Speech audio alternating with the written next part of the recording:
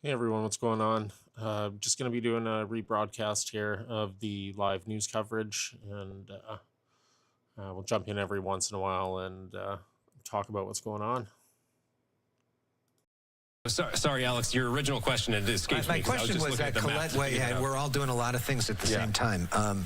The winds seem to be moving away from that neighborhood. So instead of driving it right into that backyard, they seem to be lucky right now that the winds are going the other direction. Yeah, exactly. So it's just the nature of where this fire began, just on that west edge of kind of like Hidden Hills or West Hills, and the fire is being pushed along, like almost parallel to the neighborhood through this less populated area, but then also pushing it towards the next neighborhood down, which is a little bit more in the path.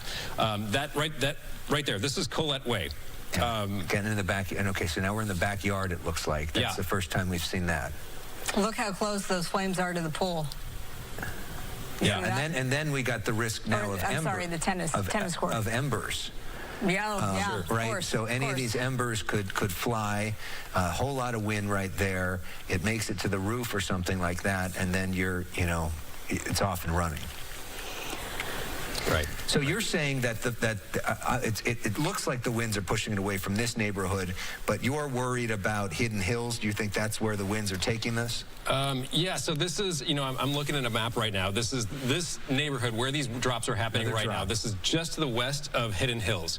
And I don't see, at least on the map, like a label of what this neighborhood is. Like I said, that street is Colette Way that we're looking at right now. It's again just west of Hidden Hills, and it's just north of the 101, just east of an area labeled as Malibu Canyon or Elysia Canyon, I believe. Yeah, this is the West Hills. It's the other side of the 101 freeway, farther away from the ocean. Yeah, so that's what we're looking at here. Hidden Hills is a community in Calabasas that is one of the most affluent neighborhoods in all of Southern California. There's a whole lot of celebrities that live there for years. The Kardashians lived there, and it kind of became famous because of that. That is a really, really nice place to live. But they have dealt with fires before. This entire neighborhood and this area was right in the brunt of the Woolsey fire back in 2018.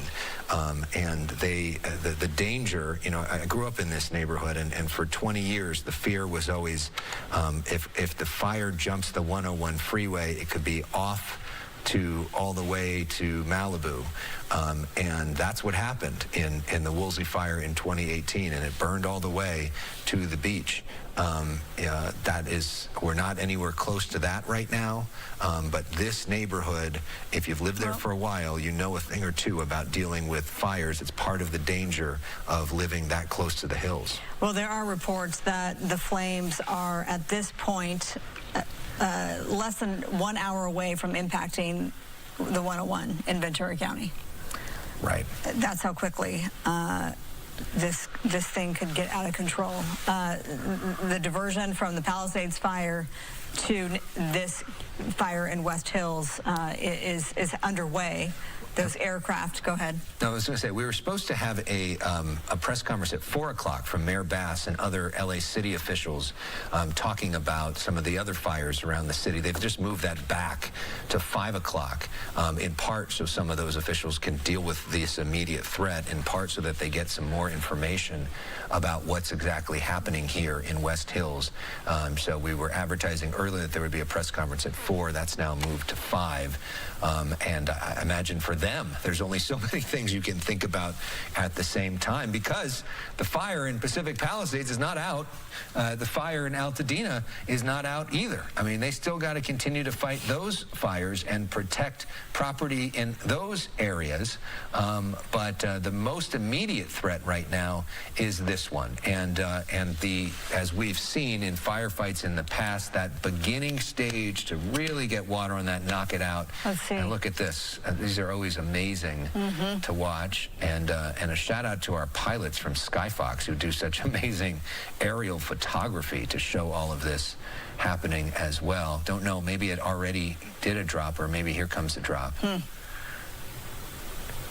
It's getting pretty low right here. Oh, okay. Well, our signal.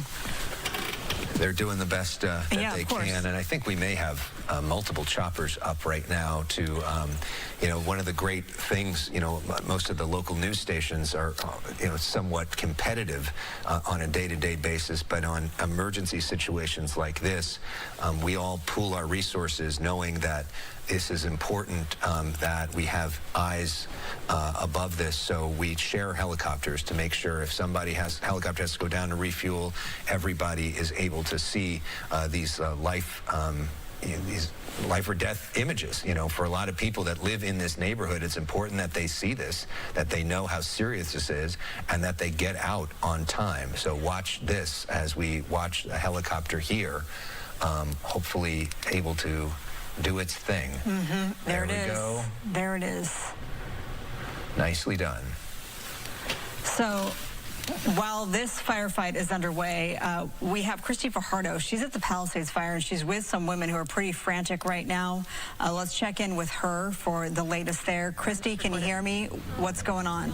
Okay. I've been calling, and now I'm just like a call and not being responsive. Christy, can you hear me? Yeah, so we're actually at PCH and Temecula Canyon, and this is where people are gathering who want to go check on their homes, get medication, and also check on pets. And the LAPD is escorting them up one by one. And Susan and Madeline here have been waiting here for about an hour, but you have been waiting a few days to find out what happened to your home. Oh, we've been waiting since late Tuesday morning when we heard and we were evacuated. And we've just been watching the news 24 hours a day to find out if we could get any information on our street.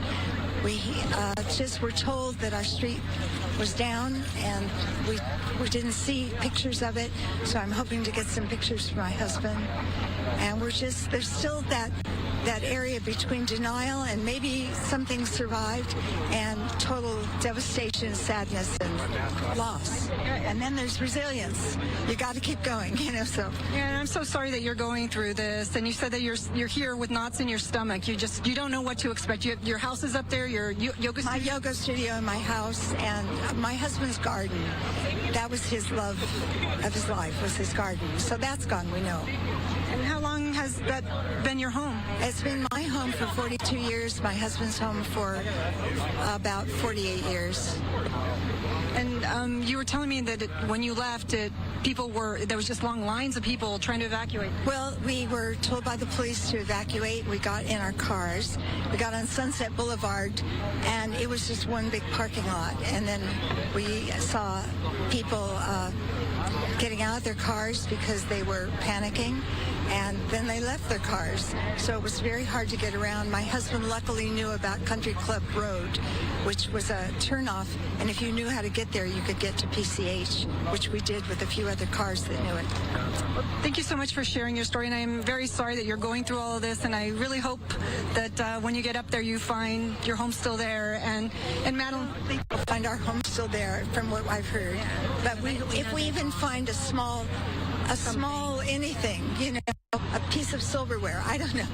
I just feel like I want to touch base with our home base, our home,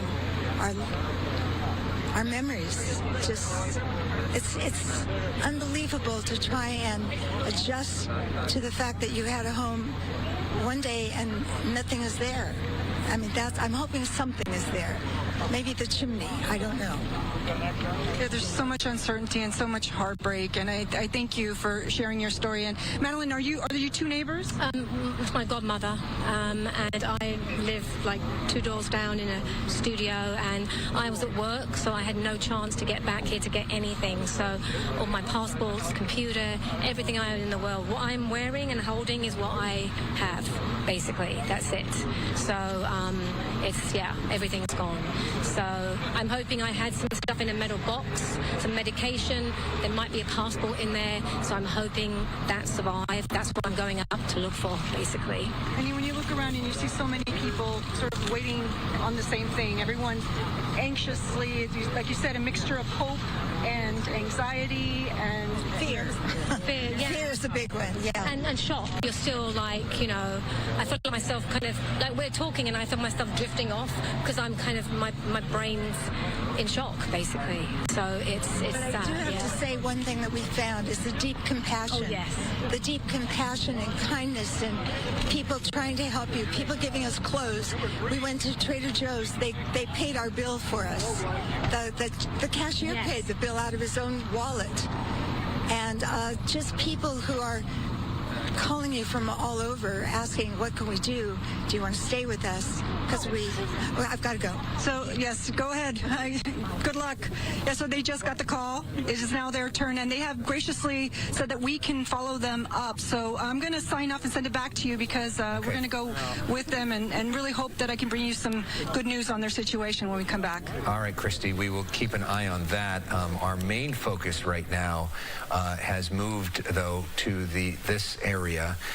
Adam was talking earlier about what's the name of this neighborhood. This is the Mountain View Estates, which are located sort of, I think it's the city of Calabasas, or maybe the edge of Los Angeles. It's certainly near the border. If you're familiar with the area, they're located right off the 101 freeway, up a hill, have these beautiful views there, some rather large homes. It's an affluent neighborhood, pretty tight-knit community. I believe it's a gated community, and that's the Mountain View Estates, which is close to where this firefight is happening right now. We are concerned as well about Hidden Hills, which is a neighborhood of Calabasas, and if this thing really takes off, you know, the next cities would be Agora Hills and Westlake Village and all the rest that are that area.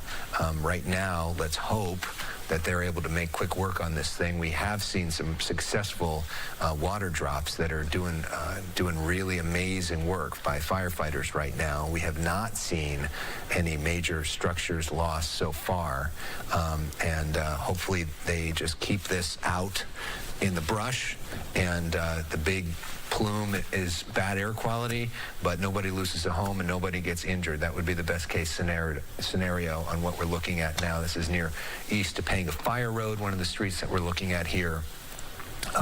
Sort of the intersection of the San Fernando Valley and the Conejo Valley.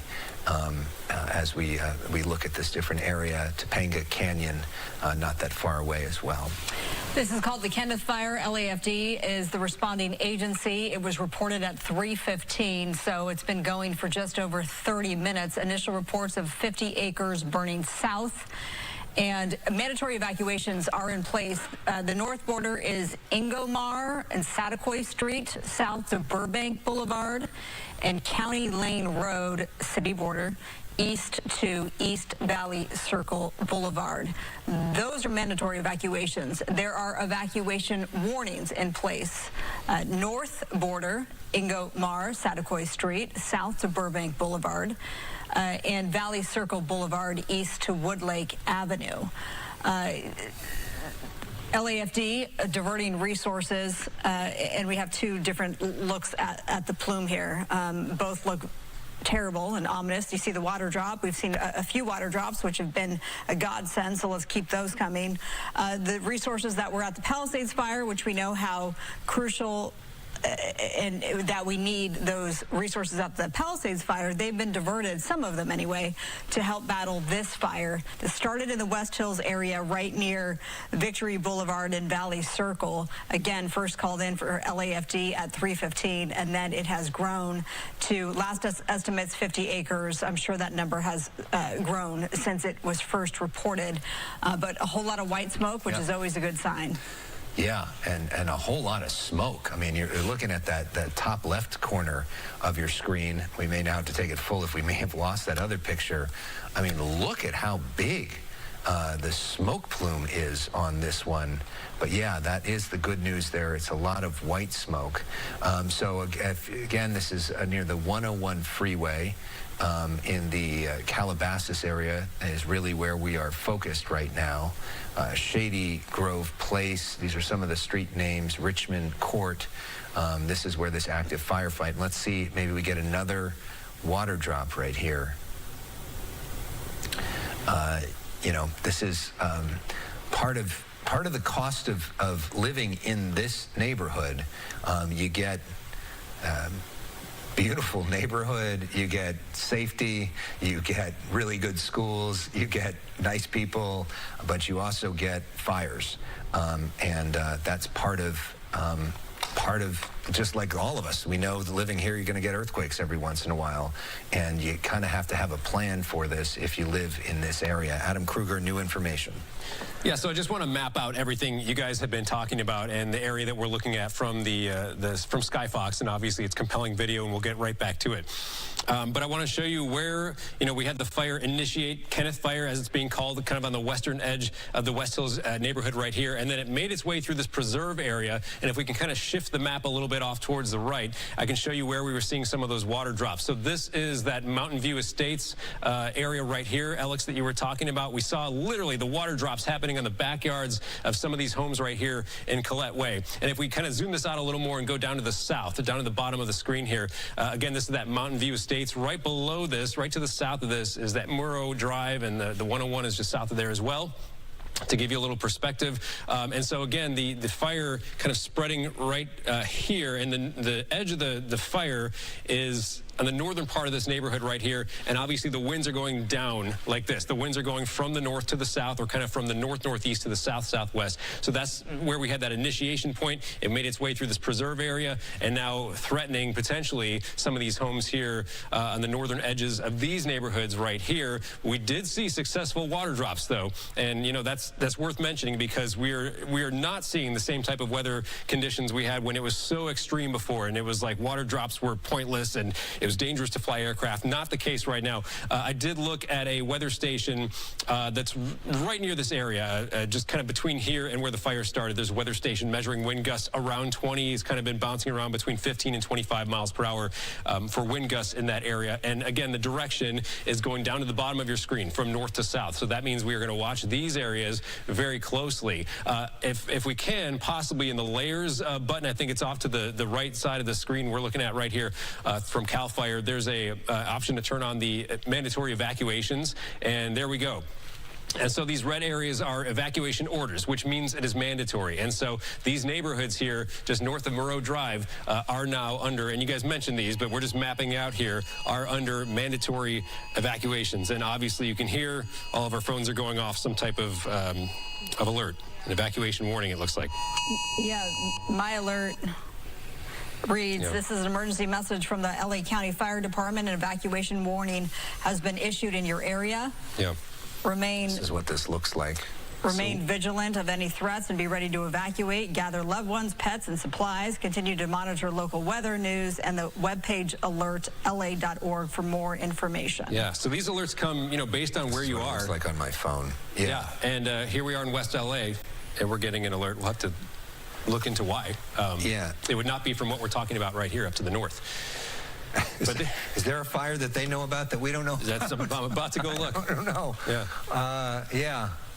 Did something else just happen? Because, yeah, we are not close enough to that where that should be impacting this, but that is interesting to get that alert, and I'm sure we're not the only ones who just got that alert watching as well.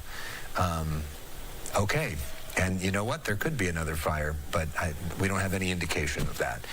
So we're looking at pictures now from Skyfox. We've got multiple choppers in the air right now, giving you multiple perspectives on that. The traffic right now still continuing throughout Calabasas. No doubt some of these people on the road right now are people that are evacuating and trying to get out of that neighborhood right now. But what they are asking you is that if you're not one of those and you're not in the evacuation zone and you don't really need to drive right now, please stay home, stay off the roads. If you can work remotely, work remotely. Don't do that extra unnecessary errand tonight, because we want to allow people that really do need to get out and to not clog up the roads. It looks like right now the freeway, not all that bad. Sometimes that 101 freeway can really be a nightmare most nights at rush hour. Hopefully it stays fairly open and allows people to get out if they need to. I just received word from a viewer in Long Beach. That viewer happens to be someone who's very familiar with Fox 11, and to our viewers, that's Hal Kempfert. We bring him on a lot to talk about global security issues. He's a retired Marine intelligence officer. He's in Long Beach, and he just got that alert too. Yeah, I just heard from my parents that got it too. Interesting. So I wonder if they sent it to the whole county. Okay. Well, it is now the top of the hour, and our continuous coverage of these multiple fires burning throughout Southern California continues right now. I'm Alex Michelson. And I'm Marla Tejas. We thank you so much for being with us again.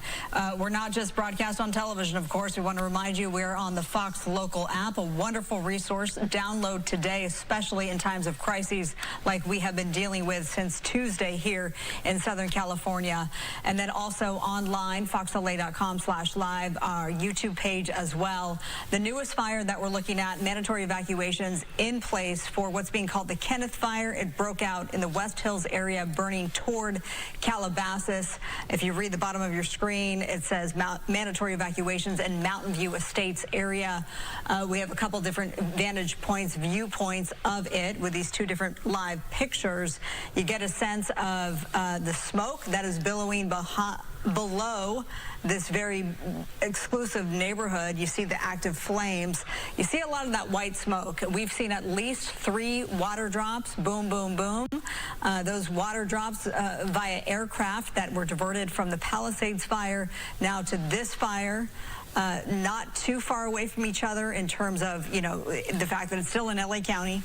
We are a huge county. We're the largest county in the state of California. Resources are already stretched thin, of course, but they are doing what they can to save these homes. And here's another aircraft that's flying into the picture, and those active flames there. So we are especially focused right now in the Mountain View Estates area, Hidden Hills area near Calabasas, much of the edge of the Conejo Valley under threat. We are encouraging people who are in the evacuation zone to get out, and the fear right now is that this thing is going to grow. It looks like some of these water drops are being successful, and that we may be able to get a handle on this thing before it takes off in a neighborhood, but we are not out of the woods yet. A massive, massive plume of smoke that we're looking at right now, and plenty of flames in the Mountain View Estates area near Hidden Hills. I'm getting word from others in Long Beach and other areas saying, do I need to evacuate? I think we need to call and find out why that alert to mandatorily evacuate was sent out to such a wide spread of us in LA County if we're not in direct line of the fire. So hopefully we can get some answers for you. Someone's asking me, should I evacuate? I'm in Long Beach, and my answer to them at this point is I don't think so. I don't think so either. And too bad that briefing that was supposed to start at 4 o'clock just got pushed to 5, because that's where all the leaders are. But if they just accidentally sent out an evacuation order to the entire county, that's a big oops. Yeah, and I will say it was labeled as a warning as opposed to order, I believe. Yeah. So but even that, though, you don't want that going to the wrong kind of people. Yeah. I mean, you're right. It says emergency alert, evacuation warning. But here we are in West LA. A lot of people reaching out from Long Beach, Westchester even. We're all sort of adjacent to each other. But the flames for us aren't, knocking at the door. So we should just definitely get some answers as to why this was so widespread, because people are anxious anyway. Yeah. I mean, we've been inundating them with, bad news after bad news after bad news. And everyone's heightened emotions, so hopefully this was not a big oops. Let's talk about the good news here. About an hour ago, we said the next hour is going to be really key. And let's hope that an hour from now we're looking at, not any homes burned and a whole lot of white smoke because they get a ton of water where it really matters. It looks like that's what happened here. I mean, this fire, it looks a lot smaller and a whole lot more white smoke than it did a half hour, 45 minutes ago. So it is possible that that air fighting was so key and so quick and so effective that maybe all of these homes are going to be spared in the Mountain View area. And wouldn't it be great if all these people who had to evacuate are able to return to their homes later tonight or tomorrow, and everything's still there. That's what happened last night in the Hollywood Hills, and let's hope that's what happens here. Yeah, let's hope so. I mean, I just checked X, and there's someone on X named the fireman Matt. He says the evacuation warning was sent county-wide. Another one says they're sending the alert across the entire city from El Segundo to the valley, calling it extremely unhelpful. We definitely need to get some answers on that. And I just heard from somebody who would know, who said that the county accidentally sent an evacuation order warning to the entire county. Yeah, I mean, I'm getting these messages. This is the most I've ever received from one story, in fact. So I live in Beverly Grove, just got text saying to evacuate. Watching you and Alex, is this real? We need to get some answers. Huntington Park got the same thing. So yeah, it definitely went all over the county. Oh, God. And so... Oh, my... I mean, can you believe that?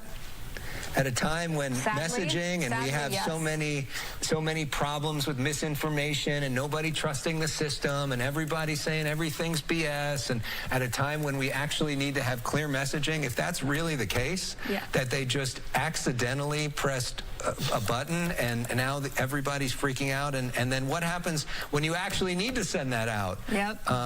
Yeah, that is a massive, massive mistake. At a time when the reviews have not all been stellar for the city and state and federal leadership on our fire response. Look, everyone who's reaching out, thank you. Thank you for watching us and reaching out. We're working to get some answers. We have the assignment desk calling. As soon as we can get somebody on the phone, we should get somebody on the phone. Yes. For a live interview so that we can get some clarity, because obviously, a lot of people are panicked. I'll repeat myself. There are so many heightened emotions since Tuesday. We just rang in the new year we always feel a new sense of it's a new year, and bad news has just been dominating the headlines, and especially in our area. We are making national and international headlines with these wildfires, and now we get this. So bear with us, folks. We're working to get some answers. Keep the messages coming. If you hear anything, let us know, but hopefully we can get you some answers and put you at ease. Wow. Okay. Yeah. Oh, here we go. Hold on. So this is just crossing the wires. It says an emergency alert about an evacuation warning was sent out to cell phones across most of LA County this afternoon, but the alert appears to have been issued in error. Santa Monica city officials have just issued a statement saying there is no change to evacuation orders and warnings in that city despite the alert. So it was issued in error. The question is, which agency sent it?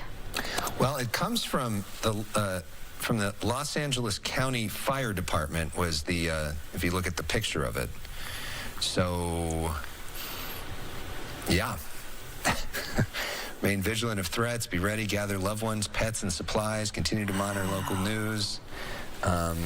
You're right. It is from the LA County Fire Department.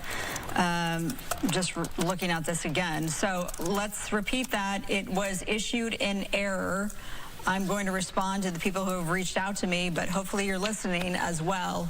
If you got that alert that said, you need to be you're under evacuation warning, it was issued in error. This is per the LA County Fire Department that made this error.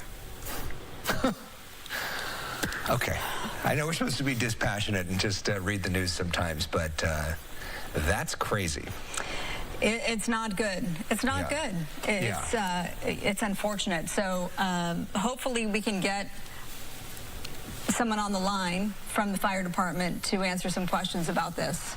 So the bottom line for anybody that's watching, if you just got that emergency alert to evacuate, they screwed up, apparently sent it out in error, You don't have to evacuate, and we hope that you're able to trust them if they actually do have to send one out. What a major, major oops. Yeah, and LA County Board Supervisor Janice Hahn, she tweeted moments ago, I'll be doing the same. I know you are as well, Alex. Yep. Janice Hahn saying, I have been informed the evacuation warning that many of us just received on our phones was mistakenly issued countywide due to a technical error.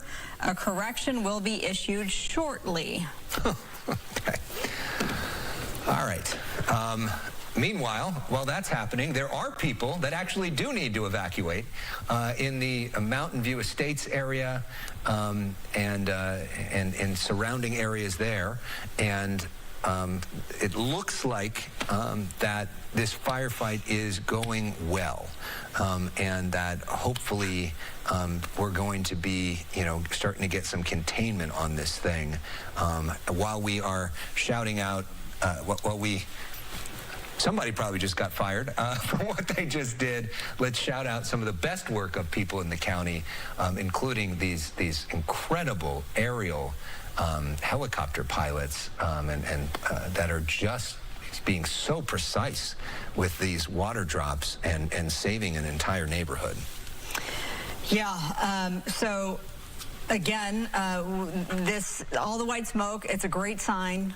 There are absolutely active flames down below. Do not be mistaken. But there are, with that said, hence mandatory evacuations in place for this Kenneth fire. Started in West Hills, burning toward Calabasas. That's the live pictures we're showing you. We've been a little distracted from covering that fire because of the alert that was sent in error. And caused a lot of concern and unnecessary anxiety among a lot of you, and we can relate. So we are, again, working to get some answers as to how this happened. Hopefully we can get somebody on the line to set the record straight. That would be nice. I know a lot of you want to know, but in the meantime, you can rest easy. Yes, and let's remind people also for the fire that we're looking at right now, what the actual evacuation streets are, because now I'm getting notes from people that live close to there wondering, so do we now have to evacuate? So as far as we know, this Kenneth fire, which is what we're looking at right now, this is what the orders are. People in the area of Van Owen, City Border, Burbank, Valley Circle need to evacuate now. As far as I know, that has not been extended to Agora Hills or Westlake or Thousand Oaks or that area.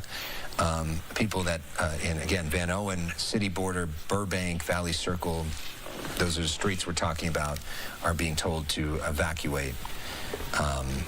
Wow. Yeah.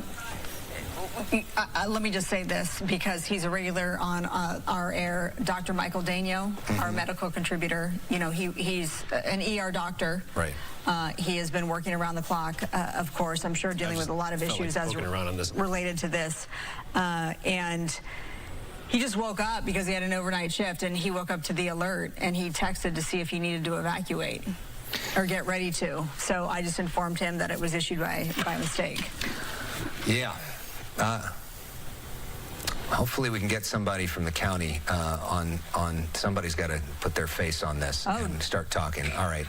We're looking, though, this is not a great shot here. We thought we were somewhat out of the woods here. You really see how close some of these flames are getting to some of these homes. It's great to see that fire truck right there helping to protect this neighborhood. This is in the Mountain View Estates area. Yeah, that's if I'm living right there, those flames are a little too close for comfort. On the line with us right now is retired LA County Fire Chief Daryl Osby. I've had the honor of interviewing you before, sir. Thanks so much for taking the time out to join us. Let's start with that emergency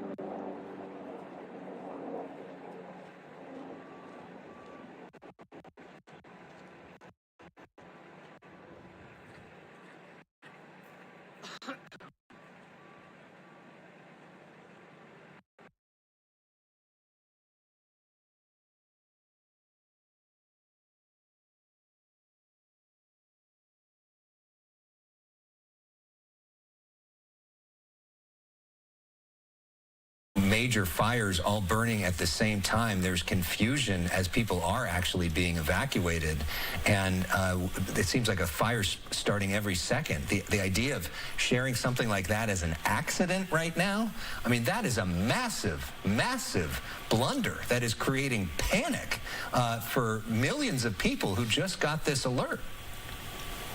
Yeah, I can't speak to the details nor the source, but if that's the case, that's very unfortunate. Yeah. Okay. How does it? Do you know how does it work? How does this system work in terms of who would be designated to alert that? Who presses the button? I can't speak to the details of how it works specifically, but it's my understanding it's the Office of Emergency Services at the County of Los Angeles, EOC. That's my understanding. Yeah, and just to be clear, this is not your fault, and this isn't your job, and you're the one who called in. Back to like I'm the fire chief again. And go ahead, Marla. Well, no, I'm glad you made that point. So thanks for being with us. There's so many fires right now. We're over the West Hills fire. It started in West Hills, to be clear, burning toward Calabasas. All of the mandatory evacuations in place. I'm sure you've been watching some of this coverage. Your thoughts, because we've seen some pretty quick work. I mean, it makes all the difference to have the air resources. Unfortunately, those are being pulled from the Palisades fire. What are your thoughts on what you're seeing now? Yeah, this is very unprecedented to have this type of widespread weather pattern this time of the year with all these fire starts.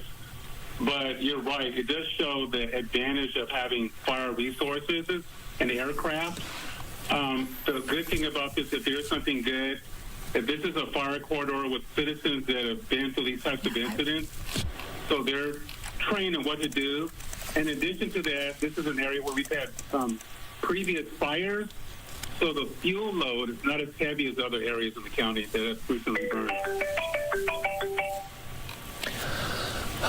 And in terms of the firefight in this particular neighborhood, can you talk about the effectiveness of these airdrops? I mean, it's been amazing to watch in the last hour, the quick work and the difference of having the airdrops compared to what we saw in Pacific Palisades and Altadena.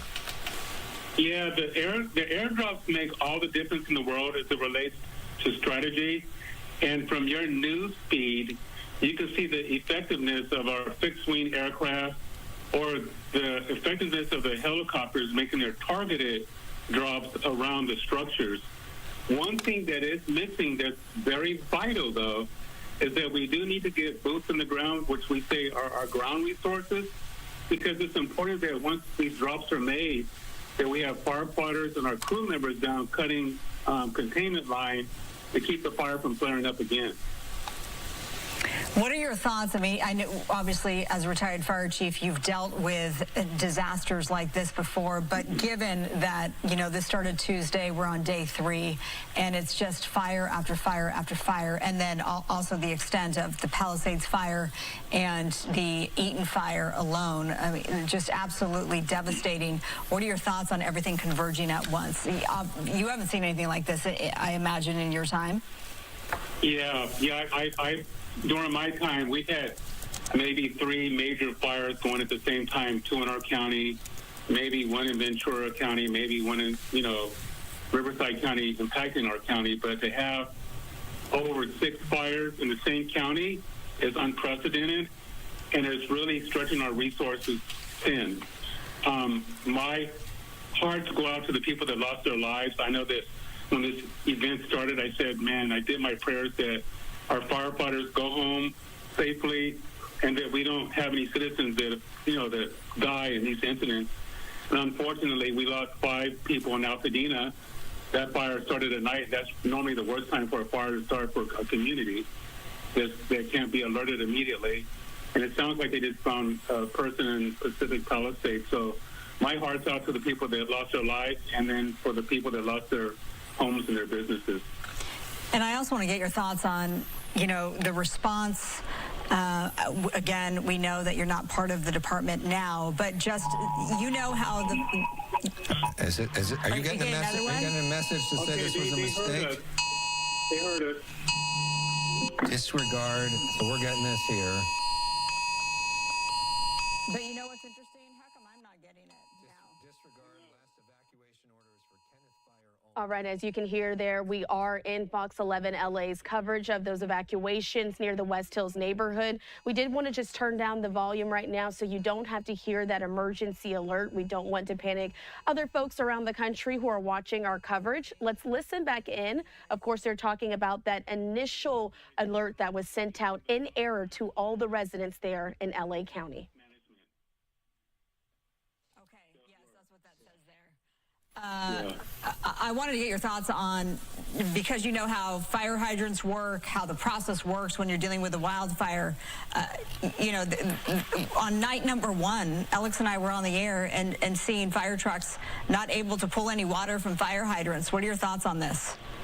Yeah, that's unfortunate, but what I can say is this is not the first time that this happened to firefighters in wildland firefighting, but we have to take in consideration that this fire started in a wildland environment.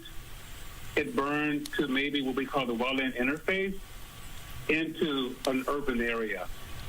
And when that occurred, that just really was a game changer. And when water systems are designed, they're designed for potable water. They're designed for maybe residential fire up to 2 hours.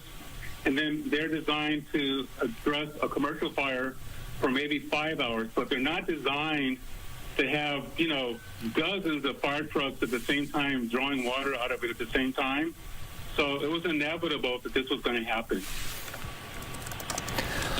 How do we prevent this from happening in the future? I mean, when you say it's inevitable, we had our meteorologists here forecasting these destructive, life-threatening winds last week. How do we prevent this from happening again? I think it's twofold. One, it has to be a lot of discipline from the firefighters themselves, recognizing that these systems are not designed to draw that much water out of the system for a long duration at the same time. Firefighters, they have to make extremely difficult decisions when they're in these wildfire environments as far as triaging and making determinations which buildings they can save and which buildings they cannot save. And I'm sure you and our viewers saw in some instances there were firefighters indiscriminately putting water on buildings that were not going to be saved. So that takes a lot of discipline. That's number one.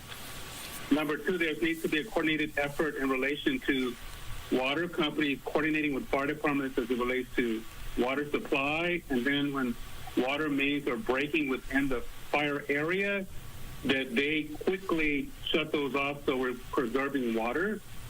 And then lastly, and this is a larger conversation to have, that when these communities are rebuilt, the conversation will be had what type of water system should be there. But right now, what I can tell you, across our country, there's probably not a water system that I'm aware of that could handle what we ask the system and specific policies to handle. And so those are conversations that are going to have to be had after there's an after-action review of these incidents, lessons learned, and then determinations how to rebuild this community, and then determinations as we build other communities in our country, what they should look like. Well, hopefully they're listening to you. You know a thing or two. So we thank you again for taking the time out. Again, we know that it's not your fault that this alert was sent out. We appreciate your time this afternoon. And we do hope you're safe and your home is safe, sir? Yes, it is. I mean, we had a little fire by our house. I live by Kitty Hahn Park. So we had a little fire. We had, it was held to an acre, thank goodness. We lost power for about 12 hours, but nothing compared to the devastation in the other parts of Los Angeles County. So once again, my heart goes out to them. All right. Our thanks, former Chief Daryl Osby. Appreciate your perspective, somebody who's gone through this so many times. It's interesting to hear. So we continue to watch this fight of a fire in Mountain View Estates. And the big headline that I think most of you experienced is that LA County sent out a message in error telling millions of people to evacuate that don't need to evacuate. And I know it's confusing because there are new fires popping up and everybody is ready to evacuate, and we've been telling everybody that you may get an order to evacuate, but unless you're in the exact evacuation zone for this Kenneth fire or one of the other fires, you do not suddenly need to evacuate. The county leaders put out another alert trying to tell you that, and I know it's confusing, and it would be great to have somebody come on camera or call in and explain how the heck that happens. It really would.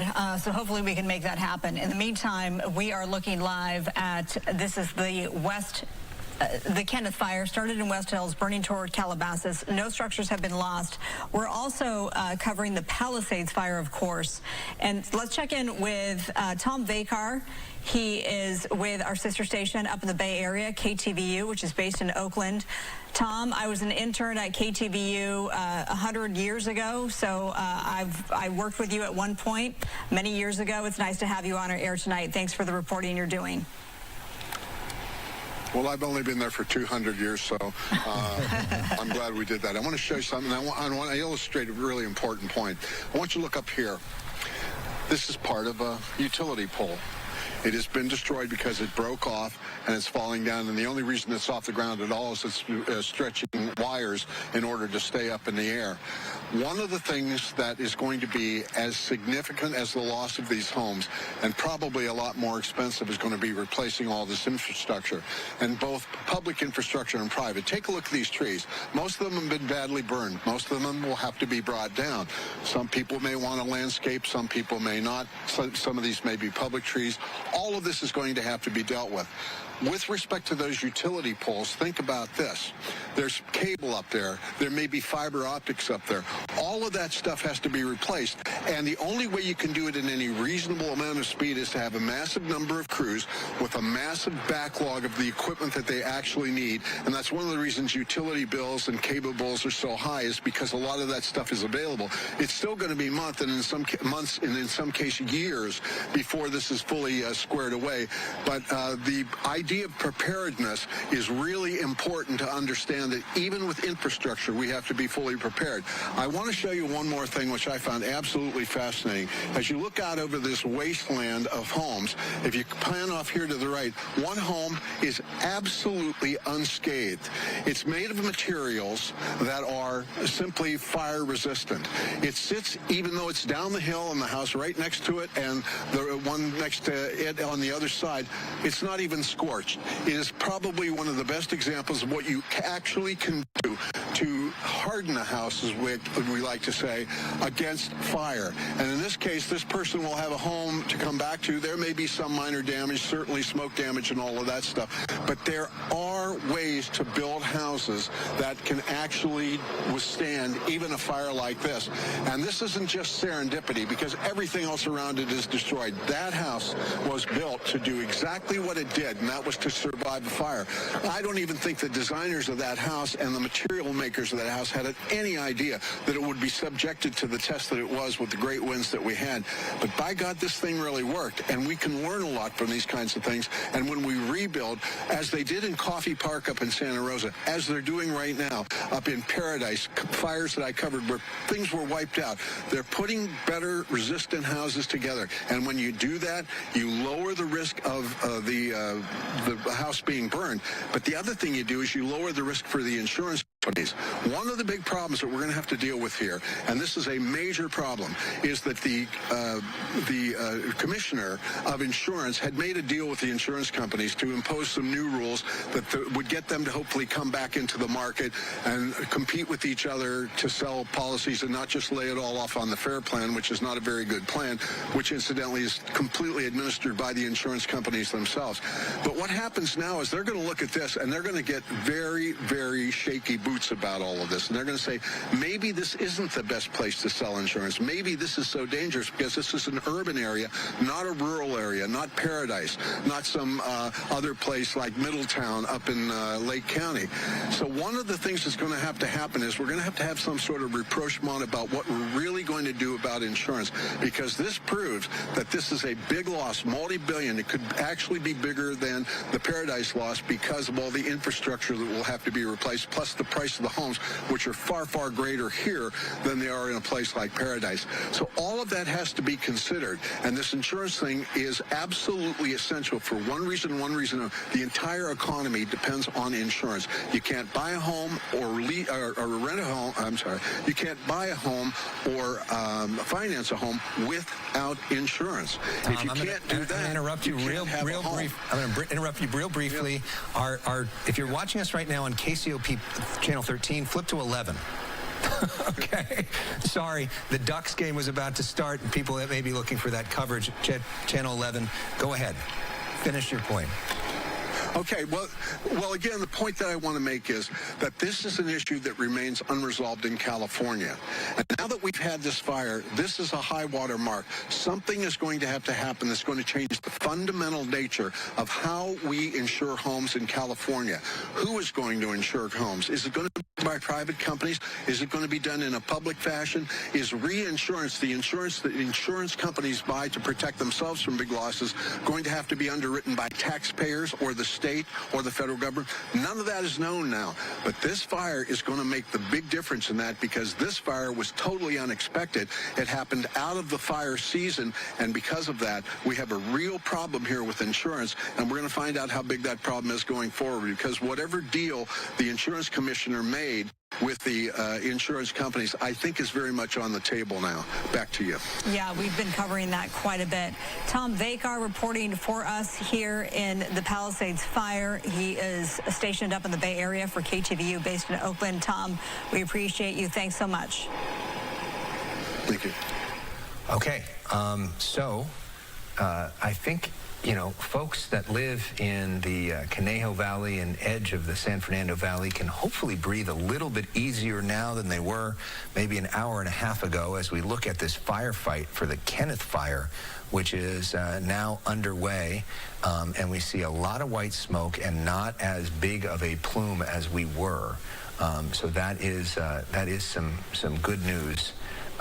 But it's not done yet, and we know what can happen with embers and all the rest of it. But at least right now, this is not looking to be one of those runaway, hundreds of homes go up sort of situations. Fires are burning in the terrain, but we don't see them burning the actual property yet. Can I report some good news? Yes. Okay, so the Sylmar brush fire, the Hearst fire, all mandatory evacuation orders have been lifted. Great. Yes, that feels good to report something nice.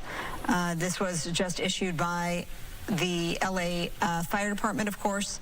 Mandatory evacuation orders lifted for residents. Continued safety and evacuation warning remains for those areas west of Interstate 5, Newhall, Sylmar, Weldon Canyon, Sunshine Canyon Landfill, Oak Tree Gun Club, north of Orcutt Lease, Trail Road, south of East Canyon Mountain Way, I-5 North, east of East Canyon Mountain Way, Sunshine Canyon Mountain Way, west of Ridge Fire Road. That was a lot, but those areas now just an evacuation warning. So mandatory evacuation lifted for the Hearst fire that broke out in Sylmar a couple of nights ago. So that is good news. Meanwhile, we're looking at the live active flames of the Kenneth fire burning toward Calabasas along the ridge line here. You see the charred land. You see all the dried up vegetation on the other side. And we've seen a lot of water drops. Those drops coming from crews that were fighting the Palisades fire.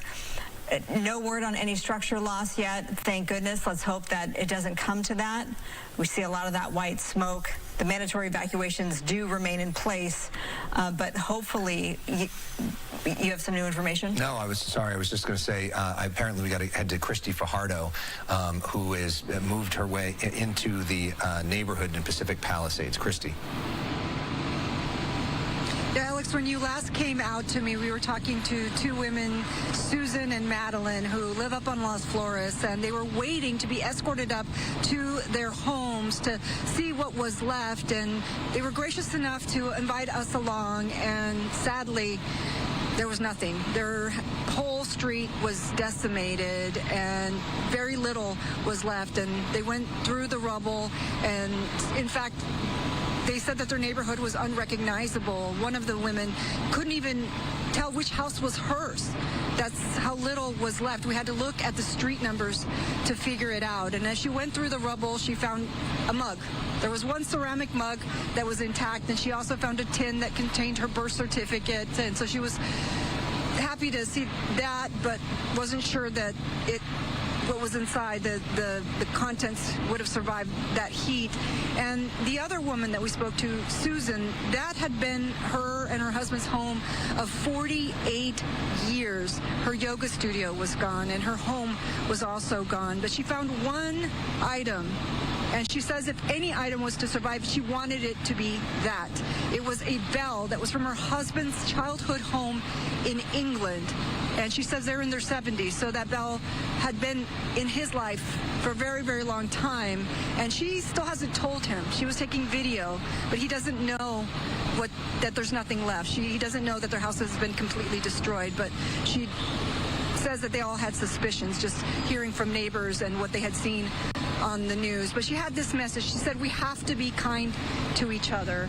And they're just one example of many people who are flocking here to Temescal Canyon and Pacific Coast Highway. You can see that the LAPD is lining up here, and they are escorting people up one by one. And the reason they're doing that is it's still very treacherous when you drive up there. In fact, we were dodging down power lines. There's still trees that are smoldering, so those could topple at any time. And there are fire trucks moving all around, and there's still some homes that are either smoldering or burning, and just a ton and ton, sadly, of devastation.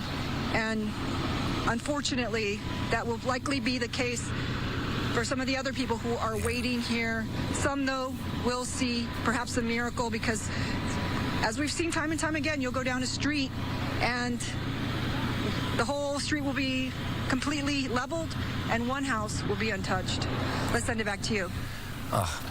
We had so much hope in their eyes when we were talking to you last time. So sad to hear that, Christy Fajardo. Thank you. And hopefully we can help that family as they have to now rebuild. One of the other big stories that we've all experienced together, LA County accidentally sending out an evacuation warning to millions of people on their phones at a time when so much of our area are already panicked and concerned about information and misinformation.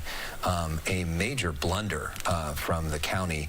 The person who usually is on at this time is Harvey Levin from TMZ. This is his time slot when we're usually airing TMZ Live. And Harvey was just messaging me and watching our coverage, and I know you got something to say about what just happened with the county. Well, first of all, I have to say that your reactions, not the words, Alex, but the grunting when you heard this really kind of told the story. It really, in the middle of something like this, I mean, I just looked, just a very, myopic view. I looked in my office, and everybody got the alert, and nobody knew what to do. I mean, and this is just a microcosm of what's going on everywhere in the city, where, you see this, and, you're right, it just sends panic, and then what happens when the next alert was we made a mistake, and now what's going to happen with the next alert? And, seconds matter, so this was a huge screw-up, as you said. But I have to tell you, you guys did an interview Tuesday night with Rick Caruso, and Rick Caruso was critical of leadership in the city and the state. And I know there were certain people who called Rick Caruso after that and said, boy, that was a mistake to say that. Well, that has really kind of taken sail, things that he said. And there is just there are a lot of people in this town who are really now critical of the priorities that some of the leaders sent, from why are we, and it's not like people are anti-bird or anti-fish, but when you have these sanctuaries to protect animals and you're not focused on reservoirs and water and things like that, I think it's really brought things to a head. And there are just a lot of angry people in town, and I didn't know they'd get angry still in the middle of the fire, but I'm really hearing it.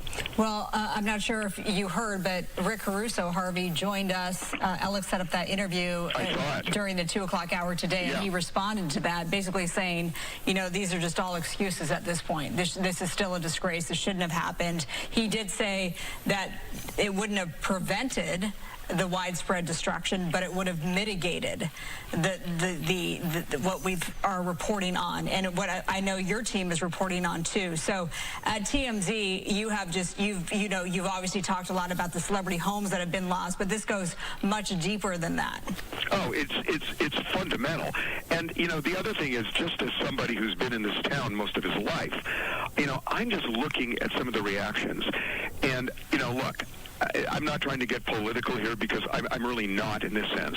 But, man, when Karen Bass was asked the question about what she thinks, what she wants to say to the city of L.A., and she didn't say anything, it was breathtaking to watch something like that.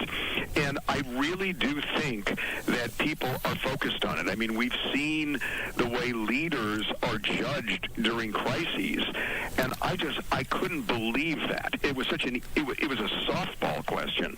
And not to hear an answer to that. And then to see, Governor Newsom kind of on the defensive when that woman came up to him when he was getting into his SUV. And, I just think that I'm surprised that in the middle of the fire, you're starting to kind of feel this groundswell, but I'm really seeing it. Yeah, and Harvey's referring to, there was a moment, if you hadn't seen it, where Mayor Bass was getting off her plane coming back from Ghana. A reporter came up to her who happened to be, I think, on the same plane or nearby, threw a camera in her face. I don't know if she knew who he was. He's from Ireland, and he was asking her questions, and instead of responding at all, she just stood there, and it went for several minutes. That clip went viral, promoted in part by Elon Musk. Our interview with Rick Caruso went viral, promoted in part by Elon Musk. Donald Trump talking about it, and it seems like especially a lot of the right-wing accounts are really pushing this, but it's going beyond even just some of the conservative media, and there's a lot of folks. And then when you have incidents like what we just had, this alert going out, it raises questions about competence. It raises questions about who's in charge, can you do your job, and there's already so many people that are feeling concerned about that, and they don't see their leaders. I mean, I appreciate everybody's busy, but we've asked for days to talk to Governor Newsom, and they've said no every time. We've asked for days to talk to Mayor Bass. She has been doing a couple press conferences a day, but hasn't been doing one-on-one interviews. I mean, they have an opportunity to get in front of this and talk to people directly for whatever reason, and they're all busy, and I get that, and you got to balance everything. But we certainly would welcome the opportunity to talk to them, and we've had respectful conversations in the past, and would appreciate getting to hear their perspective, because in a vacuum, when you don't speak, other people fill the space, and you've certainly seen a lot of people referring to what Caruso has been talking about. And that's a diplomatic way of saying, you run the city, and the city is watching local news because that's where we're getting our information. Right. So talk to us.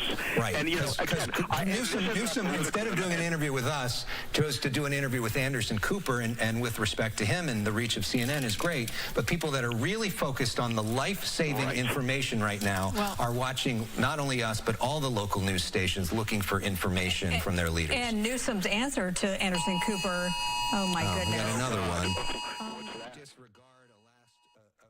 And as you hear there, again, those phones there in the studio at Fox 11 LA, they're still continuing to get these emergency alerts. We're going to continue with their coverage, but we don't want to put that tone out over our air here at Live Now from Fox. Of course, folks watching from all over the country, no emergencies at this time, but we can now listen back in to their coverage. About leadership. Make it this kind, jump on it politically, I think almost diminishes the point. And, when you have disasters, and I mean, if this is as big a disaster as anything I've seen in the city in my lifetime, and I'm old, and, this is where you need somebody, to hear how we're pulling everything together and what we're doing. And, people are worried about rebuilding, where they're going to live, what they're going to do, how it affects everybody. And you want to hear from leaders, and you want to hear a plan. And I agree with you. I mean, it's like, don't go on. It's simply true. Great, you went on national television for a national platform. This is a local story. And there are, and people are consuming information, not watching CNN. They're watching Channel 11. They're watching Channel 5. They're watching Channel 4. And that's where the focus should be. I just don't get it. All right, Harvey, thank you for sharing your perspective. We really appreciate it. And one of the things I'm sure you'll push out on TMZ is that the Monday night football game with the Rams and the Vikings at SoFi, NFL just announced that they will be moving that to Glendale, Arizona because of the wildfires. Yeah. Wow. It's impacting so many different industries and walks of life. All right, Harvey, good to have you. Thank you. I just want to say one other thing, because I've been watching you guys. You guys are really, really doing a great job. Thank you. Oh, that's very kind. Thank you, Harvey. We appreciate Thank you, that. Harvey. And I hope you and your team are able to stay safe in all of this. Just some more information from the NFL. That game, the notice from the NFL saying that the decision was made in consultation with public officials, the participating clubs, and the NFL Players Association. So it will be televised on ESPN and ABC as scheduled. So the game's still going to go at 5 o'clock our time on Monday night. It just will not be in Los Angeles. Tickets will go on sale at 10 o'clock in the morning on Friday through SeatGeek.com and noon Pacific for the Rams season ticket holders and noon Pacific to the general public. So not clear what happens exactly if you had bought tickets already for Monday night's game. But again, the Rams-Cardinals wild card game, which the Rams were supposed to host, will now be played in Arizona instead. Okay, so this is video from the other night, it looks like. Is this the Palisades fire that we're looking at?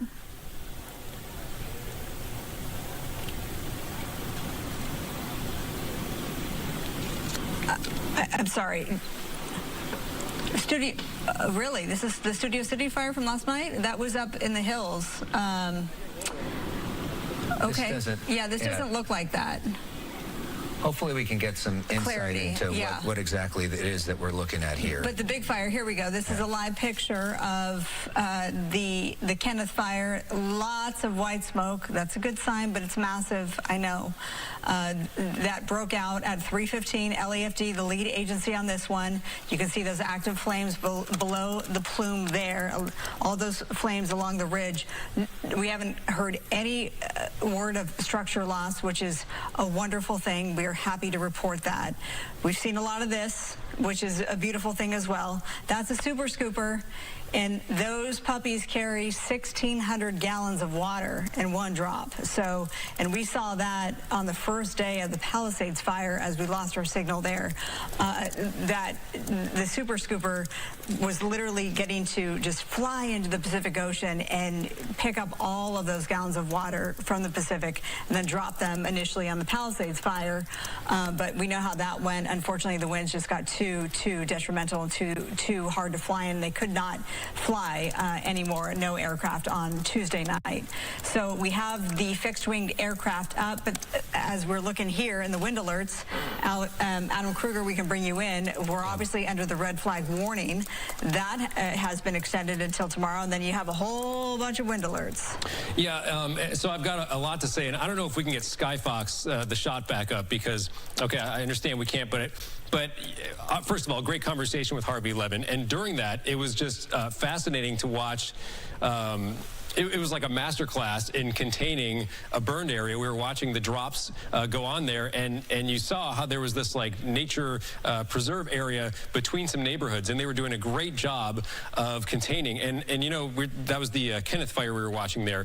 And initially, before it was even called Kenneth Fire, we were calling it West Hills Fire, right? And so that's where it began. Then it started going south. And you know, if I had a home in West Hills, I would feel okay right now. And I don't want to give anyone a false sense of security, but from where the fire started, it has pushed away from West Hills. It's gone to the south. We saw, for example, Mountain View Estates was an area that they were trying to contain, and it seems like they were doing that successfully.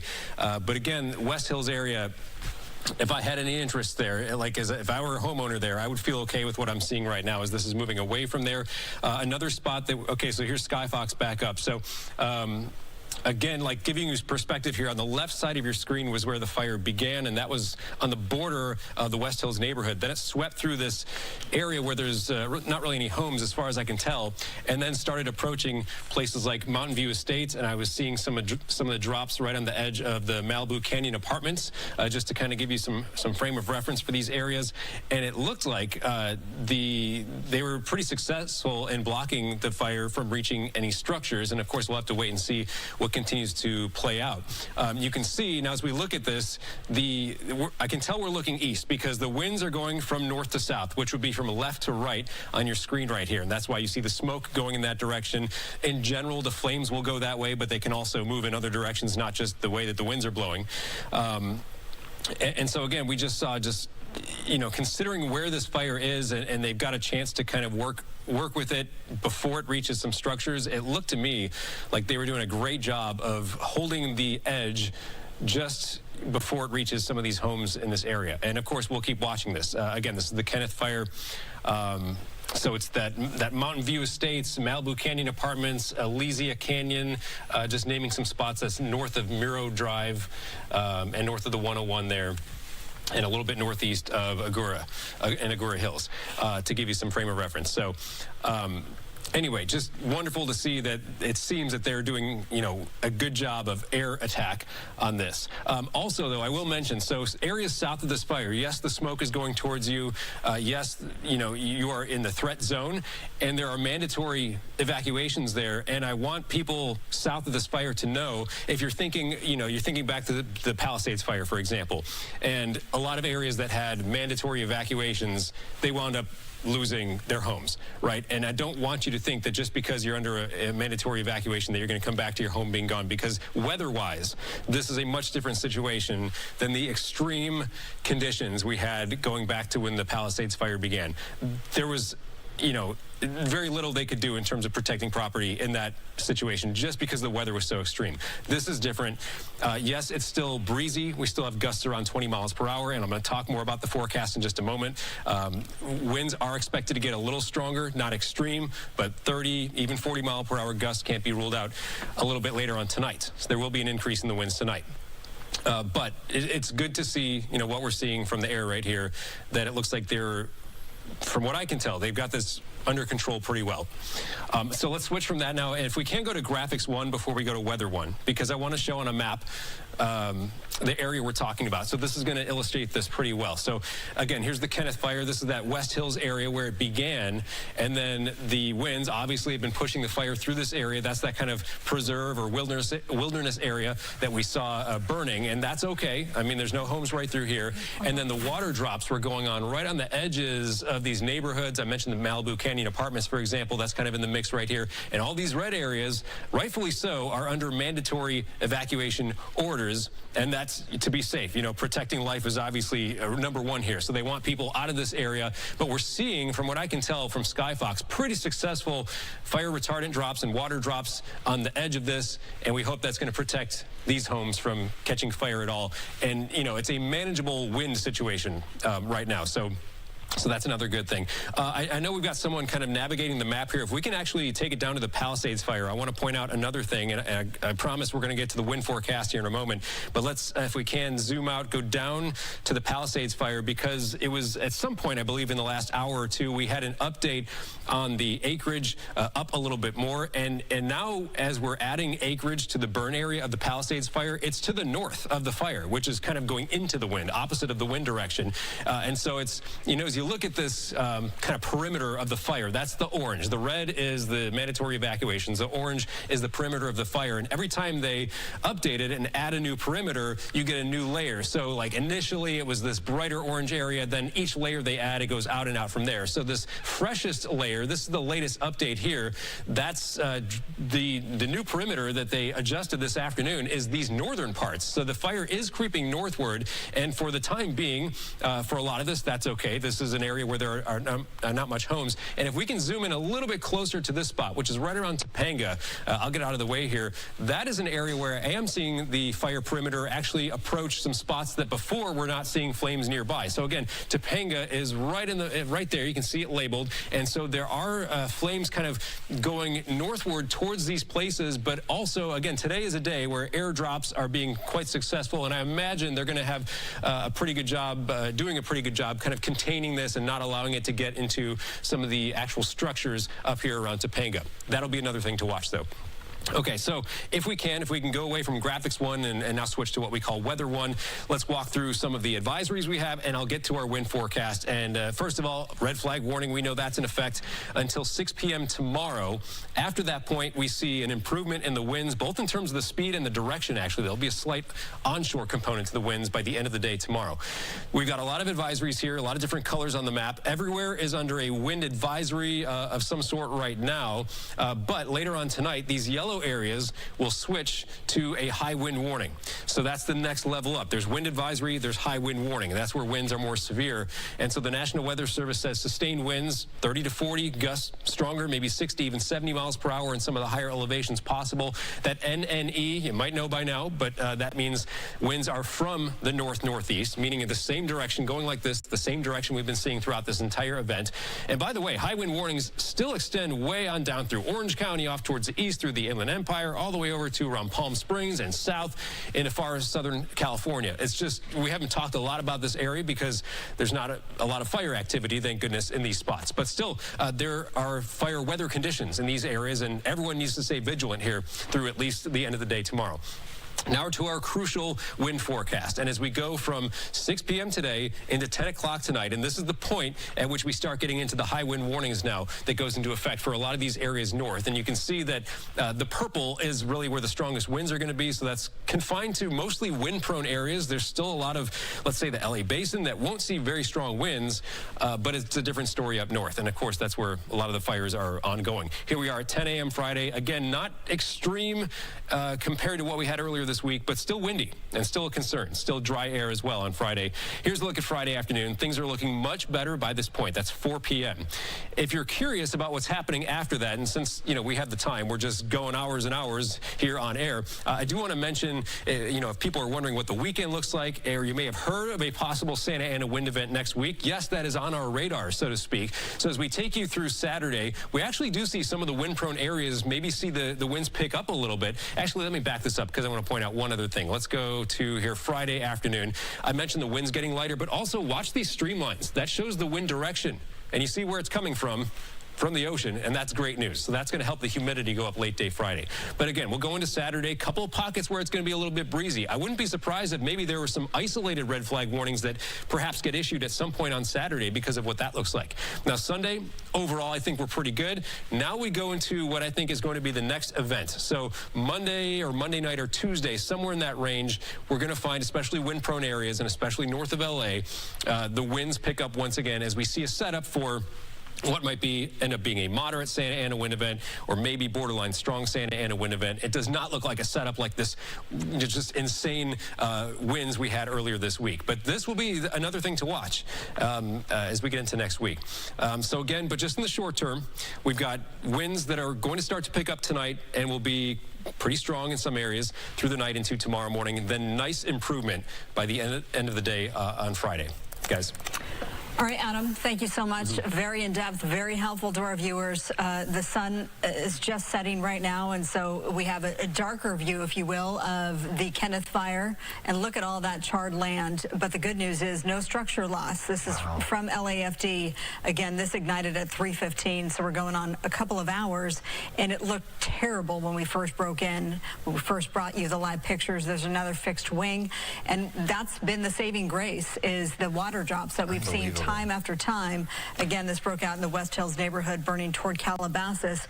But we're so happy to report, especially as, you know, you see the charred blackness, and then in the smaller picture, what a beautiful sunset we're seeing there from our Santa Monica cam. The Santa Monica cam showing that sunset mixed with all of the smoke out there. So you really have some very dramatic colors happening right now.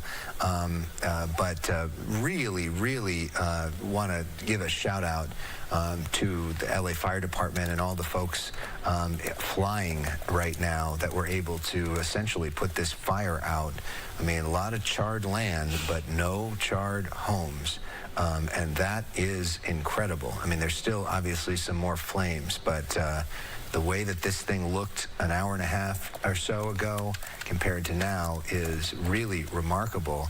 And even that house right there, right on the corner, that we were worried about the flames potentially hitting that tennis court there, they were able to stop that. And if you look, Marla, you do see around those homes the brush clearance, that they've done what you're supposed to do, which is to keep some distance between the brush and your home, so that there would be a natural fire break. It looks like they did things the right way in terms of the building there, and that probably helped them as well. Well, as we hit the top of the hour, 5 o'clock on this Thursday, we want to reset and get you caught up to speed. All right. With that said, welcome everybody to the Fox 11 News at 5 o'clock simulcast. Actually, we're not simulcast tonight because of the Ducks game. Forgive me. I'm Marla Tejas. Usually Christine Devine is sitting here. I'm in for her alongside Alex Michelson. You see the podium set up while we're looking at the Kenneth fire and the big screen. We're waiting for a press conference led by LA City Mayor Karen Bass. There is a long list of speakers we will be hearing from, but as soon as this gets underway, it was supposed to start at 5 o'clock, so it is now we're being told at 5:10, so we're 10 minutes away. Once that happens, we will bring those remarks to you live. In the meantime, the Palisades fire obviously is the #1 fire that we've been watching. Matthew Seedorf, he's been on the front lines of that, and he is now in the Malibu area. Matthew, what are you seeing there? Well, right now we're just watching that sunset like you are, but it's just kind of an eerie feeling looking at it out over Malibu. I mean, this is the famous sunset, right? But they're burning. I mean, really the only way you can even tell how many homes have burned out here is counting the chimneys, because that's all that's left. Looks like there's someone out here actually taking a picture right. Well, obviously, we have all sorts of cell and transmission issues because of all of what has burned. And already, usually, Malibu doesn't have the best signal to begin with. But if there was a shot to be stuck on, that was quite a pretty shot to be stuck on. Let's hope we can get the signal issues figured out and get back to Matthew Seedorf, who's been working tirelessly following the Palisades fire. Okay, so the active flames burning. I know it looks terrible, but the good news is we've seen water drop after water drop for the Kenneth fire in the Mountain View Estates area. Skyfox flying high above, and you see all that smoke. You know, air quality has been such a big issue in our area, and it's not just the Palisades fire, which we learned, by the way, has charred almost 20,000 acres. That new information came today. More than 5,300 structures destroyed in total. You know, yesterday we were saying 1,000 acres at least. Well, guess what? 5,300 plus structures destroyed, 0% containment.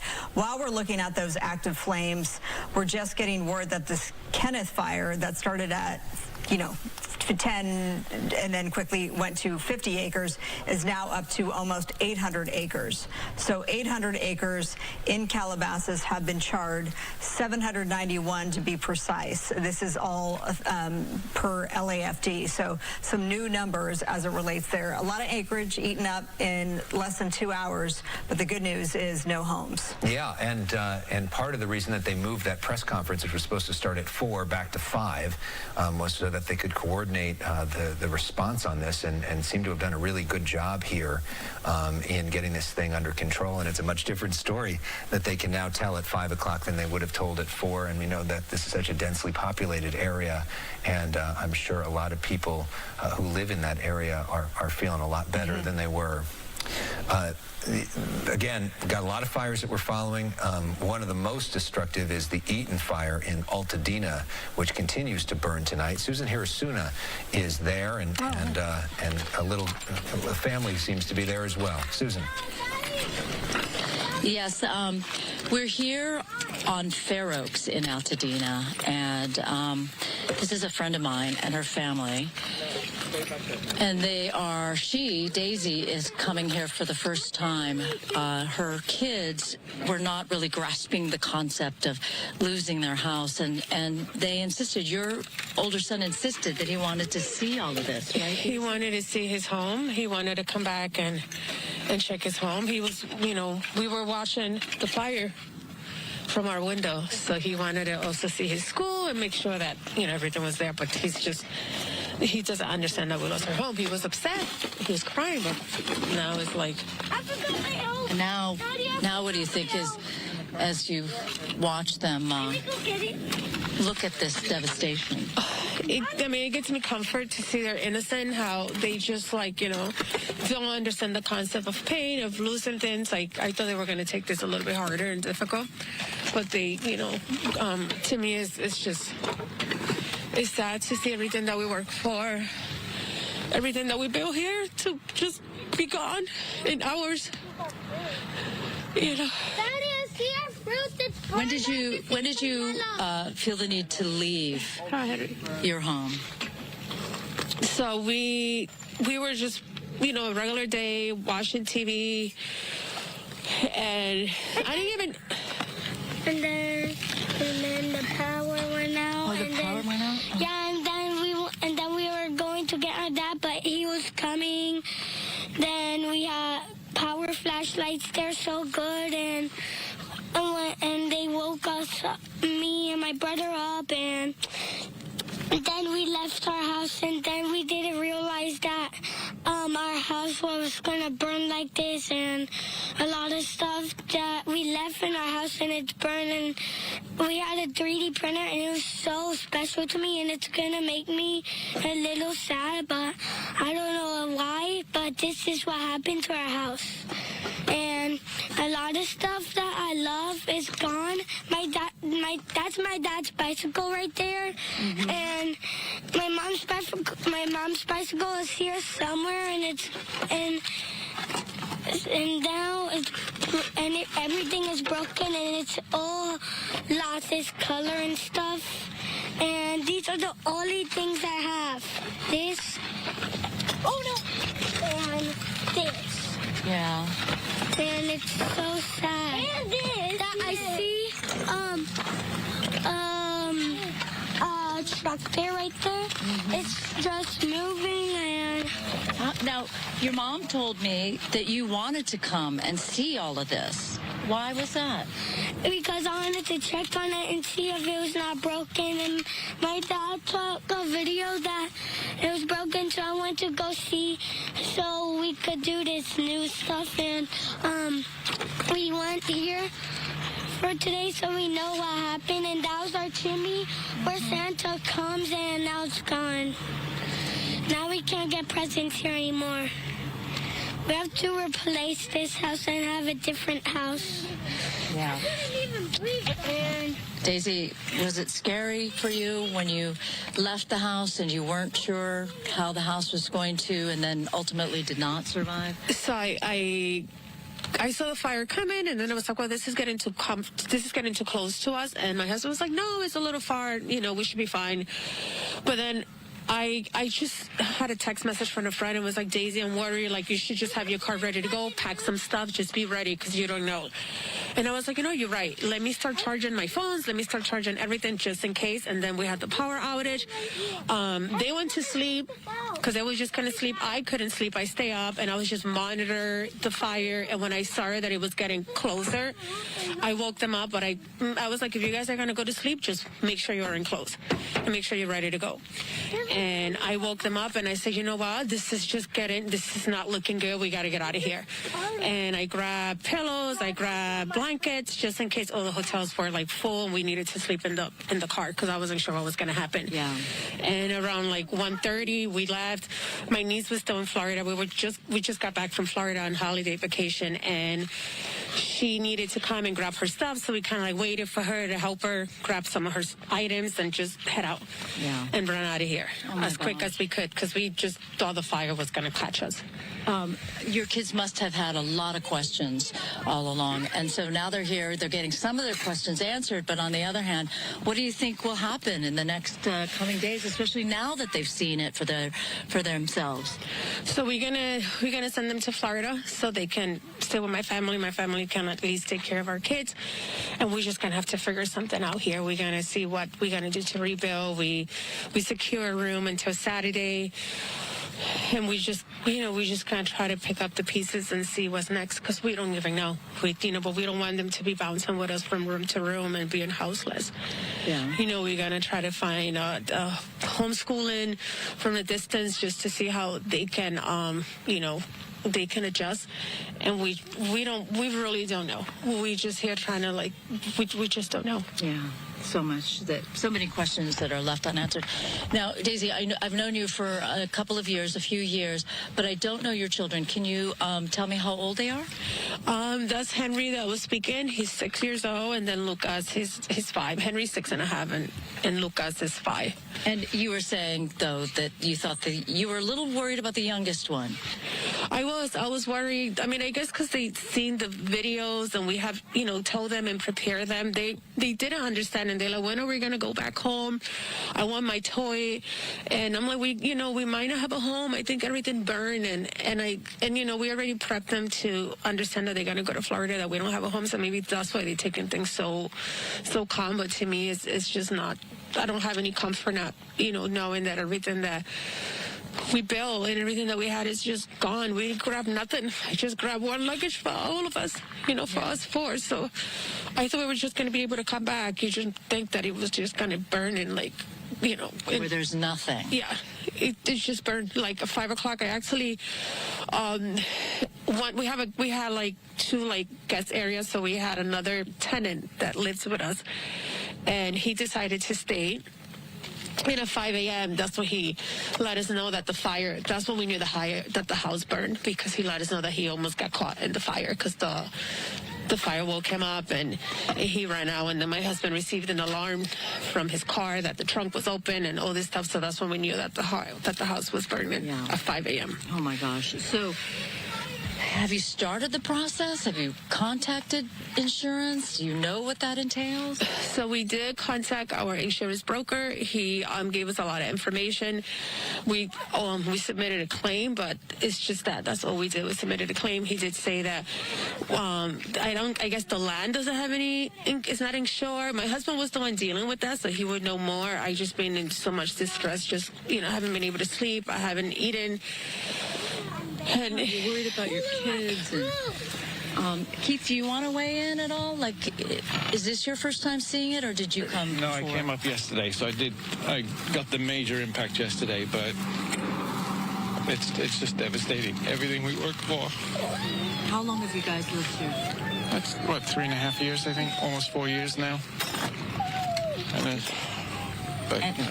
And in that time period, I know, in order to make a home, a house that you just move into, a home, what kinds of things did you do?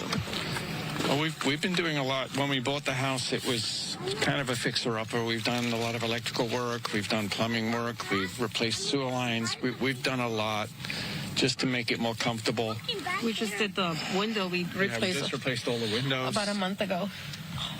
And we owe the AC system too. That was quite of an expense to do all the AC, do all the, you know, fireproof windows. You know, that obviously there's nothing fireproof. You had fireproof windows. Sorry, I don't mean to giggle, but yeah, they sell you fire. Oh dear, are you okay? Yes. They sell us fireproof windows, and what is it like? There's another term for them, right? With double pane windows, Double they were pane. all, yeah. Just, Well, there's no such a thing as fireproof window. When the house is gonna burn, it's just gonna burn. Yeah. Well, it's hard to recognize where anything was. It's just like I see the skeleton of the washer dryer. That tells me that's the garage, but. and Henry pointed out your bike. Yeah, the exercise bike that was on the deck just kind of dropped. Was the deck burned, I guess? I think that was the boys' room over there because I can see the It's AC. the boys' room. So the boys' room was right. Was this one in the corner? Right. The one with the AC. What? This was my room? Which was your room? This was your room, Henry? I think so because I know I was supposed to be here. And over here. Yeah, right by the air conditioner. Yeah. And then They had a desk, an L-shaped desk here that their uncle built. She's gone. This is where they had all their toys over here. They had their little playground. You can still see the playground. Yep. They had a little, and then there we had a little outdoor setup. No, the concrete survived. But, you know, we thought we were going to be here forever and ever, and gas. Yeah, I do too. That's making me a little nervous. Yeah. And I hear the gas leak. because you don't have a mask. Like I don't have a mask, The valve is melted. and there's still some open flame. what melted? So I don't know. I think maybe you should. The main gas right here, and it's broken. So the valve is broken to the gas line. We can all smell gas, and there are still some open flames. So I think it's best that we pull out and get a little farther away from the home. It was only when we were closer to the home that we could smell that gas. I feel like I might not be connected anymore. Susan, we still have you. To IFB. We're just, Susan, can you hear me? Okay, good. Yeah, we find Yeah, this I very can hear you compelling, now. so we're letting you do your thing, but it's really extraordinary. A burn. Yeah. We only took one vehicle. You only took one vehicle, and you had several here. That was You're telling our car, us, Daisy. and then my husband's car. We just took our car because it was more comfortable and it was bigger. And in case we needed to sleep in the car, then we can, you know. And that's why I didn't want to load up the trunk with a lot of stuff because it didn't really matter. I'm like, let's just take what we need. We figured we'd be back in a day or two. Yeah. You had that kind of optimism. Yep. This is part of your car. That's my license plate. What's left of it? Yeah. I see red on me right here. Oh. Are you okay? Are you injured? Did you cut yourself? No. Let me You see. saw red, though. That would make me nervous. Have you lived through fire in this area before, Daisy? No, first time. I never experienced anything like this. Like things that you see, but nothing that you feel that will ever, you know, be so close to home. I didn't think I mean, I knew we were moving close to the mountains, but I didn't think we were that, that we would be able to get impacted that much. Well, plenty of people who've lived here much longer than you would say, oh, yes, we've seen the fire, but it never came through this area the way it came through Tuesday. So it was the same thing. My husband, because he lived in, by the San Gabriel Mountains, so. For a long time, and we had fires come close, but never. Yeah. Fragile person. So thank you both for talking with me and letting us see. But we're going to throw it back to the studio right now. I think there's a new news conference about to So start. this is a news conference at the county's Emergency Operations Center. You see the Unified Command. There's Zach Seidel, who is the deputy mayor. You see there several county supervisors. Let's listen to Zach. From Mayor Bass, as well as Chief Crowley of LAFD. Following that, Mayor Bass will come back to the podium and provide remarks. We'll hear from FEMA Administrator Deanne Criswell, Senator Adam Schiff, Supervisor Lindsay Horvath, Sheriff Robert Luna, County Fire Chief Deputy John O'Brien, Fire Chief Crowley, PD Chief Jim McDonnell, followed by Superintendent Alberto Carvalho. As always, we appreciate people signing up for notifications at Notify LA. We are also joined by leaders throughout the state and federal government. We're joined by FEMA Regional Administrator Bob Fenton, Congresswoman Luz Rivas, Congressman George Whitesides, Congressman Brad Sherman, Congresswoman Laura Friedman, Congresswoman Judy Chu, Congressman Jimmy Gomez, Congressman Ted Lieu, also Assemblymember Rick Zabur, Assemblymember Mark Gonzalez, Assemblymember Jessica Caloza, Assemblymember Celeste Rodriguez, as well as Assemblymember John Harabian. We're also joined by Mayor of Santa Monica, Lana Negretti. Thank you so much, and Mayor Bass, I'll pass it off to you. Good afternoon, everyone, and let me just thank all of the leaders that are here with us today. I think it is a perfect example of how we are speaking with one voice. We will unify our city, we will get through this crisis, and we will rebuild a better Los Angeles. First and foremost, of course, my thoughts are with the thousands of Angelenos impacted by these continuing fires. There is a new fire, unfortunately, in West Hills, pushing into Ventura County, and we are expecting this fire to rapidly spread due to high winds. This is a reminder that this is a very dynamic situation that can change quickly. The priority for all Angelenos remains stay safe and please follow directions from the public safety officials. When you are told to evacuate, please evacuate. When you don't evacuate, you compromise the abilities of the first responders, one, to address this crisis. You put yourself in danger and you put others in danger. Again, we know that this is an active situation. LAPD will be assisting with evacuations, and I want to thank the firefighters from all over the state and frankly from many other areas who have come to respond to this unprecedented situation. Now, for an update on this most recent fire, I'd like to call Chief Crowley.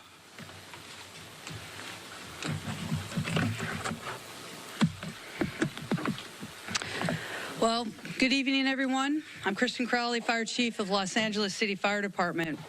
We are now actively engaged in a new brush fire. We're calling it the Kenneth Fire in the West Hills area of Los Angeles on the border of Ventura County. This fire was over 50 acres upon arrival, with the potential for rapid growth over the next hour. Over 60 fire companies from the Los Angeles City Fire Department, LA County Fire Department, and Ventura County Fire Department were initially dispatched to the specific incident. Additional resources have been requested and are en route. The fire started in the city of Los Angeles and burned rapidly into the county of Ventura. Los Angeles County Fire Department and Ventura County Fire Department are in unified command. The LAFD is now an assisting agency. There are currently immediate evacuation orders in place south of Van Owen, north of Burbank, east of Valley Circle, and west of County Lane Road. An evacuation warning is in place west of Valley Circle, north of Saticoy, east of Woodlake, and south of Burbank. I will now be providing a quick update on the Palisades fire. Current acreage is 19,978. There are currently 5,316 structures that were damaged or destroyed. And unfortunately, our thoughts and prayers go out to the families. We do have a confirmed 2 fatalities that are now due to this incident. In closing, I want to make sure that we thank the residents of Los Angeles for remaining vigilant, and this new fire shows that we are absolutely not out of this extreme weather event.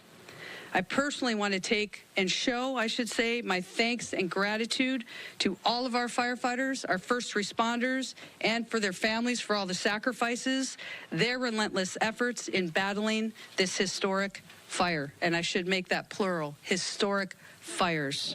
Next up, we're going to bring back the mayor. Mayor? Thank you, Chief Crowley, for your leadership, and thank you for that update. We'll have critical updates on the state of this emergency broadly, including resources for Angelenos who have been impacted. Again, the priority of all all Angelenos remains to stay safe and to follow directions from public safety officials.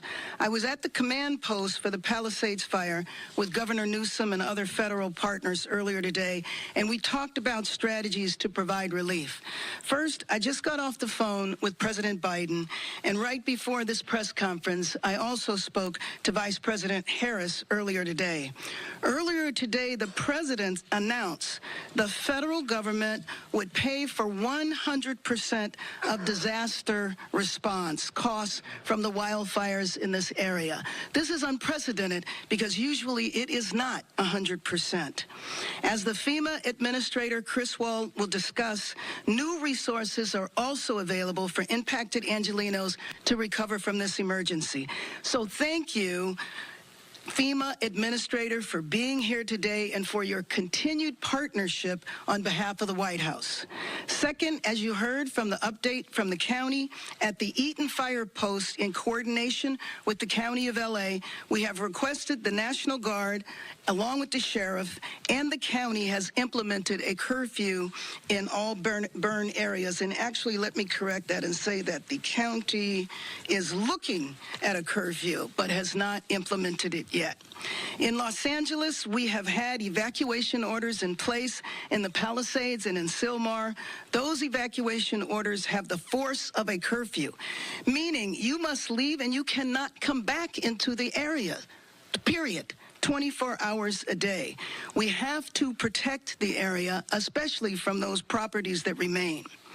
I've joined the sheriff in inviting the National Guard to take on non-emergency roles and provide us with resources to keep the burn areas secure so that our frontline firefighters and police officers can focus on saving lives. So let me be clear.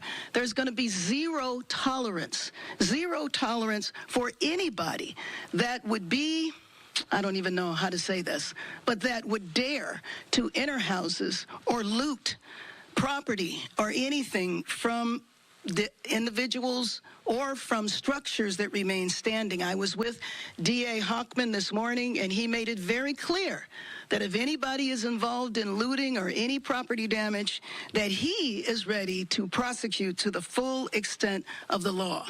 So my team is in coordination with the Adjutant General who heads the National Guard, and I've spoken with the governor about the National Guard to take on specifically non-emergency roles to free up our firefighters and officers to do the life-saving work that they do in the city so that we are sure to have enough resources to surge our first responders so that they can focus on the life-saving work. Third, we're already looking ahead to aggressively rebuild. The city of Los Angeles will lead in this effort in the areas that are impacted by the city.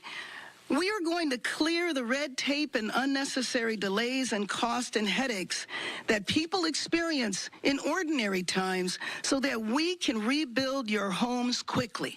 We're going to clear the way to rapidly rebuild our neighborhood infrastructure, which means roads, sidewalks, street lights, and utilities. We will clear the way to rebuild and open our small businesses and provide assistance to make it through these closures.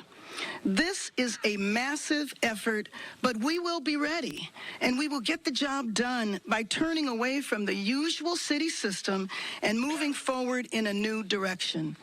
LA has to be strong, united. We will reject those who seek, in this emergency, when lives are at stake and lives have been lost, we will reject those who seek to divide us and seek to misinform, because as evidenced by the leadership standing here today, we will be united. We will rebuild our city, and we will do whatever is necessary to get us past this crisis, and we can do that by being united.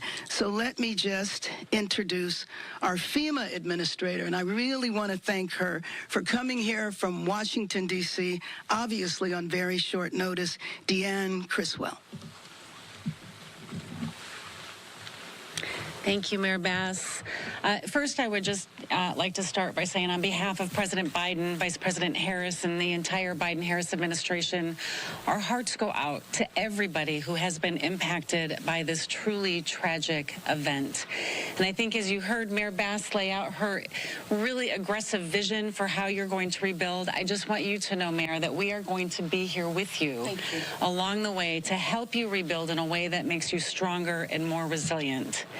As the firefighters continue to bring in resources and support the suppression efforts for these fires, with the major disaster declaration, we now have the ability to begin having those conversations about recovery, as well as help the individuals who have lost everything on jumpstart their road to recovery.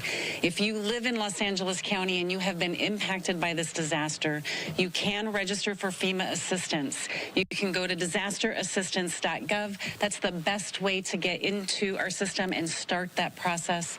You should also contact your insurance company because we will need that information as well as we start to work with you on your claim. Some of the things that you're going to be eligible for: if you incurred costs for temporary lodging as you evacuated, if you're going to need longer-term lodging because you're displaced from your home for a period of time, if you need repairs to your home, we have some financial assistance that can help there. If you lost other things like a vehicle, we have some financial assistance. We know that everybody's situation is going to be different for each person. It's going to be unique to them.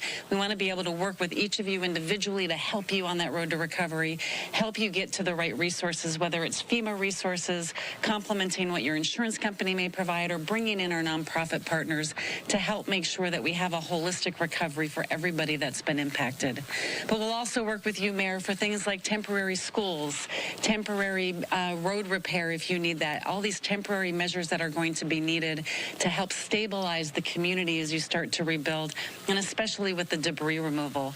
And as President Biden announced, we're going to cover that debris removal and all of your emergency protective measures at 100% for 180 days, because we know it's going to take a long time to get that debris removal out. I think what I'll just say in closing here is we know that recovery is complicated, and for something as catastrophic as what I have seen so far here across Los Angeles, we know that this recovery is going to be complicated. But it is doable when we all come together with the city, the state, the federal government, our nonprofit partners. When we work together, as you can see behind us here, anything is possible, and we will help you rebuild in a way that makes you stronger, Mayor. Let me introduce now. First of all, let me just say that the President Biden and Vice President Harris just could not have been more supportive, and various members of the cabinet. But let me introduce our Senator, Adam Schiff. Madam Mayor, thank you. Thank you for bringing us all together, and thank you for your leadership. I want to begin also by acknowledging those that have lost their lives and lost their homes. I was on the phone much of the early part of the day talking to people that lost everything, and for so many, because of the nature of these fires, they not only lost their home, they lost their whole neighborhood, they lost their whole community. They lost their school and their place of worship. It's all gone. And I just want to express the heartbreak I know we're all feeling over those massive losses, unprecedented in our state's history. I also want to, as the mayor was alluding to, take this opportunity to thank the Biden administration for what they've done.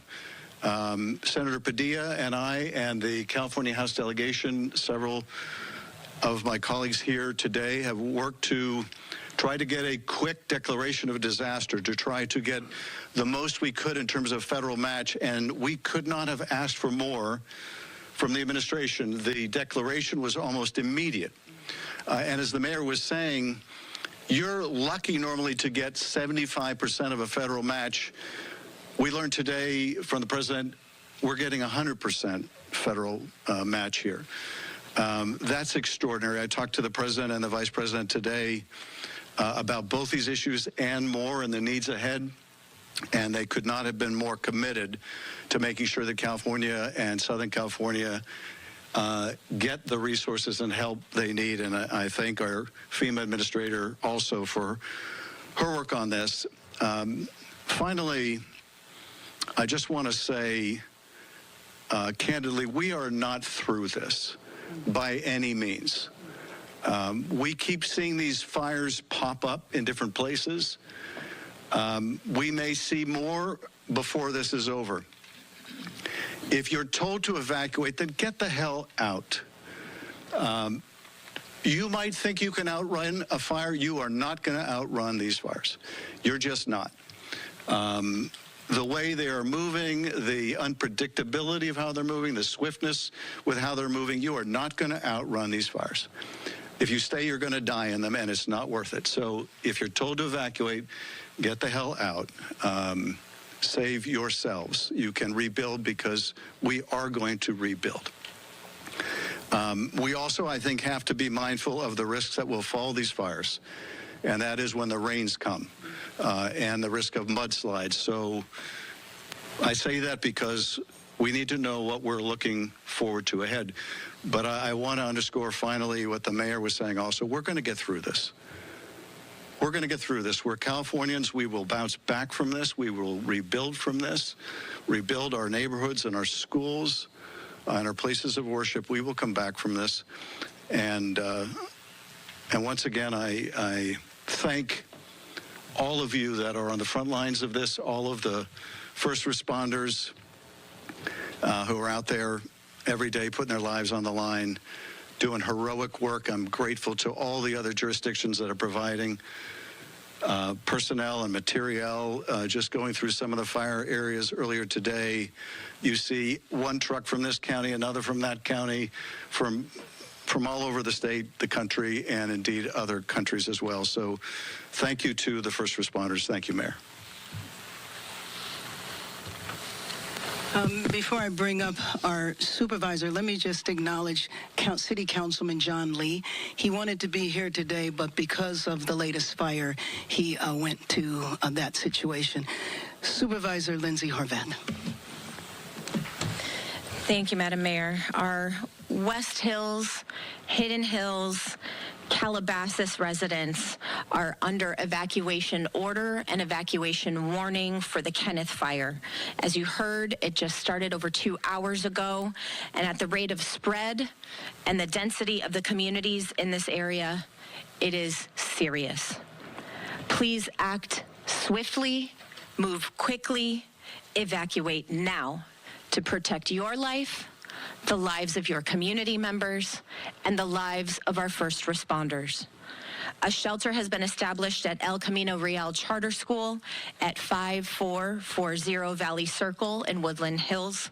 Continue to stay updated at emergency.lacounty.gov to ensure we can protect lives during this critical time.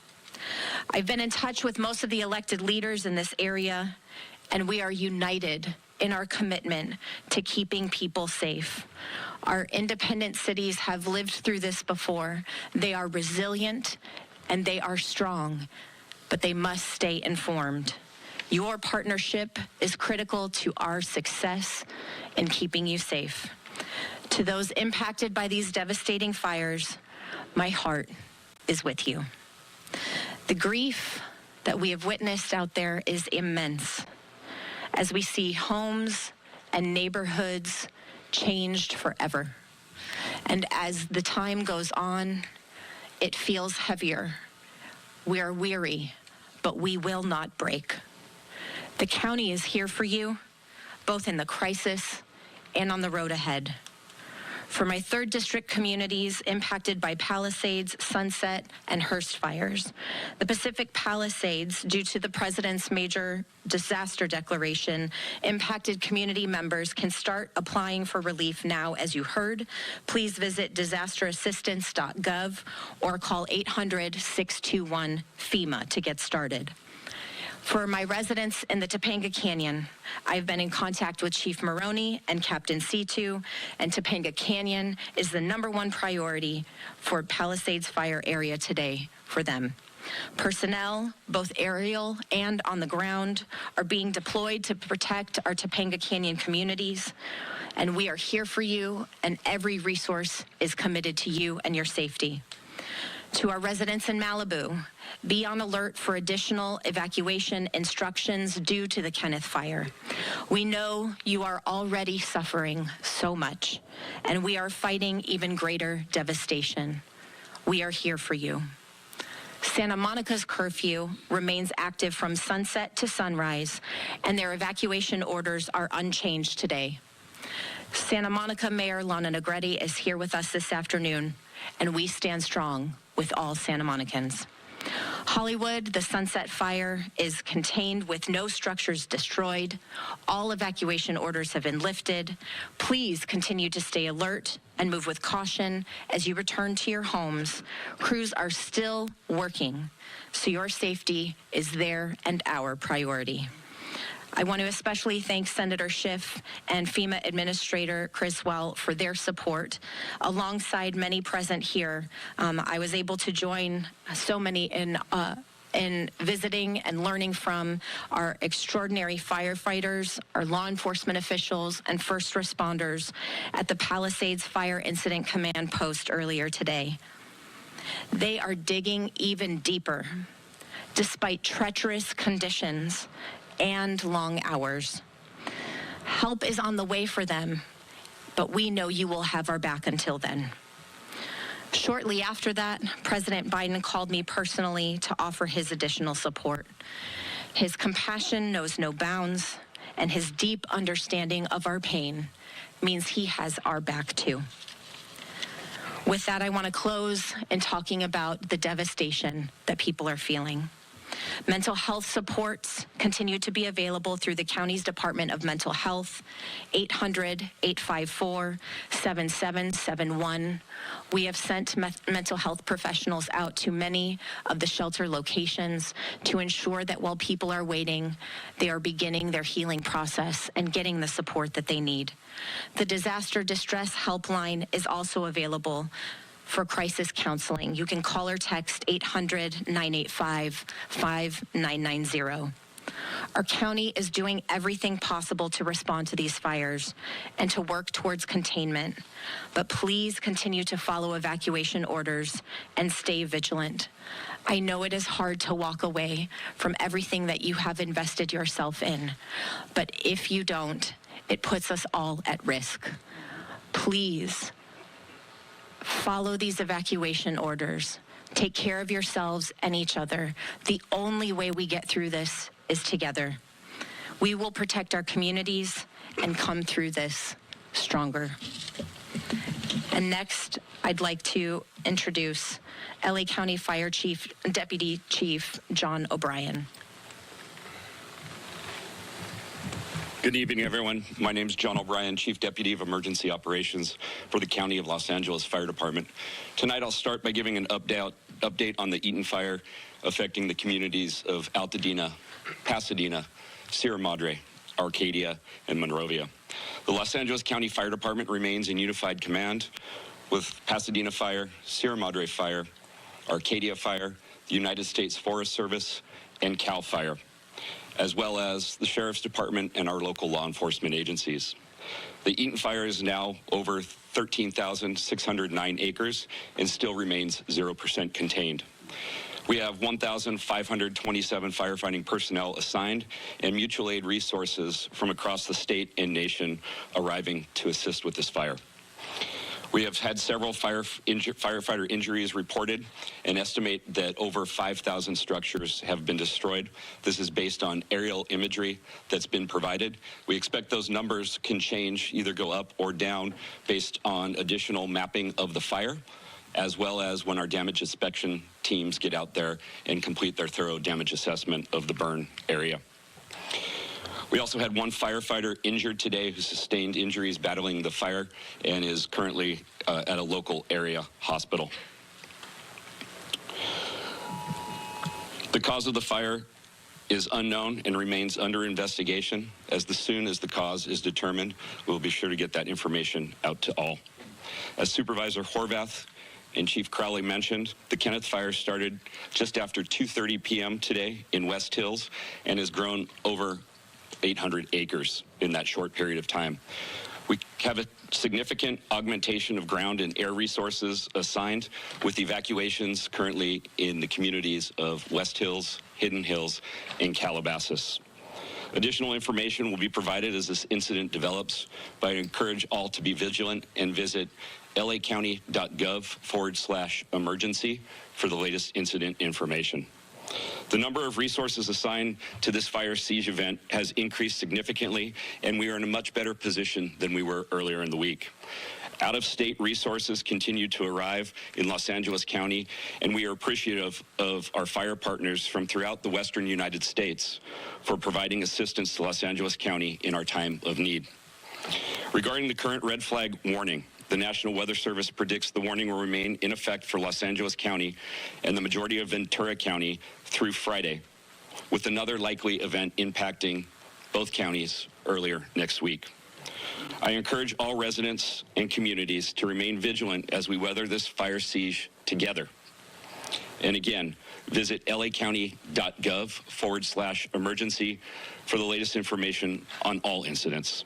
And lastly, I want to acknowledge the tireless efforts of my Los Angeles County Fire Department personnel and all the firefighters who are here assisting, both on the lines and those behind the scenes who continue to place themselves in harm's way to protect the residents and property of this great county.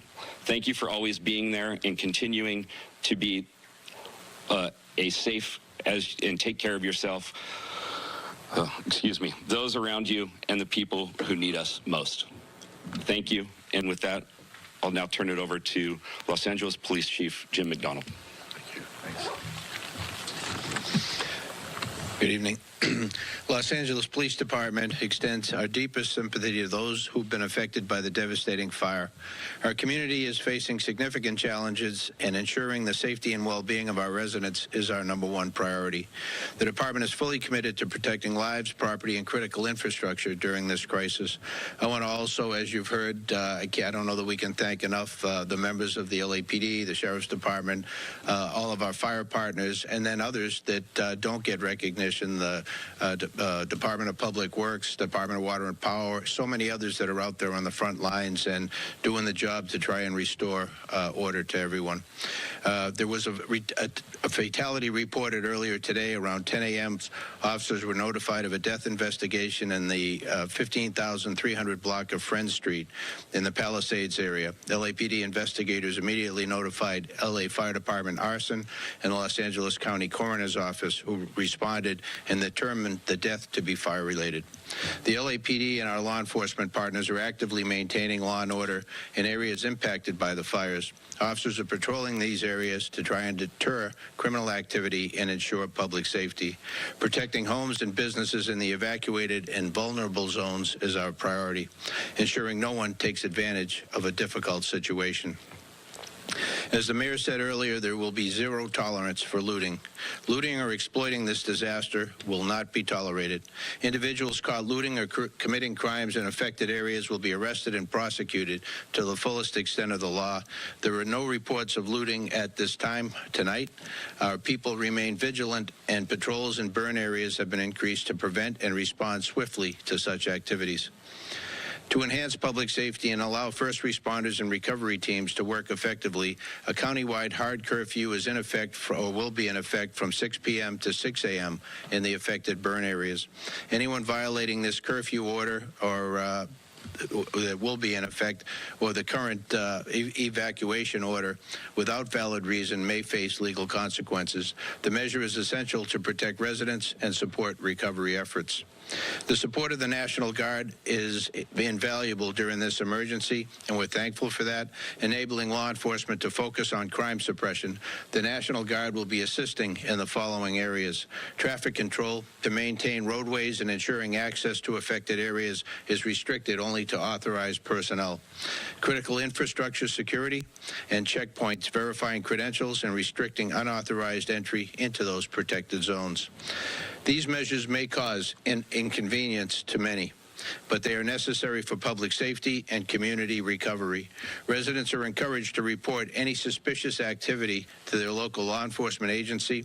A united effort is key to ensuring a swift and secure recovery process for all. Law enforcement, the National Guard, and other first responders are here to support the community during this difficult time. The commitment remains steadfast in restoring safety and normalcy as quickly as we can. Cooperation and resilience from the community is greatly appreciated, and we're thankful for the cooperation that we've received to this point. Thank you. Let me now introduce following me is LA Unified School District Superintendent Alberto Carvalho. I'm sorry. My mistake. Now my partner, Los Angeles County Sheriff Robert Luna. Thank you. You forgot about me already. Just a quick overview. We have close to 500 sheriff deputies working throughout the county, working on evacuations, working on traffic control, both ingress and egress, and we are also working what we call looter suppression. It's unfortunate that we have to assign people to do that task, but we have, and we have made arrests behind that.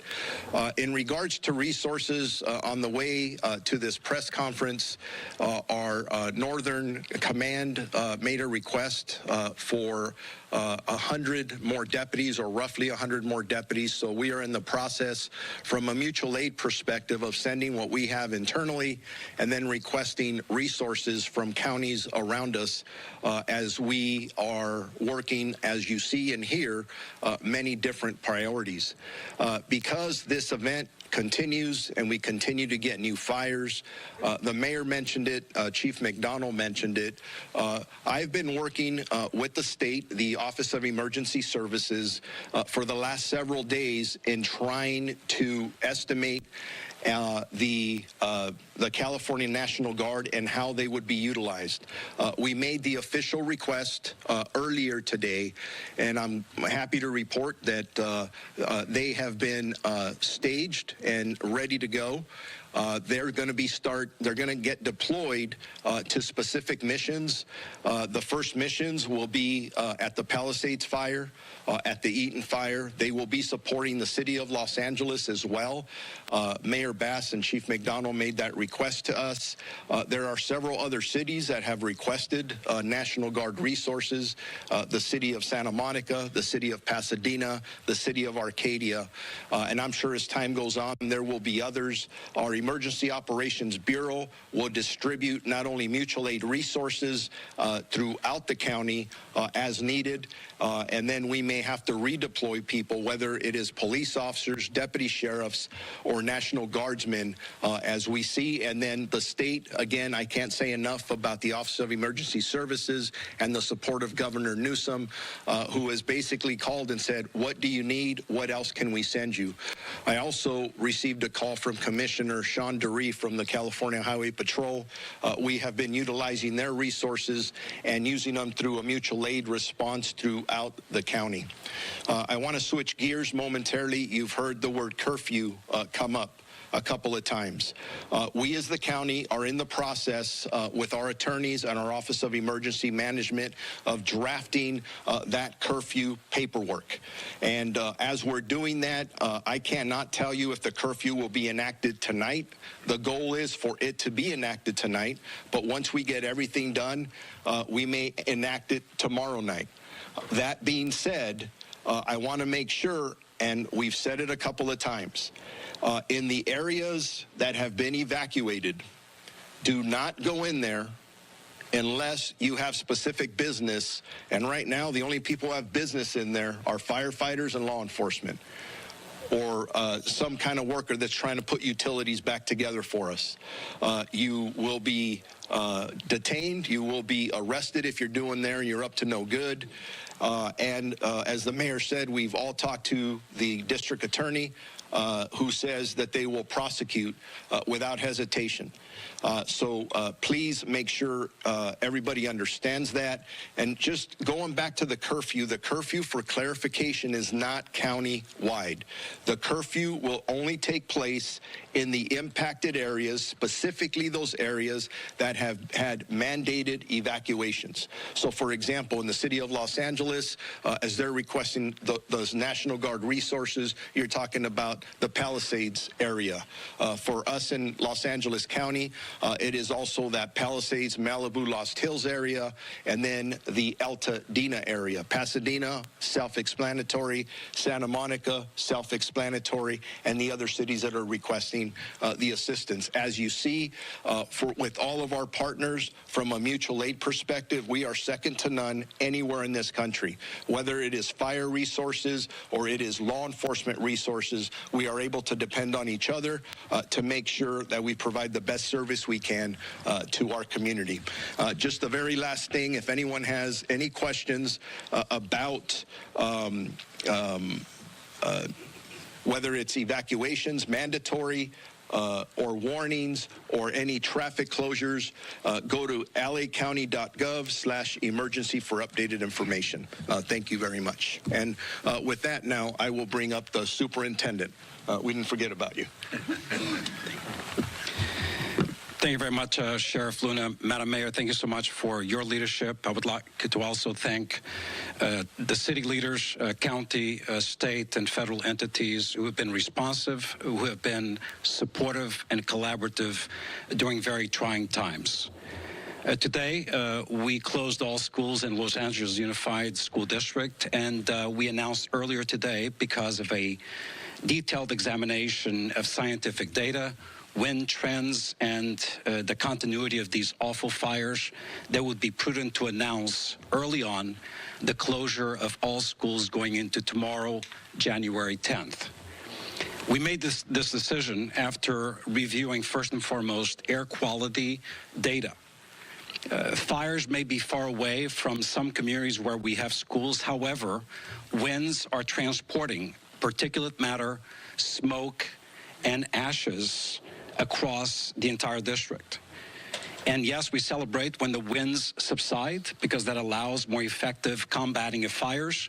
But when the winds subside, often that cloud of smoke lingers over certain communities.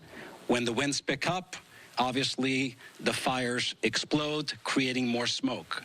Smoke for us is the enemy, as it compromises the air quality around our schools. We opened 8 feeding centers, grab-and-go food distribution centers across our community. We will increase that to 16 centers across Los Angeles Unified. We recognize that when we close schools, there are a lot of parents who depend on our schools not only for nutrition, but also for child supervision. That is why we partner aggressively, and I am indebted to the YMCA for opening 30 sites providing child supervision with enrichment activities at no cost to the residents of our community. So tomorrow, our students will continue in a continuity of learning methodology, relying on digital resources available to them.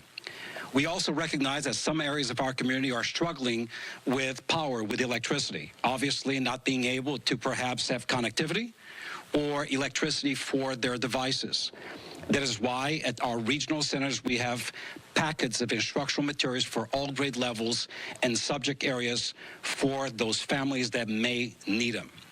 For tomorrow, not only are our schools closed, all extracurricular activities and athletic activities previously scheduled have also been canceled. Reopening the school system is not an easy process, particularly after a crisis like this one. We need to do indoor and outdoor cleaning, the replacement of filters. That's why I want to thank in advance our workforce, particularly SEIU 99, the Teamsters, everyone involved in the replacement of filters and the cleaning process in advance of our students and our staff returning to our schools. We will be examining the data tomorrow and into the weekend before making a decision about conditions as we head into Monday. I don't need to say what has been said. This is a set of unprecedented circumstances. At no point in the history of our community, or perhaps the country, have we had fires simultaneously happening, not one, multiple serious fires simultaneously occurring, wrapped around hurricane-level force winds. I come from a place where hurricanes are a constant, but there's no fire associated. So this is a real threat. I want to thank the first responders that are working tirelessly in our community, and we will be bringing information to our community, which can also be accessed on www.lusd.org. Unas palabras en español. Quiero primeramente agradecer a nuestra alcaldesa, la señora Bass, los líderes locales, estatales y federales que están aquí con nosotros, asistiendo y apoyando a nuestra comunidad.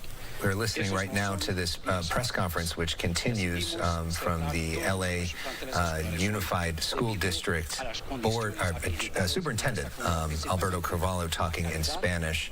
Let's talk about some of the headlines that we've learned so far. Well, as it relates to LAUSD, he said in this, I'm sure is not going to shock parents, that LAUSD is going to go ahead and cancel schools again tomorrow. Class will not resume as normal because of the ongoing wildfires that we're seeing. So LAUSD across the board and all extracurricular activities that go along with the district are canceled for tomorrow, January 10th.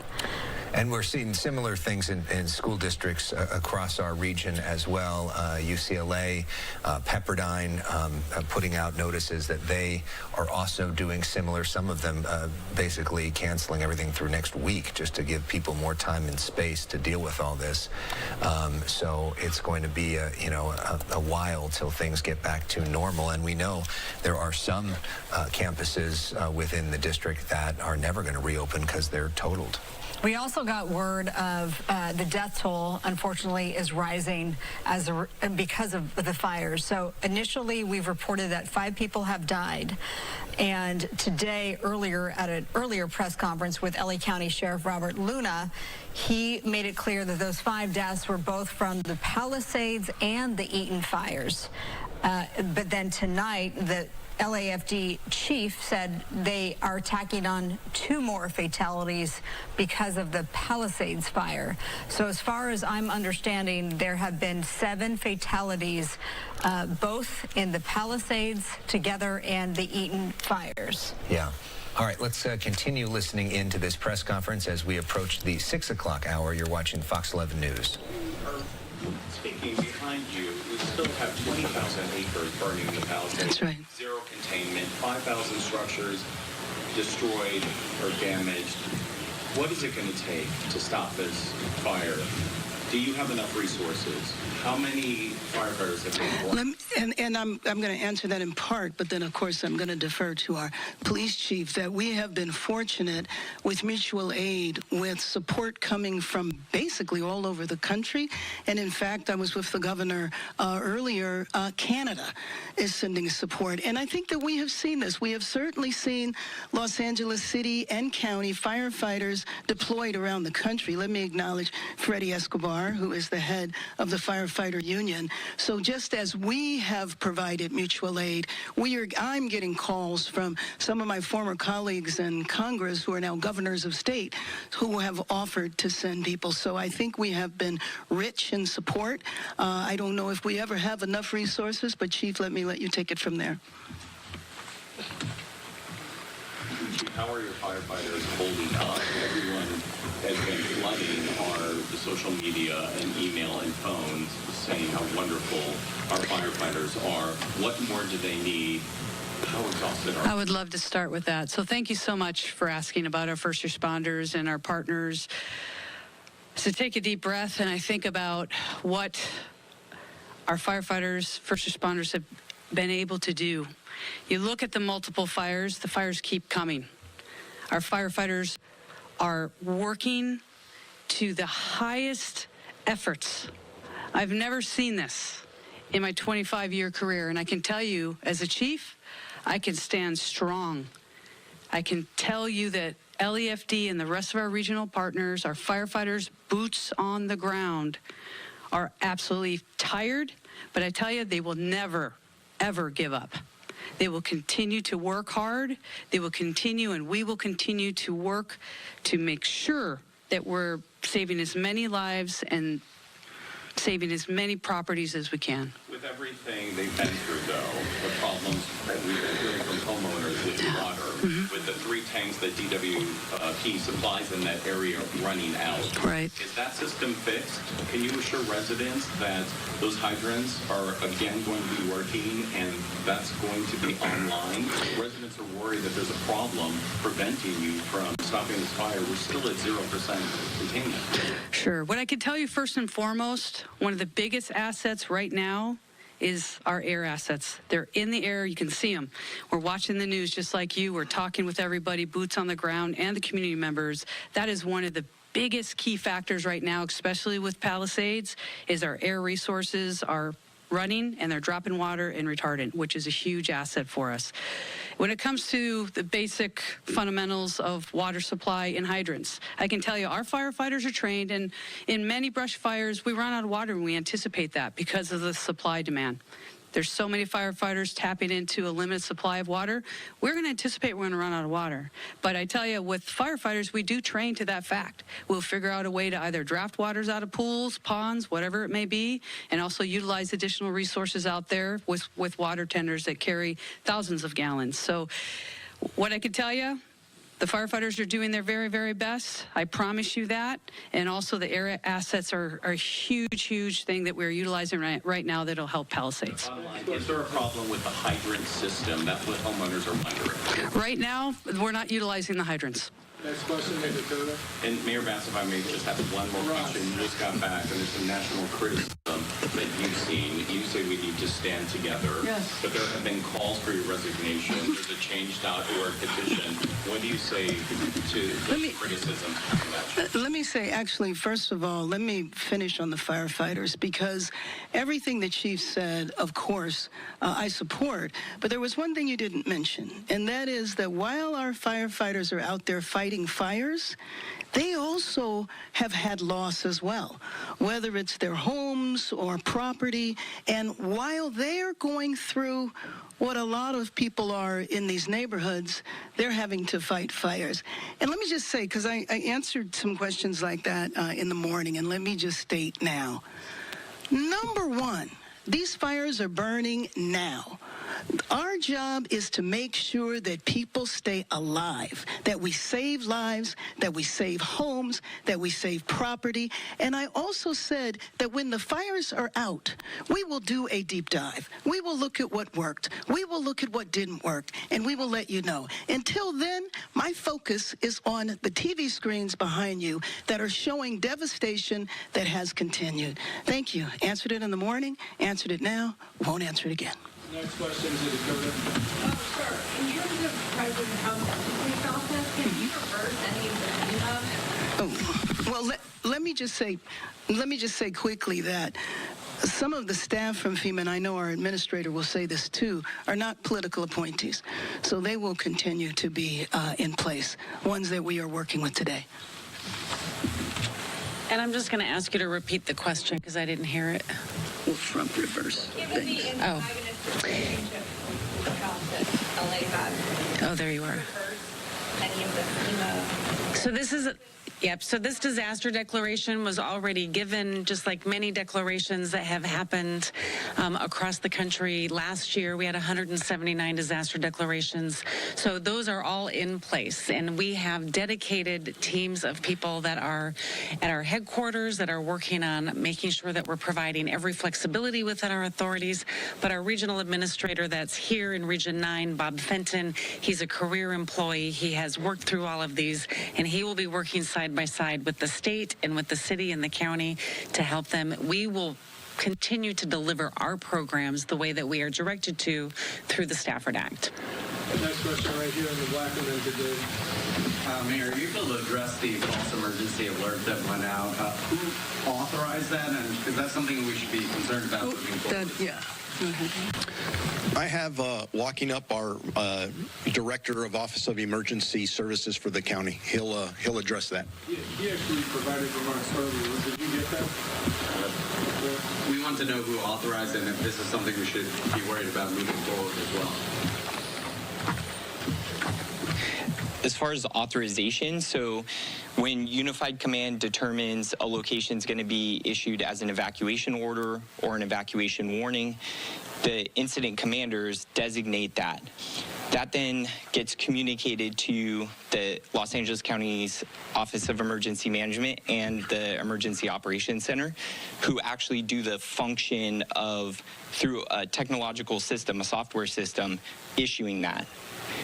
There was an error within that system that went beyond the zone that was designated. So the correct zone was designated as authorized by the incident commanders on what was supposed to be a zone for the Kenneth Fire. Next question, this is a question for the fire chief. Last month you wrote a memo that was transmitted to the mayor, circulated widely on social media over the last 24 hours, where you voiced alarm at a $7 million reduction in, we could get this wrong, overtime variable staffing. And in your memo, you said the reduction severely limited the department's capacity to train for and respond to large-scale emergencies, including wildfires. And I'm wondering how much of that $7 million would have gone to emergency response and preparation, and did it affect operations in this disaster? Sure. So in regard to the budget cut, that was a $17 million budget cut from our current budget, 25-26. I made some difficult decisions in regard to certain types of duties and responsibilities that our firefighters take on that are non-emergency.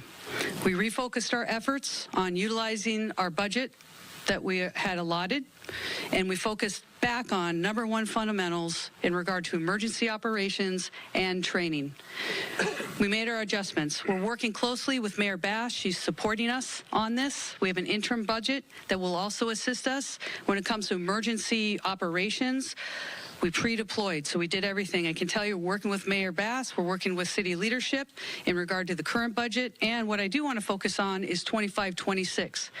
I did submit my 25-26 budget with the specific ask in regard to what the LEFD needs to move forward with providing the optimal emergency services care. Thank you. But did it actually affect, part of the question was, did it affect this emergency, the scenario you described, did it affect this emergency, and were you asked to cut the budget again by 6% in this next budget year? Were you asked by the mayor's staff to make another 6% reduction? So there was a budget reduction exercise. That was for the remainder of this fiscal year. We were not cut. But for the next fiscal year, were you asked for that? No. But Chief, the mayor said this morning it did not affect this emergency. Did it affect this emergency? Folks, are there any other questions here? That's a simple question, isn't it? Right here. This was Sheriff Luna. Sheriff Luna, do we have a clarification of the location of the decedents? How many from the Palisades fire? How many from the Eaton fire? We're still in the process of determining that. There are, unfortunately, fatalities at both locations, but please be patient with us. As everybody has stated up here, this is an active, chaotic situation in all the places that we're at. So we'd like to know. But we want to give the most specific, accurate information. So we're going to wait until it is safe. And just to paint a picture for you, our firefighters, our deputy sheriffs, our police officers are going into these areas. There are still active fires. There are gas leaks. It is dangerous.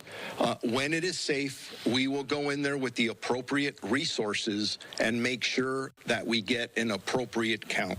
I pray it doesn't go beyond what we're hearing now, but I don't want to give false information.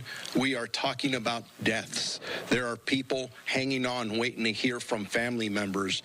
This is very serious, and we want to get it right. I just want to clarify, if you term total 5 or 6, I know you're still calculating, but I just want to make sure we're accurately reporting what the total, as we know it is, with the new death reported in Palisades. Yeah, the last number that we gave was 5. I believe that splits 2 from Palisades and 3 from the Altadena incident. But even as I'm telling you that, it's leaving my lips. I'm nervous about that number. And the obvious question is, do you think it's going to grow? I am praying it doesn't, but based on the devastation that is clear, it looks like a bomb, an atomic bomb dropped in these areas.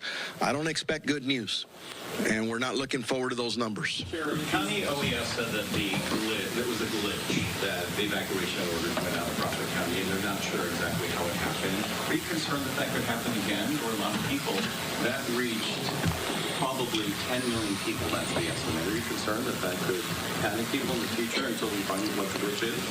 Yes, absolutely. Obviously, under these very stressful scenarios that our entire community's going through, that's the last thing that we want to happen. But in this day and age, we depend on technology, and sometimes technology isn't perfect. I have all the confidence that Kevin, his team will go back and look at with our technology people from the county. We don't want to repeat it. Personally, my daughter called me and said, "Oh my God, I think I have to evacuate." And I said, "Honey, no, you don't have to. I get it. It's not what we wanted to go out, but we're going to try and fix it." We are we're in the middle of a crisis, and communication is very important, and people are tense right now. And that's why we are going out of our way as a team to communicate at least twice a day with all of you so we get the best information out. So we'll fix it. Thank you so much, everybody. Good job. Thank you, everybody. Thank you, Mayor. There is a lengthy briefing. And that was an update from officials there as we continue to learn more and more about the casualty toll, the handful of major fires that are still spreading throughout LA County. It's time for us to take a commercial break. We head back out to KTTV and Fox LA's coverage in a moment.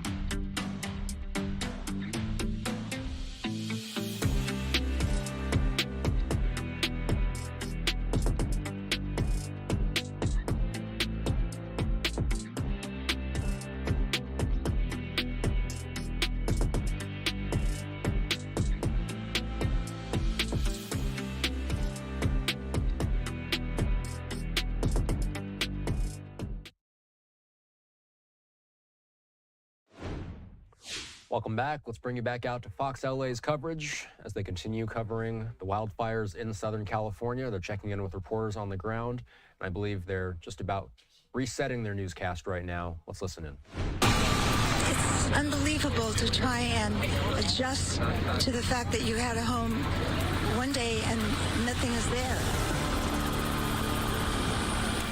Welcome inside Fox 11 News at 6 o'clock tonight. I'm Alex Michelson. And thanks so much for being with us. I'm Marla Tejas. Typically, we'd be bringing you our Fox 11 News at 6 o'clock, but this is our wall-to-wall commercial-free coverage of the wildfires that are burning across Southern California.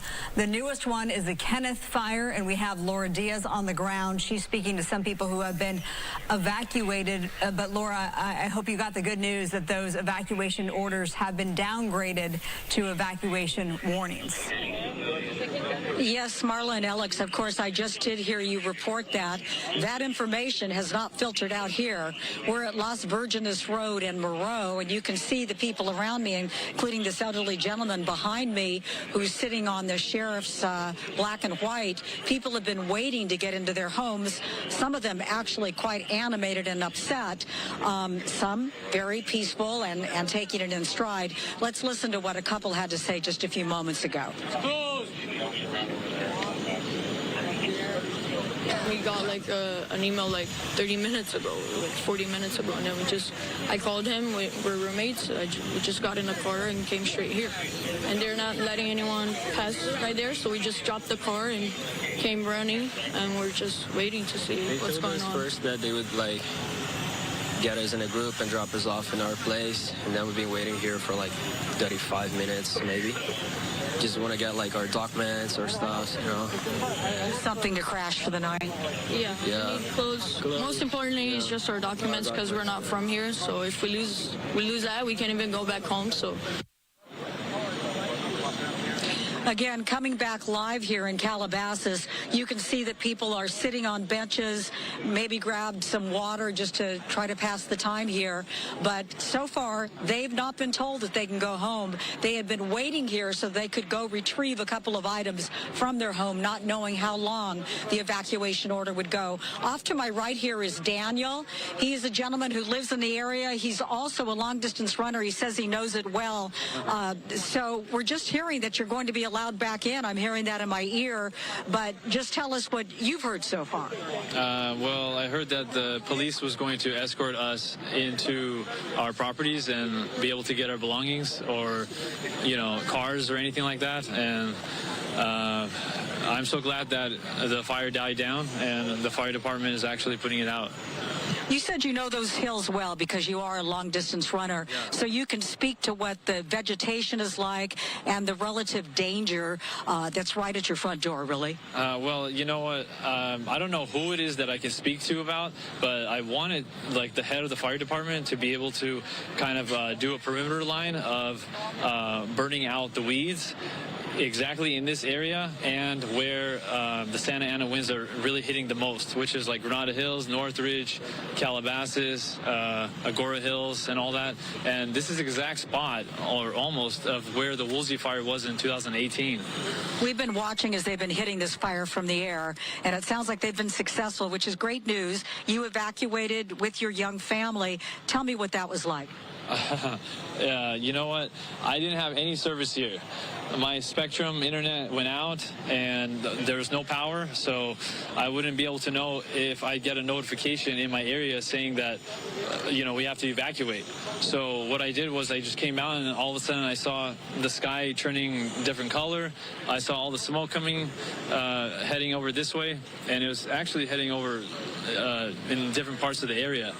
And then I did see, when I tried to connect on my phone, about the Kenneth fire, which I told my dad about it, and he said it started at 20 acres, but then by the time he picked me up after I dropped off my family to the Commons area, it was just the long way to get in through the traffic that it built up to 500 acres in a matter of 20 minutes.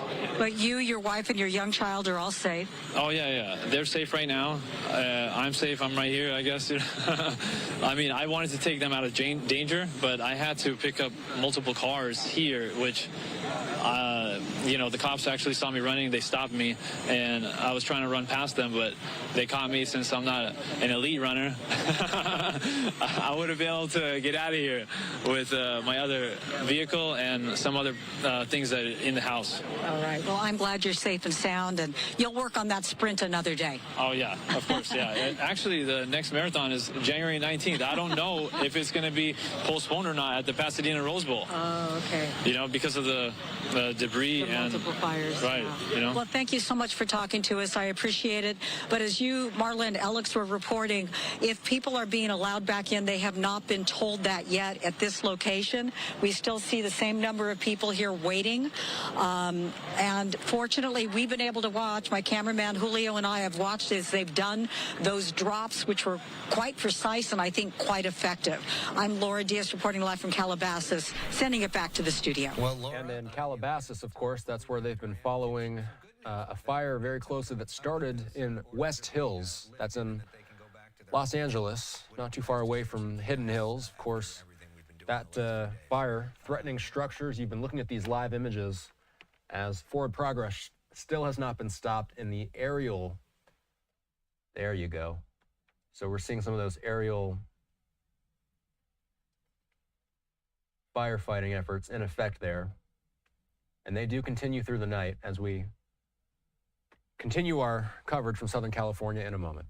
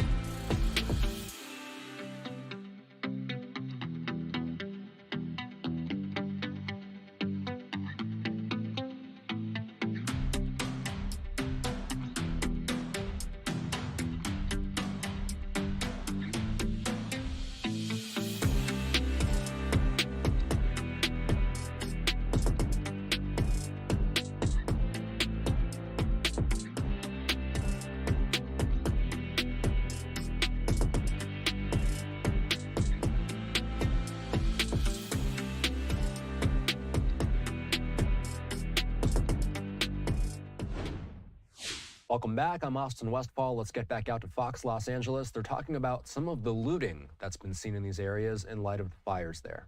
And anybody in here better prove that they have a right and an ability to be in here. And just because you live here doesn't mean you have a right to be here when you're excluded. That's the reason that this is so important. And that's the illustration of one of the other things, that it's not just looting, because some people have been caught actually going into houses that have been wasted, digging in the ashes, hoping to find a safe, hoping to find money in the form of coins or coin collections and things like that. And that's another thing that the police have to watch out for. So a lot of the resources are expended on security to make sure that things like that do not happen. I thought that would be a pretty interesting thing because I've seen it in many, many fires. Yeah, and you know, there's so much conversation now about looting, and the county officials are looking into establishing a curfew. They said earlier the reason it hasn't been established yet is because they're trying to get legal clearance to do it. And I don't know if the lawyers have all said that you can do it, but they want to do it and are trying to do it. Have you seen examples of looters? Have you witnessed that as a problem? Is it mostly a ghost town? What are you seeing? Well, not here, because, again, as I say, there are a lot of police cars and a lot of other official people going through here, and they have lights, and many of them have spotlights, and they're looking. But there have been some people going through here that I don't think should have been here. They were on bicycles or something like that, and that doesn't mean they're here with ill intent. But there is this problem that we have at every one of these disasters, which is called disaster tourism. People just want to come in and see what's going on. It may seem like a great idea. It's a very bad idea because it just makes the work of the security officers all that much more difficult when they're really trying to make sure that the property is safe so that they don't have to get into a kerfuffle with anybody, especially somebody who is not of ill intent. Exactly. So if this curfew does go into effect, this will be from 6 p.m. to 6 a.m. This is per the LA County Sheriff Robert Luna. He says if you are caught in an evacuation zone, he made sure to point out this is not countywide. This is an evacuation zone. During these times, then you will be arrested. He made that very, very clear. We'll see if that actually takes effect. He said maybe tonight, but more likely tomorrow. Tom Baker, we appreciate your reporting tonight. Thank you so much. Yeah, great to have you with us tonight. We appreciate our friends from the Bay Area who have drove down to offer extra resources because we're all working overtime, and we appreciate their assistance. Tom worked as a reporter in LA for many years before, and it's great to have his expertise on the team for this. Let's go back to the continue on the Palisades fire. Tom was there. Christy Fajardo has a different angle. She's been talking to people who've been trying to get back to their homes, and it's been kind of upsetting to see the reality, Christy. It has been. In fact, we met two women down at Temescal Canyon and Sunset. They were waiting for the LAPD to escort them up. They had not been back home since they evacuated on Tuesday, and this is one of the homes. And it was so unrecognizable for the woman that lives in the back house that she actually didn't know which house was hers. We helped her. We had to look for the street numbers, and then she realized this is what was here. She did go through the rubble. The LAPD actually helped her. There was an officer with her, and she was able to find a mug. And she joked that of everything, that's what survived. And her godmother actually lives down the street, and that had been her home for 48 years. And there was nothing left either. In fact, this is what she told us.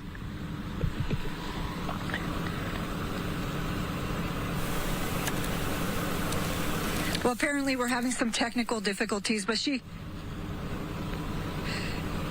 sorry, we apologize. We're having some technical difficulties, but she told us that she and her husband are going to have to start over at the age of 85. And she said that they are resilient and that this is a new chapter in their lives. And she did also go through the rubble, and she found one item. And she said if anything survived, that's what she wanted to be able to keep. It was a bell that had belonged to her husband when he was a child in England. So it had been in the family for a very long time, and she saw that as a sign that things will get better.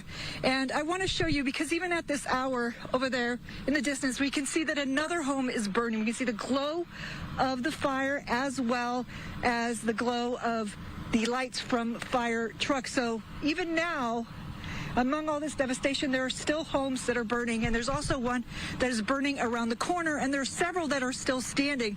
And as we were driving up here, we saw one house that looked completely untouched, and someone had written in chalk, "We love you, LAFD." So thanking the firefighters that saved their home. Unfortunately, that was not the case for all the homes. And we've also heard a lot of people who are frustrated that they can't come in, that they need an escort to come and check on their homes. But as we were driving up here, I can tell you it is not safe to drive these roads. In fact, if we pan over there, you'll notice there are down lines everywhere. We were actually having to swerve around them as we were driving up here, and there's still burning buildings. In fact, there's one stretch of Sunset that is closed even to police officers because there's been a building there that's been burning all day and is in danger of collapsing. There are also trees that are still on fire, and those have the potential of also toppling. So it's still very precarious up here, and that is why the LAPD has still closed off this area and it's not letting people up. And we heard Tom talk about those tourists, disaster tourism, I believe is the term he used. We saw evidence of that all along PCH today as well. Let's send it back to you. And you know, that is going to be one of so many stories as more and more of these personal stories of anguish come out. That specific report was coming from the Palisades fire. As we continue these live looks across Southern California, firefighters still busy. 6:30 Pacific time right now. Our coverage continues in a moment.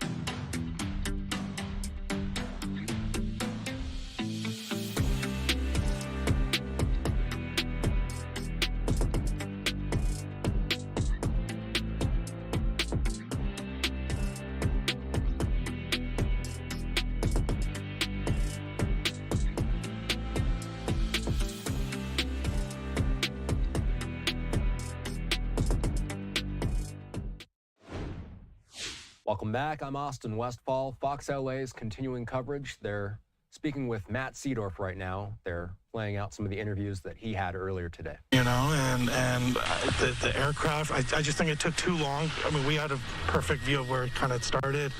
It took too long for things to mobilize. I don't know if it's the leadership issue. The firefighters had their worst nightmare by saying they're turning on hydrants and there's no water. I'm more focused on the mitigation strategies. If there was any way to clear brush or ahead of time, it seems like there's been a discrepancy and it's going to be tough to dive through the politics of it all. This was a natural disaster. We don't know what caused it. To blame firemen, to blame water being, shut off, it's just, this was a natural disaster and a calamity in the worst way. 5,000 structures, they're saying more than 5,000 damaged or destroyed. Look, to me, in my opinion, if you drive around most of these areas, Highlands is somewhat of an anomaly, but most of the other areas you drive through, it's kind of a shock if you do see a structure intact still. But there was a small fire right behind this dead end on January 1st at midnight. And I remember I was at a friend's house and I pulled out my Citizen and I said, oh, gosh, there's a fire at the top of the world. Everyone in the Palisades goes to the top of the world. It's a very common thing, for middle and high schoolers to do. So I was like, that was fireworks. And that was 7 days before January 7th. So I'm not saying that is what caused it, but, actions kind of speak the truth. Yeah, a lot of people out here bringing up the fireworks from New Year's Eve, but again, the official cause of this fire remains under investigation. Also, people expressing some frustration with the initial response time from firefighters. Obviously, they had a ton going on. There was the evacuation mess of people getting out of town that gridlocked the traffic. But personally, I know I was up there with photojournalist Sam Jubin, and we were seen homes on fire. We tried calling 911. The lines were jammed, so that was one problem. But we were up there for 2 hours, and we didn't see any firefighters. It was 2 hours before we saw a firefighter. We were going house to house ourselves, trying to find garden hoses outside the homes and trying to help as much as we could, and it was just too little too late. But again, that's where some frustration from homeowners up in that area, that's where it's coming from. It's just, they're going through a lot right now. I'll go ahead and send it back to you.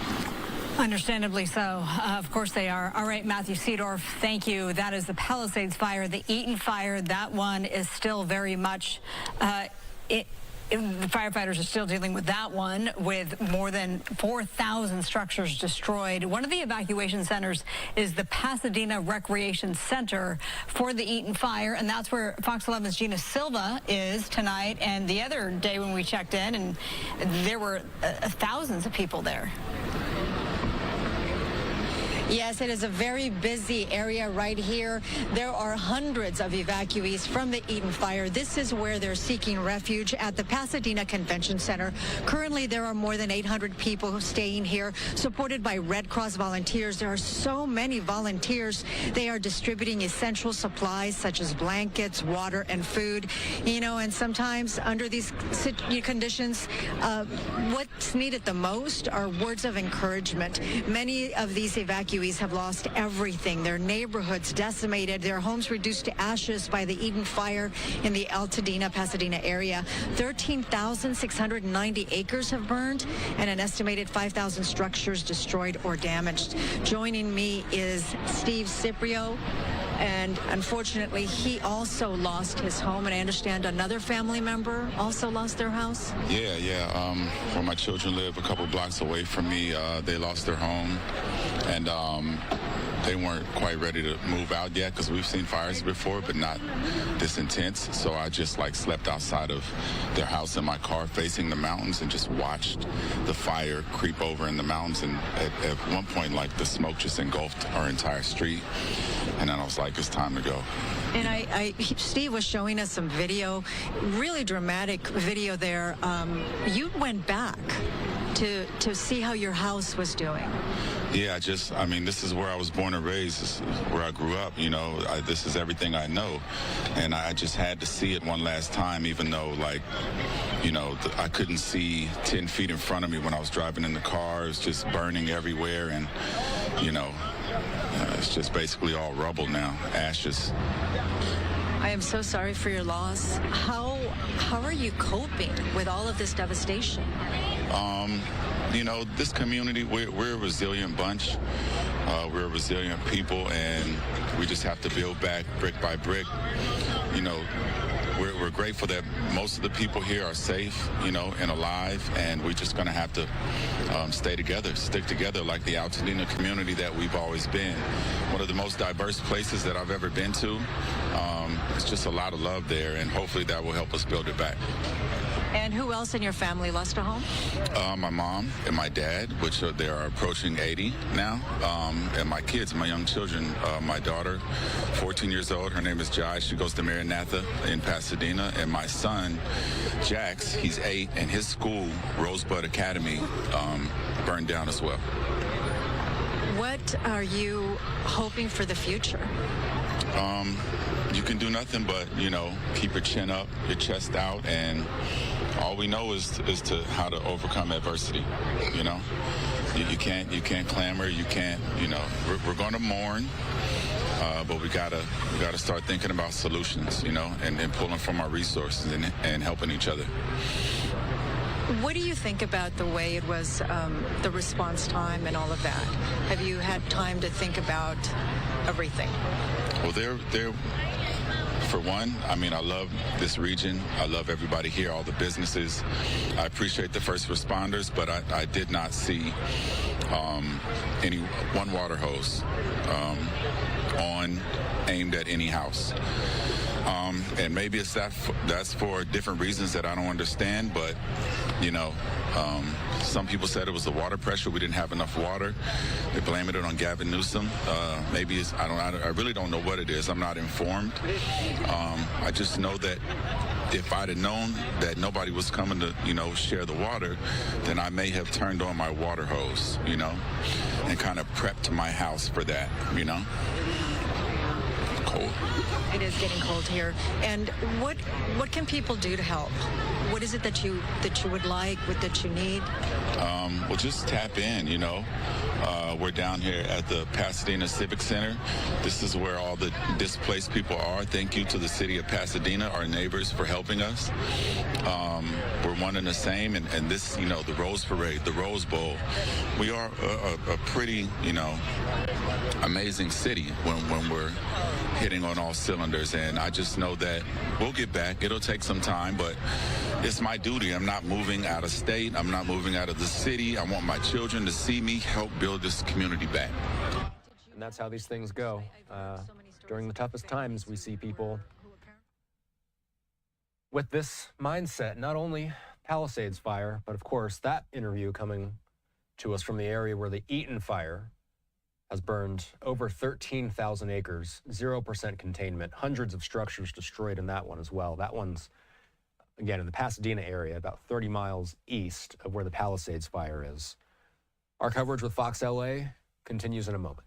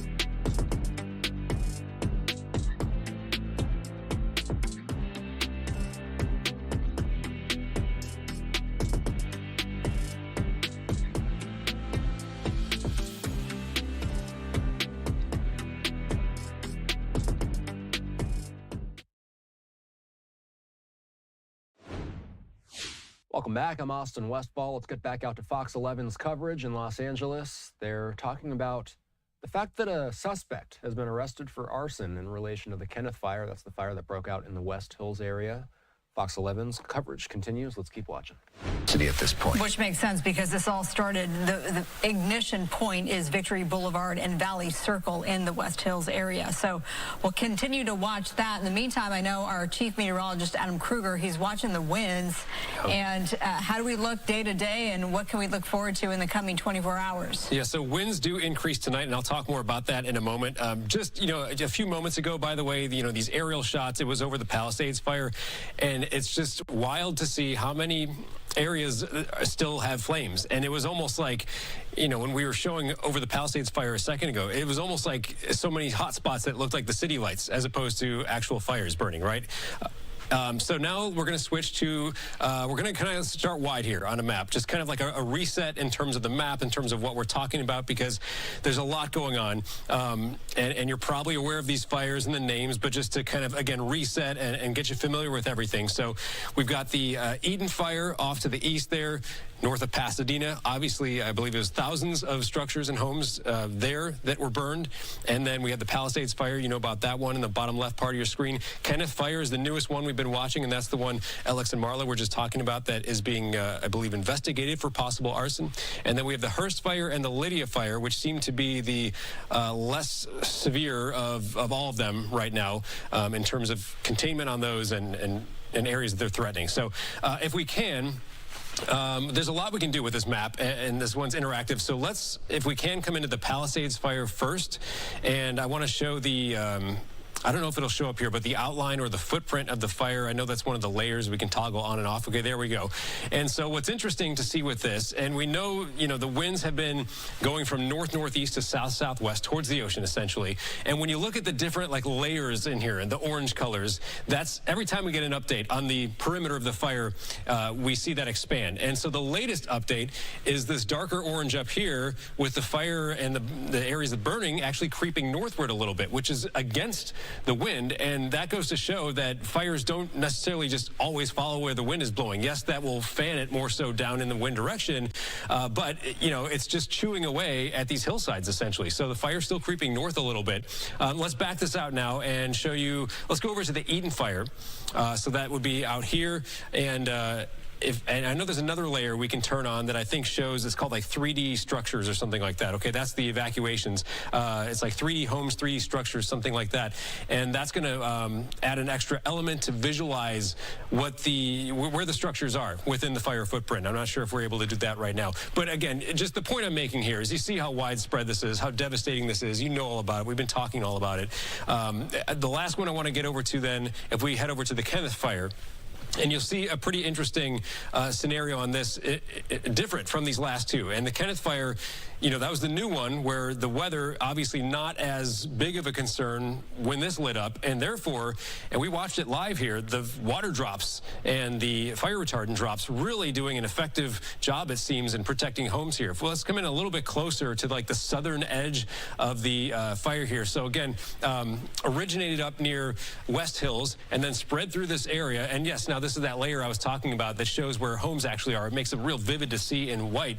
And you see how the fire, and I imagine they kind of allowed it to work its way into these areas where there's no structures. But you can see how I think they did a really, really good job of protecting a lot of the homes. And this is what we're used to seeing when we have I'll call average red flag warning conditions here in our area. We usually see the fire maps look like this, where fires get up close to the edges of neighborhoods. They usually do a pretty good job of protecting that. You know, you go back to the Palisades fire and the Eaton fire, the weather was just so extreme that there was no stopping anything. And it just, as we know, made it right into the heart of some of these communities, and it just went on from there. If this fire broke out, let's say a day and a half ago or 2 days ago, we would have such a major situation on our hands. There would be no stopping it from going through these areas and then continuing down from there, crossing the 101 and all that stuff. So again, the weather situation helping that right now. But we're not out of the woods yet as far as the weather. So now let's switch over to Weather One and get you up to speed on the forecast. And I'm going to start with the alerts here. And this is a little tricky to convey what's going on because different parts of our area have different times of when all these things go into effect. So the yellow is a high wind warning. The tan is a wind advisory. Yellow areas, high wind warnings where the winds are a little more severe. And so now, this just started at 6 p.m. We've got these areas north in the mountains in a high wind warning. That's now until 2 p.m. Friday. After that point, the winds start relaxing a little bit. These wind advisories here for the San Gabriel Valley, San Fernando Valley, that's now through 2 p.m. Friday. Then we have this portion of the Santa Monica Mountains. The high wind warning doesn't go into effect there until midnight, and the cutoff is a little sooner at 8 o'clock tomorrow morning. And then areas off towards the east, like the Inland Empire down through Orange County, that's in effect now and ends at 6 a.m. tomorrow. Okay, so a lot of different like cutoffs, but the main theme here is tonight the winds ramp up through tomorrow morning, and then they start backing off tomorrow afternoon. What will the actual speeds look like? And I'll show you a computer model in a moment, but just to kind of generalize it, the high wind warning areas could see sustained winds 30 to 40 with gusts maybe up up around 60 or 70 miles per hour. The wind advisory areas could see sustained winds at 20 to 30 with gusts near 50. And that NNE means winds from the north-northeast, which would be going in the same direction we've been seeing throughout this entire event. Okay, now our future winds, and what to look for here is where there's purple. That's going to really highlight where the strongest winds will be. So as we start now and go into midnight tonight, again, we have these windy areas. Not going to be a blanket of strong winds like we had when we were at the peak of all this, and it was just completely, windy everywhere. Not the same situation. Look at LA down to Long Beach, for example. Winds are kind of light there. Same thing, maybe even around Pasadena. But up into the mountains and some of the valleys, it'll be windy overnight. Here we go into tomorrow morning. Pretty much the same story. Watch what happens tomorrow now. Not only do the wind speeds lower, but then we see the change in the wind direction coming in more so from the west. And so, the ideal wind would be more from the southwest, which would be straight in off the ocean. This is going to add a little higher humidity to the area. It's not perfect, though. It's still coming in from the west. Areas up here will still see more of a dry wind coming in because it's originating from land. So that's a look at Friday. If you're wondering what happens as we go a little later now, another time frame just to kind of keep in mind that might be a little tricky to deal with is Saturday. We're going to find some of the wind-prone areas. So where the 5 and the 15 kind of cut through the mountains here, you can see there's going to be some gusty spots there, and that is an offshore Santa Ana wind. And to take it even farther, the next bigger Santa Ana wind event I think might be Monday night into Tuesday, and this one will phrase it as moderate to strong, potentially. So not extreme like the last one or the current one that we're in, but you see what's happening here early next week. This will be another time frame we need to watch out for. Short term, though, tonight through tomorrow morning, winds do increase around where some of these fires are going right now. I'm seeing winds gusting around 20, manageable. Those winds maybe up towards 30, 40, even above in some of the wind-prone areas as we go through tonight. Alex, Marla? All right. Thank you so much, Adam. We want to let our viewers know, maybe you want to help out, too. You can join Fox's support of families impacted by the California wildfires.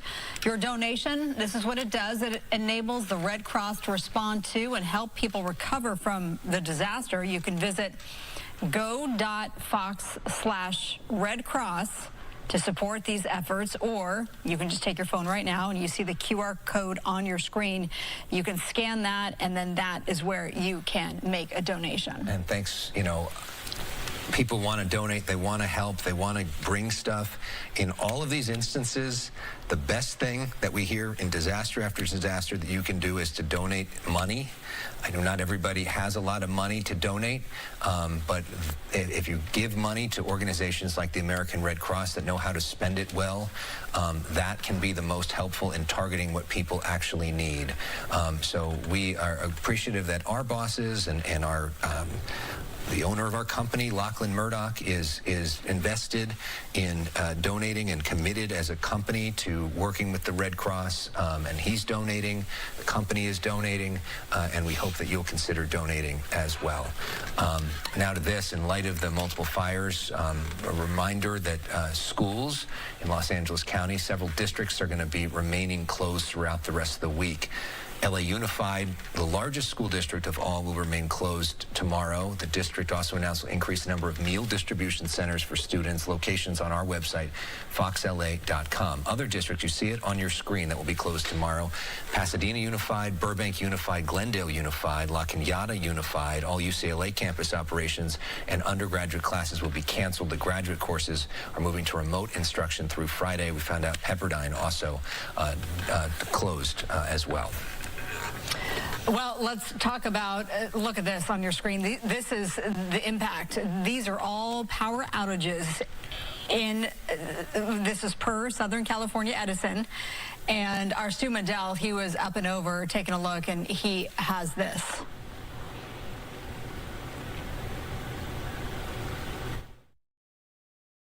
This is like the first chance that we're actually kind of getting a look at that real devastation when they keep saying over 1,000 homes burned in the Palisades. This is one of those areas, this neighborhood, I would venture to say probably 500, maybe more homes out there. As I just get wider and wider, you can see some of the homes still standing, but so many of them just flattened out here. We can bring the map back up here in just a moment, but this is off of Sunset near Alma Real Drive. That's going to be the general area, and that's also part of the downtown area there as well. But take a look at that. This is, when you talk about a brush fire and you say, oh, there's some homes that have been destroyed, I never picture anything like this. This is just blocks after blocks after blocks of that neighborhood out here, and you can just see it just goes and goes and goes. And then sometimes there is, oddly enough, there's like a structure standing or maybe a garage standing. But for the most part, I would say every home in this neighborhood flattened due to the Palisades fire. And I would venture to say also, during one of the press conferences, I did hear them talking, one of the people talking about an entire neighborhood burning, and there was no resources there. This might have been what they were talking about, because it just goes and goes and goes. But also in that same breath could you imagine being a firefighter, even with all the resources that you could possibly have at your fingertips? How do you battle an entire neighborhood burning? This has got to be 500 homes, maybe more. This is something that I personally have never seen, and again, I would venture to say a lot of other folks watching have never seen, especially here in the Southern California area.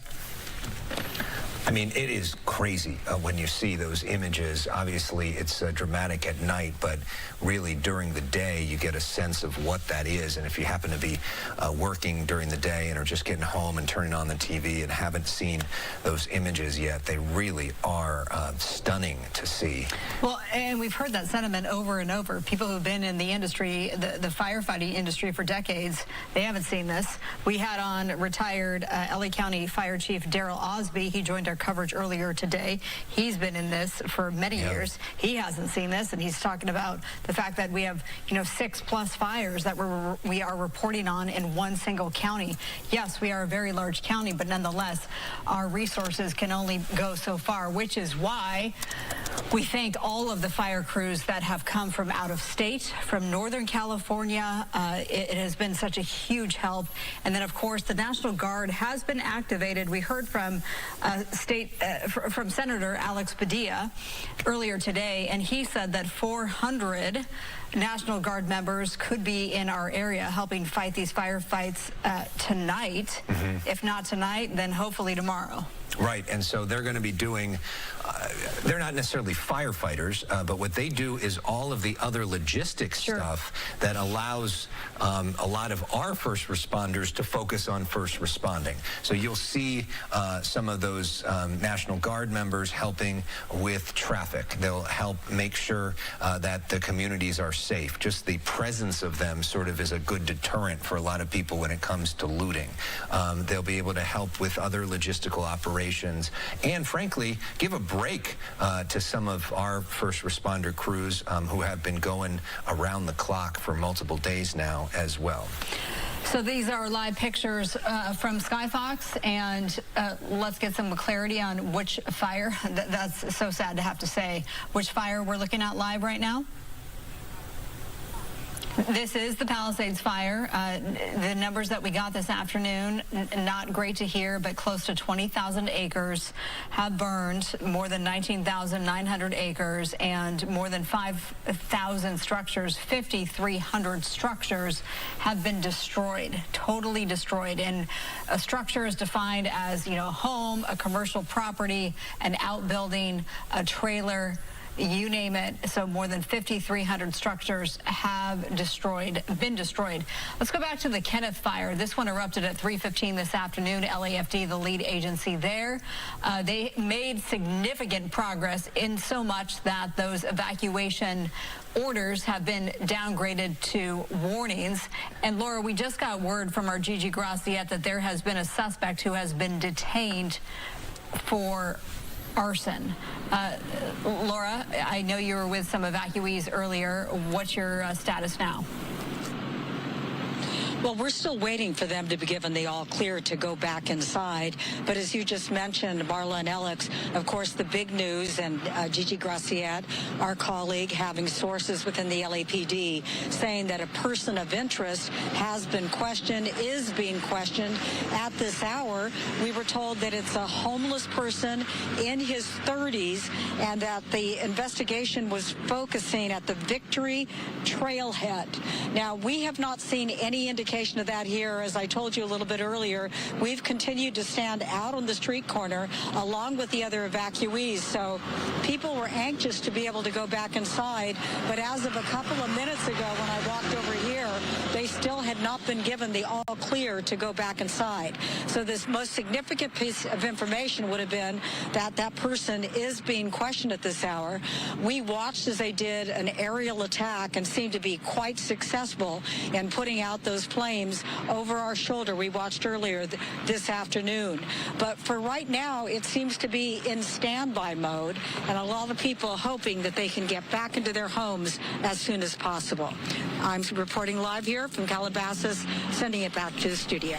So some new information there from Laura Diaz that the person is a homeless individual in his 30s.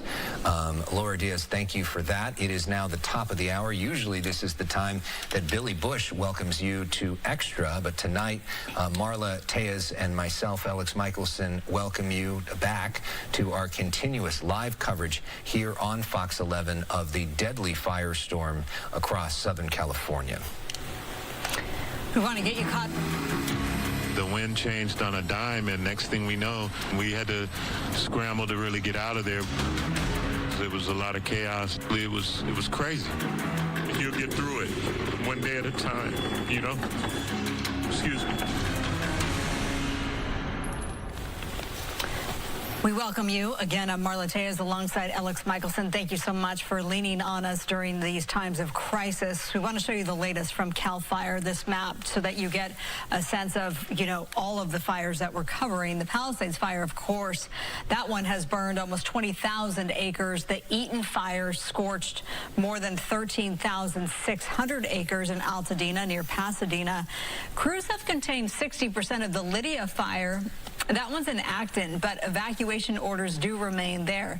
Other fires that we're following, like the Kenneth and the Hearst fire, they are still spreading, but better news on both of those fronts. The evacuation orders for the Hearst fire have been lifted. The Kenneth fire, the orders have been downgraded. Red flag warnings are in effect through Friday night. Let's go to Gina Silva. She is following the Eaton fire, and she's got some evacuees. Gina. Yes, that's right. I'm here with Zaire and Philip. They both lost their homes. I'm so terribly sorry for your loss. Please describe what it was like when you were there and how long you stayed there. Yes. It was horrific. Like, being there, it felt like you were in a scene of a volcano movie. You saw embers flying everywhere. Wind gushing at 90 miles per hour, going left and right. Just trying to get your bearings. He comes by, Philip comes by, flashing a flashlight, telling me, oh, we gotta go, we need to get out of here. And then I had to race to get my wife and the baby, to get her, and I'm like, we have to go next door, get our grandmother, my mother, and go next door, get her out. We're racing to the car, stuff going everywhere. It was the most chaotic scene that you could possibly live in. It was like a horror movie. You just couldn't reenact what's going on. It was like fire bombs everywhere, and it was just exploding and burning. So you packed up the family and you left, and then what happened after that? So packed up the family, left. When we were leaving, I noticed that my sister's car was still in front of the house. Everybody was getting alerts to leave and get out. So the next day, come back, her car is still sitting there, so I had to go back to figure out if you know, she was still there, basically. So my cousin, brave as he is, said, you know, I'll go and see what's going on. And he took a shovel, climbed over the debris, and started moving stuff around. And from there, he saw like a hip bone, and just, that's when he knew that she was there. So. I'm so terribly sorry for your loss. I just want to say rest in peace to Evelyn and Clendon. I love you. I know we didn't always get along, and this is not even those happy oldies. This is the greatest sister in the world. It wasn't, you were loved, you were cared about, and I'm just sorry that she's no longer with us. Do you know if she stayed behind or what happened? I don't know if it was just she thought she had time. I know the way the alerts were coming in, the emergency alerts.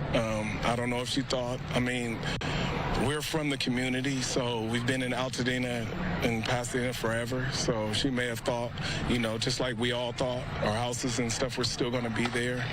And when we left, we thought it was still going to be there. So it was like, you're not really packing up. You're literally just grabbing a few things just so you can come back.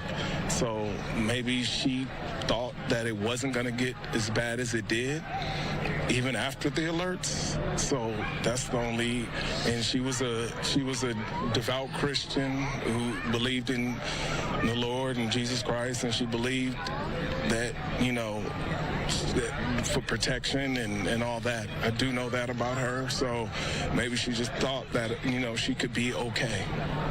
I'm so sorry. So sorry for your loss. Is there anything that people can do, our viewers can do to help out? I do have a program called Extreme Athletics that focuses on type 2 diabetes and inner city youth and just youth and development, and just to help out, to be able to give to the program, to, you know, give awareness on life and fitness and goals and living, you know, that, yeah. That'd be the most. We'll put that up on our website, I promise you that. Thank you. Philip, describe your experience. Same thing as Zaire, just horrific, just a traumatic experience. Our whole community is suffering from it. We lost everything, childhood memories. The town, the beautiful city that we grew up in has been traumatized. As far as in my experience firsthand, watching it go from Eden Canyon to Echo Mountain to Los Flores, the street that we grew up on, in the matter of an hour and a half or so. The wind's blowing at 80 miles per hour. No first responders in the area. Power lines coming down. Smoke everywhere. I'm trying to grab a few things out of the house for what I can. Like he said, thinking that we would have an opportunity to come back.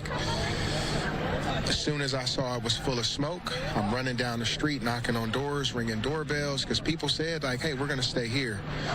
And I know that he has my little cousin who just turned 1, Grandma Rashida right next door, elderly, can't really function too well. She moves very slow. So, I mean, it was just chaotic at that point. And luckily, we were able to get everybody in. My cousin Evelyn, rest in peace to her. I know that hurt because we had just already suffered a loss in the family earlier. Rest in peace to Nunu.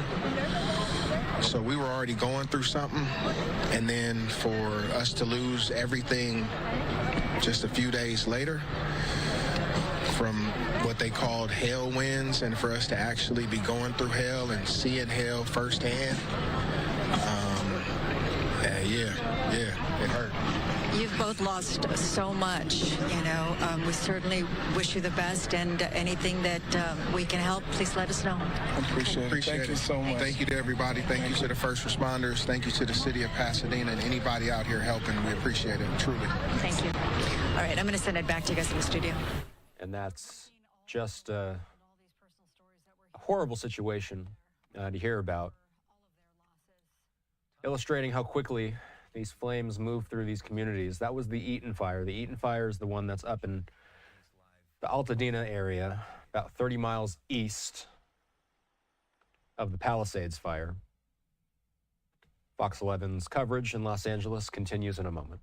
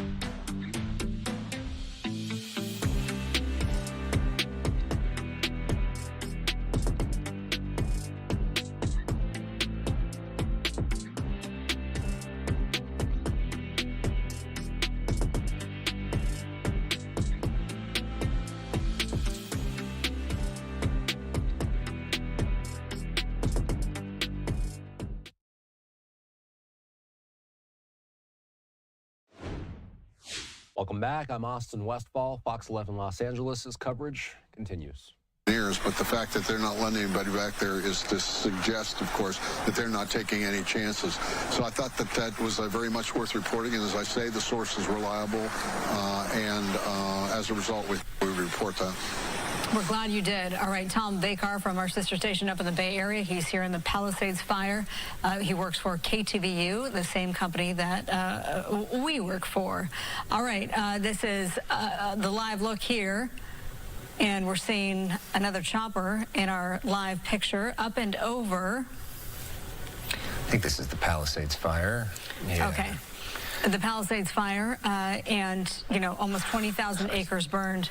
Look at that at night, though. I mean, it's just so dramatic, and to see them do the best they can with that water drop right there. But this fire, and this fire, think about it, Marla. We're now on Thursday evening. This thing started burning on Tuesday morning. At 10:30 a.m. Yeah. And what we didn't get to see on Tuesday night was that water drop. Right. So it is... Or anything from the air. We weren't able to shoot it either.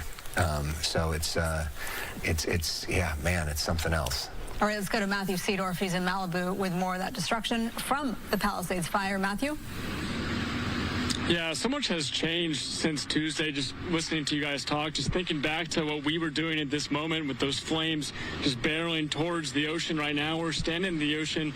At the time, we didn't know all the devastation that would take place over these 2 days, and now we're standing on the PCH right now looking at the water. You can hear the waves and all of these homes that are now gone. I have noticed tonight that it seems like the wind has shifted direction, now coming from the coast, blowing inland, so that is interesting. But I do want to step out of the way. Maybe you can see, I know it's dark, but this is where all these homes were, this very high-value real estate. And it's just all crumbled and burned to the ground. Even these power lines, you might be able to see some hot spots still out there. But we did speak with some residents today in the Highlands about several topics, and here's what they have to say.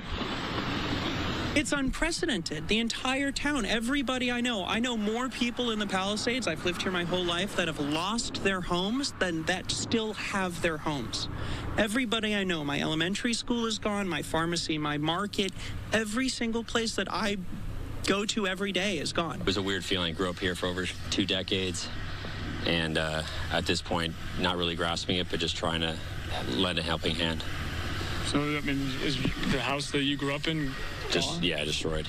The neighbor, one of my best friends growing up, his house gone, the whole street, like the whole neighborhood, like the whole block is just disintegrated. Were you guys up here when this started? We were. Family was up here. I was at work personally. Kept a very close eye on the security cameras. There was 3, 4 of them. My mom, my dad, my brother, my sister, housekeeper, everybody just with hoses in their hands, just trying to hose it off. It's so sad. It's so emotional. I find myself losing it every once in a while because it's just, I know there will be a town of Pacific Palisades before January 7th and after January 7th, and it's never going to be the same. Do you have any questions or frustrations about all of this? Absolutely. I mean, I think we love our firefighters. There's no doubt about that. I think from a leadership perspective, that's something some people were let down, and the aircraft, I just think it took too long. I mean, we had a perfect view of where it kind of started. It took too long for things to mobilize. I don't know if it's the leadership issue. The firefighters had their worst nightmare by saying they're turning on hydrants and there's no water. I'm more focused on the mitigation strategies. If there was any way to clear brush or ahead of time, it seems like there's been a discrepancy and it's going to be tough to dive through the politics of it all. This was a natural disaster. We don't know what caused it. To blame firemen, to blame water being, shut off, it's just, this was a natural disaster and a calamity in the worst way. 5,000 structures, they're saying more than 5,000 damaged or destroyed. Look, to me, in my opinion, if you drive around most of these areas, Highlands is somewhat of an anomaly, but most of the other areas you drive through, it's kind of a shock if you do see a structure intact still. But there was a small fire right behind this dead end on January 1st at midnight. And I remember I was at a friend's house and I pulled out my Citizen and I said, oh, gosh, there's a fire at the top of the world. Everyone in the Palisades goes to the top of the world. It's a very common thing, for middle and high schoolers to do. So I was like, that was fireworks. And that was 7 days before January 7th. So I'm not saying that is what caused it, but, actions kind of speak the truth. So again, the exact cause of this fire remains under investigation, but it is interesting to hear some of those frustrations and just like so many people in the community feeling that way. Also, I thought it was a good point that I think we're going to look back and think about Palisades before January 7th and then again after, just 2 very significant different time periods. Reporting live tonight, Matthew Seedorf, Fox 11 News. And we are going to be checking back in with reporters on the ground, not only for the Palisades fire, but there are so many regions of Southern California that still have these hot spots. You see Skyfox over there able to kind of map out some of the streets of focus where these fires are burning. You see some of those helicopter crews, those aerial firefighters working into the late night hours. Our coverage from Los Angeles continues in a moment.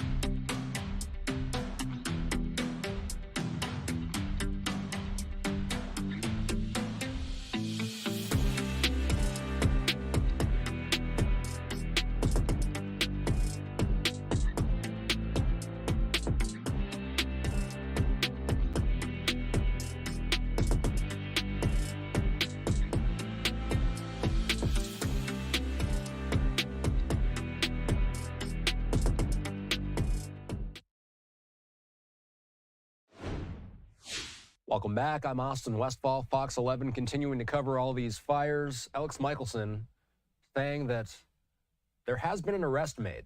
A suspect being detained, being investigated for arson in relation to the Kenneth fire. That's the fire that was in the West Hills area. Let's get back out to Fox 11 and their forecast.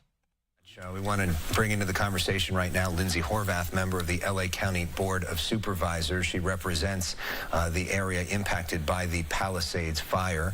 Thanks so much for being with us, Supervisor. First off, can I get you to react to the news of the latest fire that we are seeing tonight and news of a possible arsonist being detained? It is absolutely despicable if true, and I am grateful to our law enforcement officials who are investigating.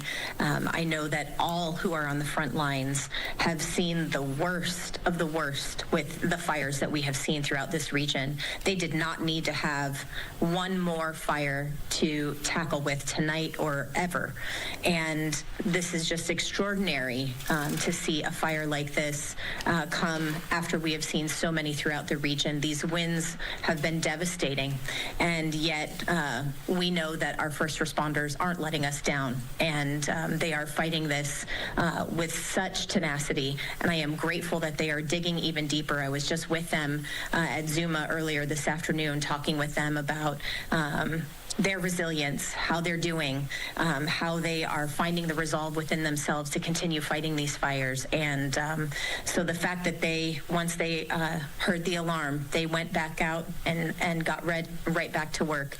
I'm just grateful for them, and I hope that should it turn out to be arson, that they are held to the fullest extent possible accountable. Of course, we're continuing to follow up on that information that we received about a potential arsonist. What so far, noting that this is absolutely unprecedented, the fact that we have multiple fires, we know that, of course, your district is the Palisades fire. You've been out there, you were out front at these press conferences, you've been talking to your constituents. What's the big takeaway in moving forward? How do we move forward from here? Well, we've seen in our district, we also have the Hearst fire. This Kenneth fire is also in our district.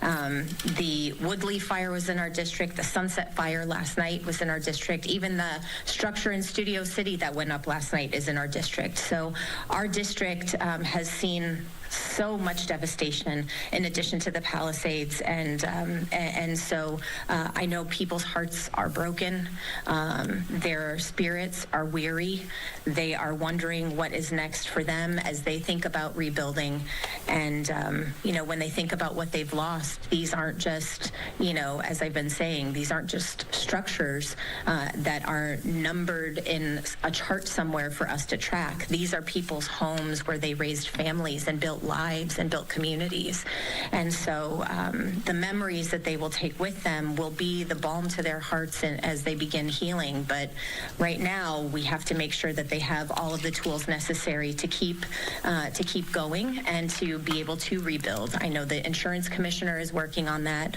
Our county assessor also has put tools on his website to help people get going, and the FEMA administrator who came today from the Biden administration is providing amazing help. I spoke with the president today about even more help from his administration to address these impacts, and I just cannot thank him and all of his team enough for how quickly they are moving to invest in us on the ground to make sure we have the resources that we need. And the fact that the president was here yesterday and witnessed what was going on here firsthand, I know he takes it very seriously, and he called me this afternoon after his press conference to continue that conversation and continue his investment in us. And an interesting and important note, because some people are going to be hearing that, they're going to say, well, that's great, but the president's out in about a week. What the president did today was he announced funding for 6 months from the federal government, which will stay in place regardless of the fact that there's going to be a new president. So even though basically making a long-term commitment to Los Angeles. So Supervisor, there are people watching this right now that lost their home. They may have have lost their car, they lost everything, and they're wondering, what do I do now? And as we sort of move past some of the immediate crisis of this, and people are now just trying to think, like, where do I go? Who do I talk to? What government agency do I reach out to? Most people have never gone through something like this. What's your advice for them? So I know wherever there are incorporated cities impacted by these fires, they will be the lead agencies on anything land use related. So if people are looking to next steps about how they see what's going on with their homes or how they rebuild their homes, they will go directly to their city leaders for that. And in the case of Topanga and the unincorporated areas, we at the county will be that lead entity. We've already been talking with our respective departments about how we prepare for when we reach that stage of going through each of these sites, understanding what the terrain is, documenting what we're seeing, so when we welcome people back, we're able to work with them very quickly. We have a lot of lessons learned from Woolsey, and I know that there was a lot of pain and strife in the rebuilding after Woolsey, and so we've taken those lessons to heart, and we are putting them into action. If it's other things like cars, I know that there will be other incident reports from our law enforcement and other respective agencies. So for anyone who, as I said, is in the unincorporated areas, please contact my office. And I would say anyone who is looking for assistance with their homes and property, go to your city entities. What did we get wrong in Woolsey, the 2018 fire that did so much devastation to your district, that we're now doing differently in 2025? Well, I think one of the most complicated things that I heard from the Woolsey experience was there was lots of miscommunication and as a result, misinformation. People didn't know where to evacuate or how to directly evacuate. If they were following law enforcement communications outside of other entities and their communications, people were getting mixed messages. So the county has unified through our Office of Emergency Management, our communication strategy. You can go to emergency.lacounty.gov, which is a clearinghouse website. All of the information from our state partners and respective city partners and departments throughout the county is all right there, and that was a critical tool. We also work to establish the Genesis system, and there are different precincts now in the county areas where people evacuate by zones, and we are able to alert them through that system. So we have used technology to help keep people informed, but also to help them safely evacuate at a time like this. And so those tools have been incredibly helpful. I know that there's also been a real-time watch center implemented by the Malibu Lost Hills Sheriff Station, which includes drone coverage of these areas, which has allowed our first responders to have a better insight and access and intelligence into what they're in terms of this very complicated terrain. So some of it is technology, some of it is communication, some of it is just living through it and taking those lessons learned and adopting best practices for rebuilding and all of that. So while I wasn't here at that time, I do know that when I came in, I wanted to learn those lessons immediately so we could start educating the community, and we've been doing emergency preparedness trainings to make sure that people were signed up for this various technology and getting these alerts, so at a time of crisis they were ready to go. Supervisor Horvath, let me ask you about that, because you brought up the LA County Office of Emergency Services and the alert system.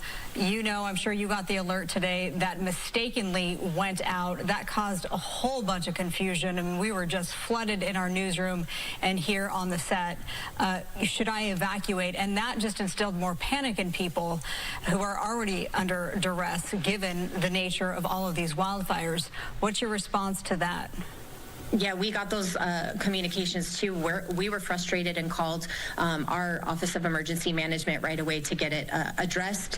There was a corrective notification that came out, and as you may have just heard recently at the press conference, as the sheriff said, is in addition to our Director of Emergency Management, we use technology now to communicate with all of our constituents at a time like this, and it is sincerely unfortunate that this technological glitch happened. And we know that going forward, we're going to continue to communicate with people just as people are communicating with us using technology. And we are working to make sure it doesn't happen again. Was it a glitch or was it human error? Was it somebody just sent all hands on deck, hit the wrong button, if you will, or was it actually a technical glitch?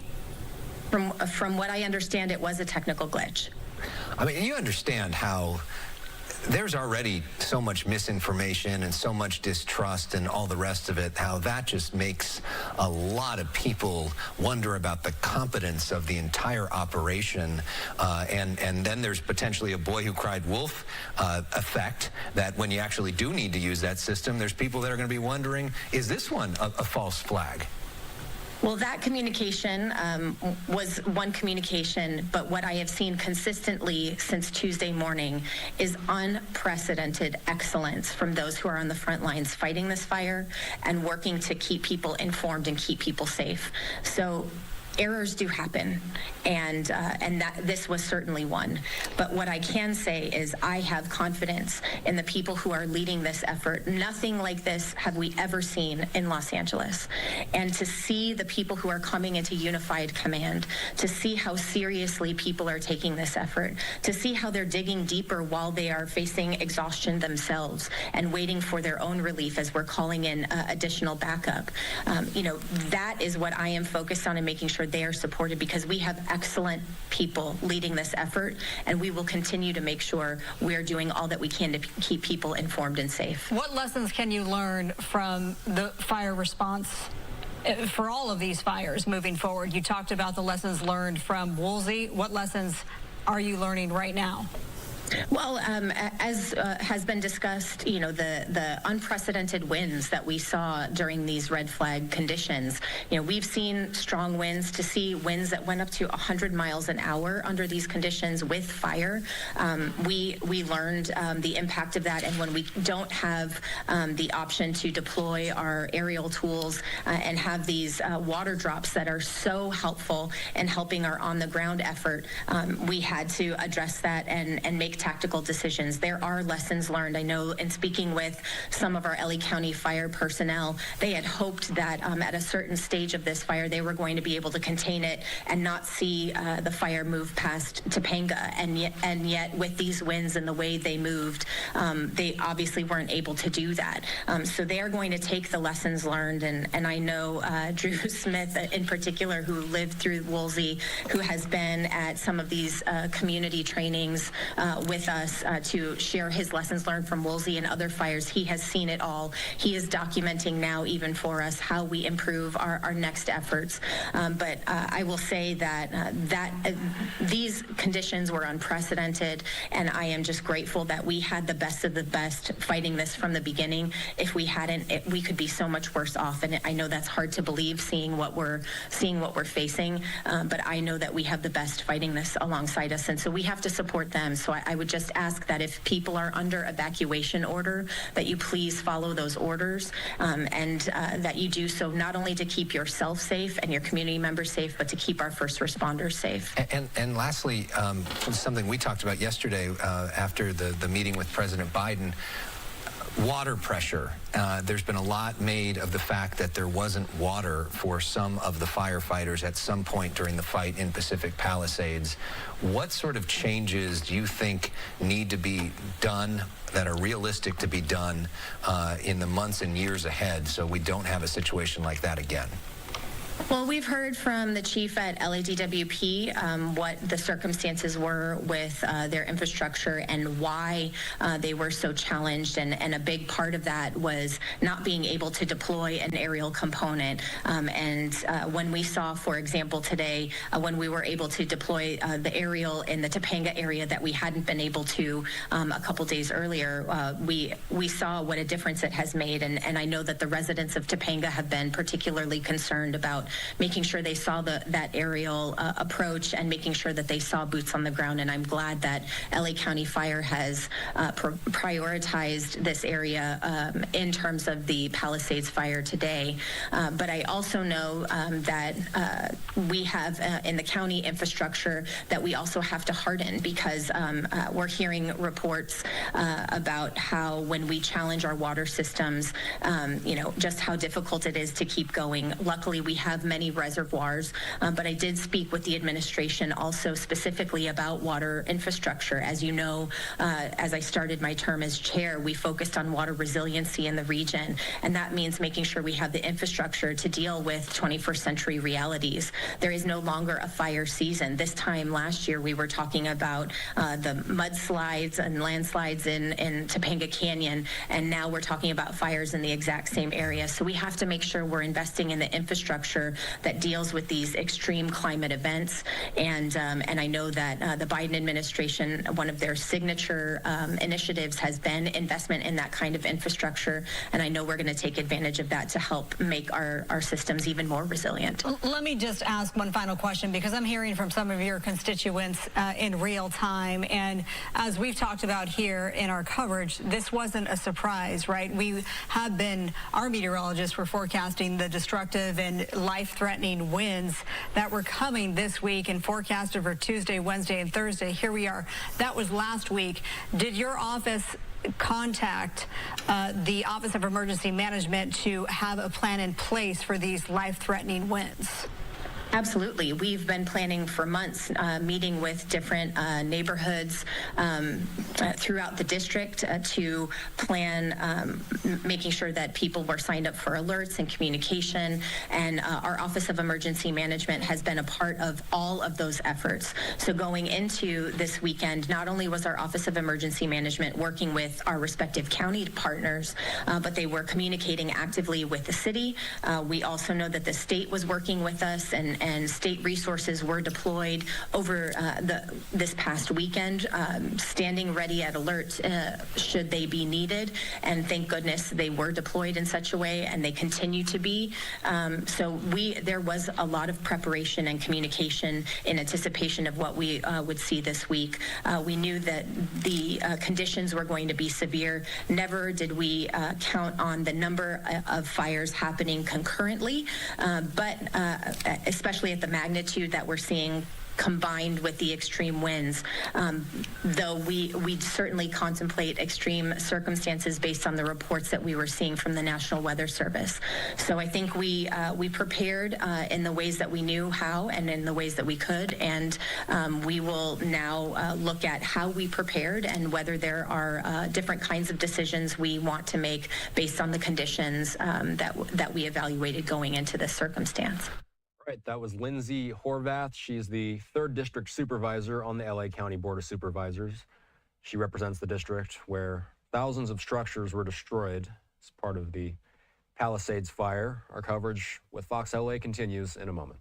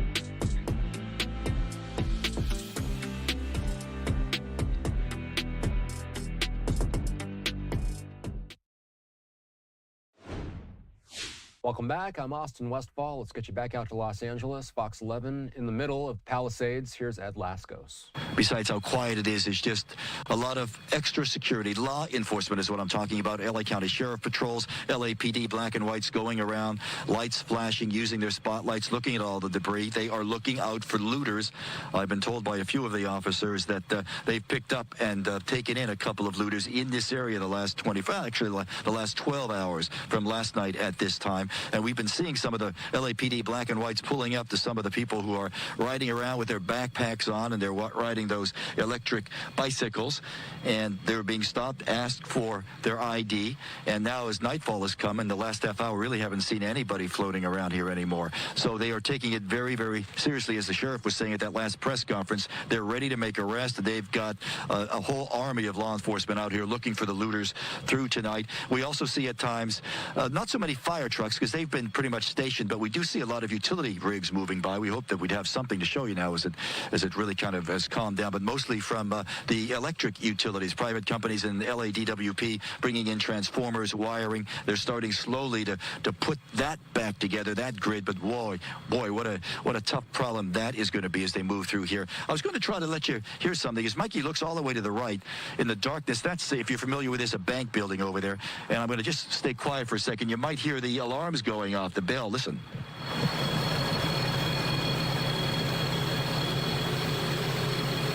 Hoping you can hear that. It's been going off as an alarm, probably saying the bank has been perhaps broken into or something like that. I don't think that's the case, really. It's probably just an aftermath of the fire, because the back side of the U.S. Bank building there has been hit, burned, charred by that fire as it roared through here a couple of nights ago. There goes another one of those utility trucks moving through. As the sheriff was saying, the only people who should be in this area, the evacuated area, besides firefighters, of course, and law enforcement, are the utility workers moving in, trying to get all this back up again. One other point to make before I let you go, we were showing you some of that very serious situation several blocks up here to the west, the 16,000 block Sunset, that building that is in right now very dire situation, possibly in fear of collapsing, coming down. It was a 4-story condo building. They thought they had the fire out yesterday.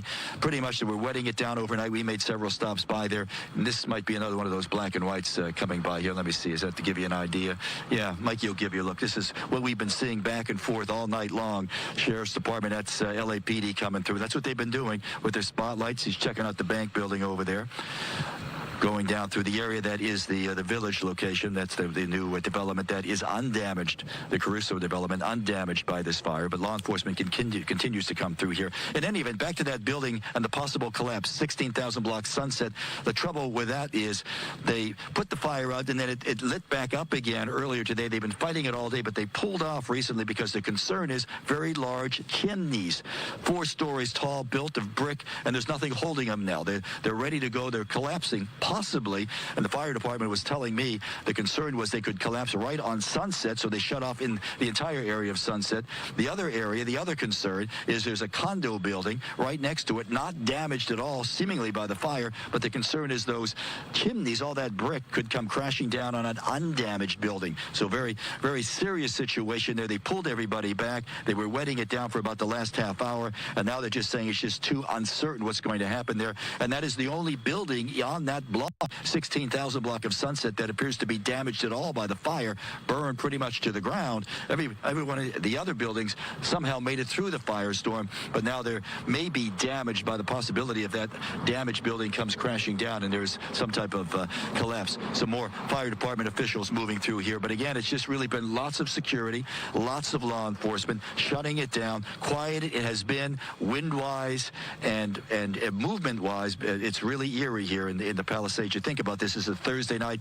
This time of night, this location where I'm standing right now would be jumping. Lots of activity, people eating at that restaurant outside, the Villages, the movie theater over there, and now it looks, well, it's a ghost town, a burnt-out ghost town, sadly. Here comes, give you, if you want to look around, another fire truck coming by. They're also doing, Mikey will give you a look at that. They're doing with their spotlight. They're even coming around. Also, they were telling me they're looking for hot spots in any of the debris, but they're also using their floodlights. They were telling me, one of the engineers, making making sure that they don't see any looters coming around, too. If they see somebody who looks suspicious, doesn't seem like they belong here, they're calling in their friends from law enforcement. So that seems to be, there it is, Engine Company, or Engine 191, I should say, from L.A. County. So everybody taking it very seriously, especially since there's been concern of looting, and especially since one of the neighbors from up a few blocks away was saying that they chased about 3 looters away yesterday looking at their building. So in any event, that's the situation here from a very eerie Palisades. Let's go back to the west side. Ed Laskos reporting live from the middle of all the destruction there in the Palisades. Behind him, as he was mentioning, used to be a Starbucks. Used to be a location where you would typically see a lot of traffic on any given night. But another important message we do want to share, though, if you want to scan that QR code on your screen, this is how Fox is helping those impacted by these fires. You can either scan the code or you can visit go.fox/Red Cross. Again, that is go.fox/Red Cross, or simply scan that QR code on your screen. It will support the families that have been impacted by the California wildfires. We'll be right back.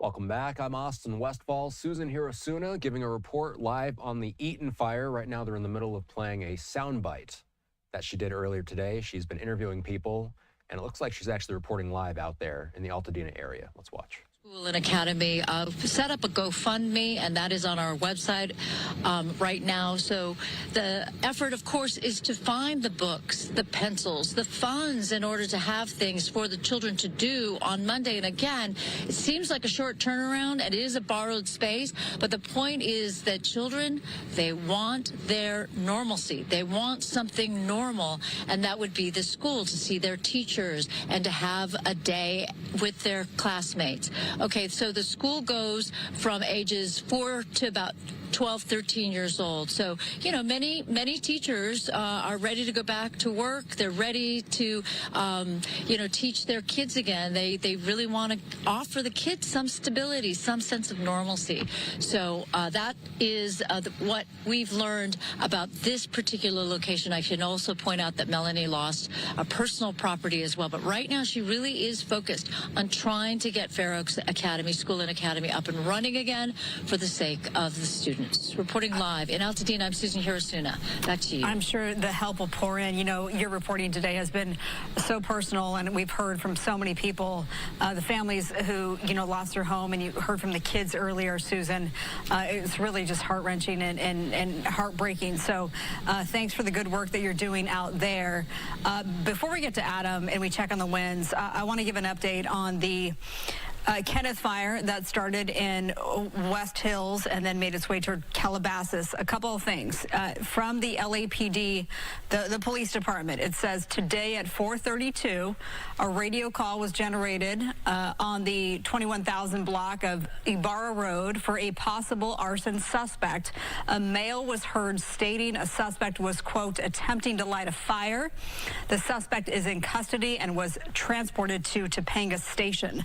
So that goes along with our early reporting, our Gigi Graciette with intel from LAPD saying that an arson suspect has been detained. And so now we're hearing directly from LAPD themselves. So we'll follow up on that. Also, the Kenneth fire, 960 acres, 0% contained. But the good news is that now we're hearing forward progress has been stopped on those flames. So the Kenneth fire forward progress has been stopped. Again, the evacuation orders have been downgraded to warnings. So the folks out there who had to leave earlier, hopefully they're being allowed back into their homes if they so choose, and the evacuation warnings have been lifted. This is a live look, and you see the flames, active flames. It does always look so scary and ominous, and you see an aircraft below, which has been a huge help. That's been the game changer in fighting a lot of these fires yesterday and today. All right, Adam Kruger, our chief meteorologist, tracking the beautiful, beautiful water drop. Yeah. Tracking the wind conditions. We are still under the red flag warnings. We are, and we're starting to see the winds pick up a little bit tonight. Not what we want to hear, of course, but it won't be as extreme as the hurricane force winds we essentially had with some of these fires going on. By the way, you know, as we were watching those water drops right there, and they've stopped forward progress of the Kenneth fire. You could tell that what they're dealing with now is basically like stopping the edge of burning as opposed to like embers just, you know, zipping across the area. Not the case right now. Winds aren't strong enough for embers to go soaring, you know, a mile or two ahead like we saw with some of the more extreme winds. By the way, wind gusts right now. Actually, I'm going to head over here. You keep this map up. I'm just going to list off a few things I'm seeing off on the side as far as wind gusts right now. I want to let people know what some of the current wind gusts are through some of the mountainous areas where they're strongest. So, for example, in a lot of the San Gabriel Mountains, I'm seeing gusts between 30 and 50 right now. That's up a little bit from a couple hours ago. Closer to, let's say, Pasadena, Altadena, those winds are more like 10 to 15 mile per hour gusts. Not too bad. Then in the higher elevations near the Palisades, we've got some gusts up near 30 to 35. There's kind of a data gap right now around the Palisades, which is not a surprise with all the just widespread fire there. And then just some other pockets here and there, gusts like 10 to 30 miles per hour. Okay, so again, breezy, yes, and kind of windy, especially in the higher elevations, not extreme. But we do find the winds going up a little bit right now, and that's going to hold as we go through the night, which is now why we see high wind warnings that have gone back into effect after not being in effect for a little while, back into effect as of 6 o'clock this evening, and that continues into tomorrow morning. We also have wind advisories in tan right here, and you see the forecast sustained winds and then the forecast gusts. So there is still concern that fires could spread as we continue through the night. But again, with the winds not being extreme, I think we're seeing like we have the forward progress being stopped at the Kenneth fire. I think we're going to see more instances of that where they're able to have an effective attack from the air. As far as the time frames, because this is different depending on where we're talking about here, the time frames for these alerts. So notice the Santa Monica Mountains right here, for example, they're not under a high wind warning until midnight, and then that lasts till 8 a.m. Meanwhile, these areas here, they've got the alerts in effect now. That goes till 2 p.m. tomorrow. And then off to the east around the Inland Empire and down through Orange County, that high wind warning is also now in effect, but ends at 6 a.m. tomorrow. So winds after that point should start to back off. And just in general for the whole area, which I'll show in a moment, the winds will start coming down tomorrow, and the direction of the wind will finally change for the first time in a few days. Red flag warning, though, through 6 p.m. Friday, so that's telling us that that's the time frame through the day tomorrow when we still have to remain vigilant and really be aware that if a fire were to start start, it could spread very quickly. Forecast wind gusts now. Purple areas are going to show very clearly where the strongest winds will be, so it's not like it's strong winds across the entire region. There's going to be pockets where the winds will be a little bit lighter. But as we go through the night tonight, here's a look at midnight. And again, you see those strong wind gusts, not extreme, but 30, 40 miles per hour. Some of the strongest up in the peaks in the mountains could get up to 50 to 60 miles per hour. And also to the east of LA, you see the strong winds there as well. Heading into tomorrow morning, it's still windy in those same areas. Here we go through the day tomorrow, and this is the moment, and not that it's going to happen suddenly, but just, you know, in general, the moment would be tomorrow afternoon, tomorrow evening, when we get into a favorable pattern here where the wind speeds are lower and you see the streamlines. That's going to be a different wind direction now. Instead of blowing offshore from the north-northeast, now they'll be blowing in from the west, and that's also going to help the humidity start to come up a little bit as well. As we go into Saturday, we have to at least acknowledge the fact that there's going to be some pockets that turn gusty again, and this will be Santa Ana winds, meaning offshore winds with some dry air. It's going to be in those wind-prone areas on Saturday. Sunday is looking fine, I would say, and then Monday into Tuesday of next week will be the next event where it might be a moderate to strong Santa Ana wind event, and this is what this computer model shows. Again, more of these purple colors and those winds coming in from the northeast. So that'll be something long-term, and by long-term I mean next week, that we need to think about. Short-term, though, is that we have seen just in the last hour or two the winds start to come up a little bit, especially in the mountains and some of the valleys, especially north of LA, and those winds will remain pretty strong through tomorrow morning, then start going down as we go through tomorrow afternoon. We'll go back to you now. All right, Adam, thank you so much. Okay. Let's sort of set the stage and remind our viewers of everything that we've been dealing with. First of all, this is a video from earlier of just the utter devastation. This is just so awful to see. Of course, this is from the Palisades fire. The acreage has been upgraded, added to 19,934 acres burned, 0% containment, 5,300 plus structures destroyed, and tens of thousands of people still remain under evacuation orders.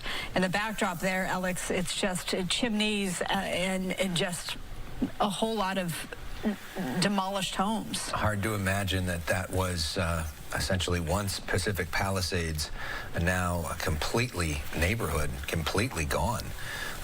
That's not the only fire that we're dealing with. It is the biggest fire, but the fire in Eaton fire, horrible as well. We may want to change this graphic because we don't know that it was 5 people killed in this fire. That combines the Palisade fire. But we do know that it's over 10,000 acres burned and plenty of destruction here as well. Yeah, we learned from LA County Sheriff Robert Luna that the death toll at this point, he was hesitant to say, as we have been reporting, 5 people killed, but he differentiated. So he said that 2 people died in the Palisades fire and 3 people died in the Eaton fire. He expects, unfortunately, that number to rise given the sheer devastation that we just showed you. Yeah. And so he was very hesitant to give a number because he certainly got the impression that that number is going to grow. And so we're looking at other fires, too. Thankfully, the new fire that started tonight out in the Kenneth fire, which was threatening homes in Calabasas, doesn't really seem to be threatening homes as much at this point. The other big headline of that is that there was a suspected arsonist arrested who may be responsible for it. And we've heard suspicions that arson may be responsible for some of these other fires. We don't know how the fire in the Palisades started. We don't know if that was arson. We don't know if it wasn't. But this one, supposedly, there were people that saw somebody starting it and then detained, the citizens essentially detained that suspect themselves until law enforcement got there. And now that suspect is in custody. This is obviously an overlay, a map here. You see the 210 West there as well, just to try and figure out where we are in all of this. Yeah. So this is for power outages, and we know that they've been widespread. You know, tens of thousands of customers have lost power. Our Skyfox has been up and over, and it's just wild to see, you know, huge swaths of Southern California literally in the dark. And, you know, this is amidst the deadly firestorm. And we hate to see it. And we really hate to hear this, which the reason that they're in this area, they're apparently on the move, headed to Pacoima, where we're getting reports of another potential fire. Wonder if this one may have to do with arson. We will, as soon as we get images from that, we will go to it. Now that it's 8 o'clock, we want to set the stage for you of all of our coverage. I woke them up and I said, you know what? This is not looking good. We got to get out of here. That was our chimney where Santa comes and now it's gone. Now we can't get presents here anymore. It's just devastating. Everything we worked for. This was your room, Henry? I was supposed to be here. We just gotta try to pick up the pieces and see what's next because we don't even know. It's sad to see everything that we worked for, everything that we built here to just be gone in hours.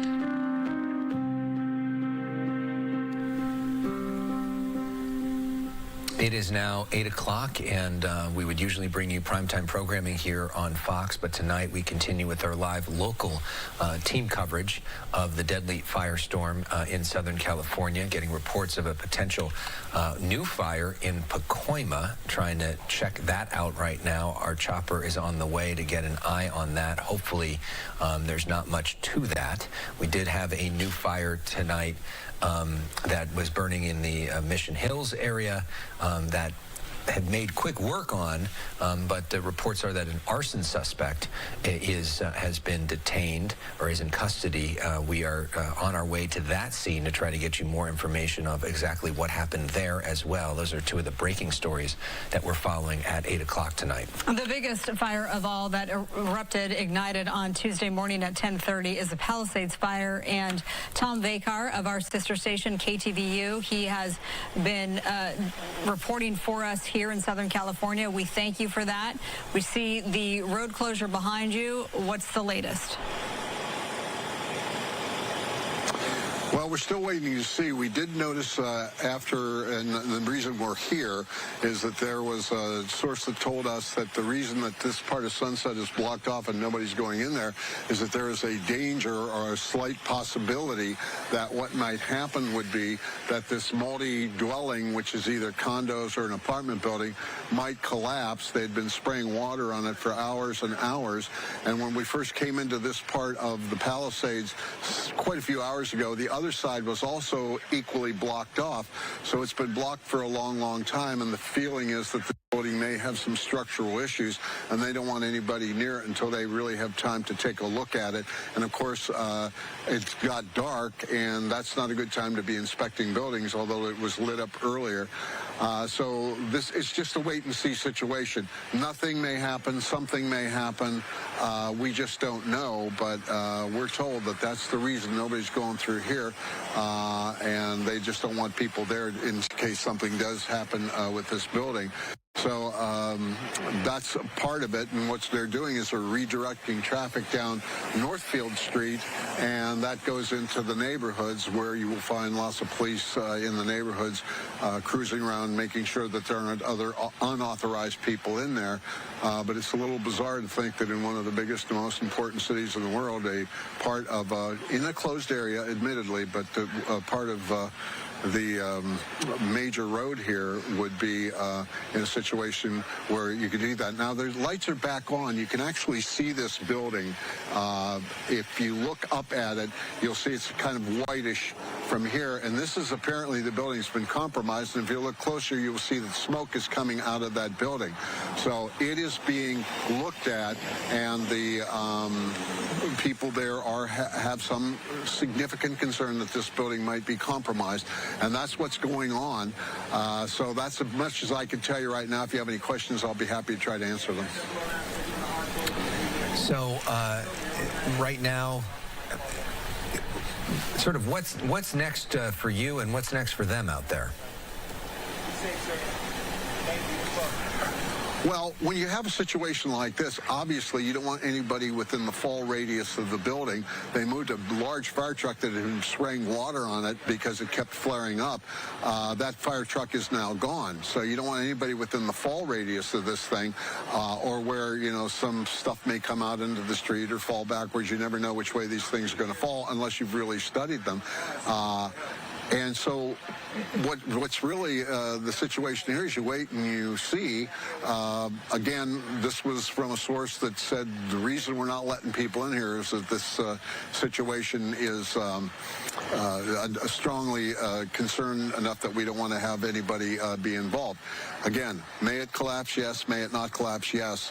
But that is a building that was having water pumped on it for all the evening and when we showed up here.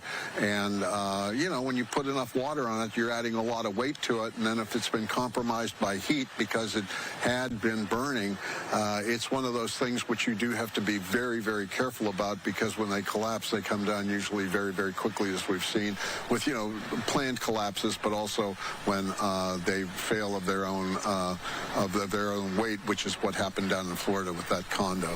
That's the situation. Yeah, I mean, you're some feet away. There's quite a distance, so you're not in any. I mean, they wouldn't let you be there if this was going to cause damage to you and the crew, or hurt you and the crew.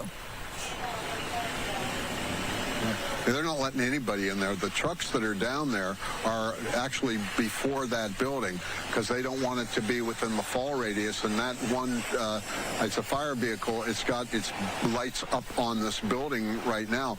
It was lit up for the longest time as they were spraying it, and then for a while they darkened it and didn't do anything and let the fire truck leave. And now it's sitting there bathed in light. But what the real status of the building is really going to be up to structural engineers and people who know how to look at these things and say, yeah, this is a candidate for that. And I think they feel that, so they're just being very, very careful.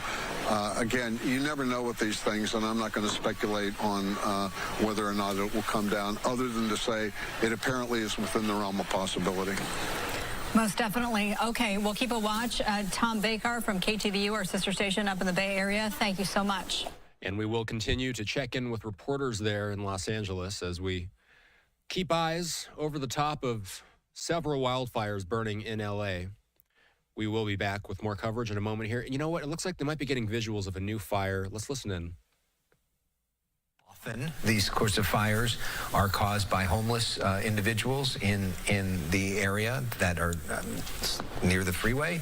Don't know if that's what this is here, but it clearly is impacting traffic at the moment. Yeah, so here's what we can tell you. The Foothill Fire, that's the official name of this one, and this is in Pacoima. 2 acres, that's what it's being listed as, reported as, right near, and it's right adjacent to, lined up against Highway 188 and Dronefield Avenue. 188 and Dronefield Avenue. And the backup is already building, and you see the crews down there trying to, you know, put some water on it. That doesn't look like civilians? I have to get a second look, but it. Want them to pan back over. No, that looks like, I think that's a firefighter down there. And we see some fighting crews there. Sure, Yeah. okay. Well, you never know. We've seen a lot of civilians. Yes, we have. Oh, and pardon me, the 188, I'm sorry, the 118 freeway. Yeah, it's like, who knows if there's a new freeway. Well, you know, watch. So, yeah, that's the 118 freeway near the 210, for those familiar with the area. This is near Foothill Boulevard, and that's a small spot fire compared to the major wildfires that we've been seeing, of course. This is yet another fire to be named. They're calling this the Foothill Fire. Again, this is near Pacoima. This is another community within Los Angeles County. And you can see crews on scene trying to make quick work of this fire, as it looks like it's just starting here off of a highway. I believe it's just off of the 210. Perhaps just off of the 118. So they are battling the blaze as quickly as possible so that this thing does not spread. The good news here, at least, is that it appears, at least from these limited visuals that we have, that it's not connected to any of those larger mountains that have all of that fuel to burn. So It is time for us to slide away for a quick break. More coverage from Fox 11 Los Angeles when we return.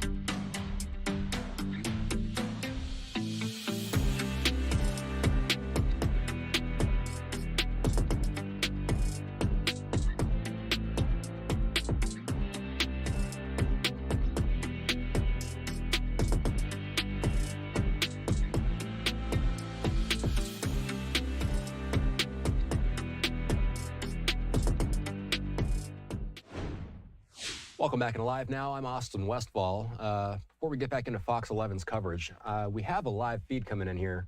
These are called Super Scoopers. I'm from Los Angeles, and I happen to know that these are two very pivotal planes. They fly down from Canada once a year, and they do use these things to, and they can hold quite a bit of water, and they use these things in an effort to mitigate the risk of fires spreading. A lot of times these Super Scoopers are used to fight the blazes that we've been seeing all around Southern California these past few days. So Fox 11 Los Angeles, of course, still on the air. They're covering the Eaton fire out there in Altadena.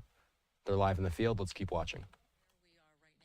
But I do have to tell you, Alex and Marla, it's just so amazing that you can go down to one address and see that everything around that one address, like when we talked to the Suarez-Giles family, you know, that whole area, house after house, gone. Another friends of mine have lost a house in the Eaton fire, and it was one of those houses. I'd been to the house before, plenty of lovely memories.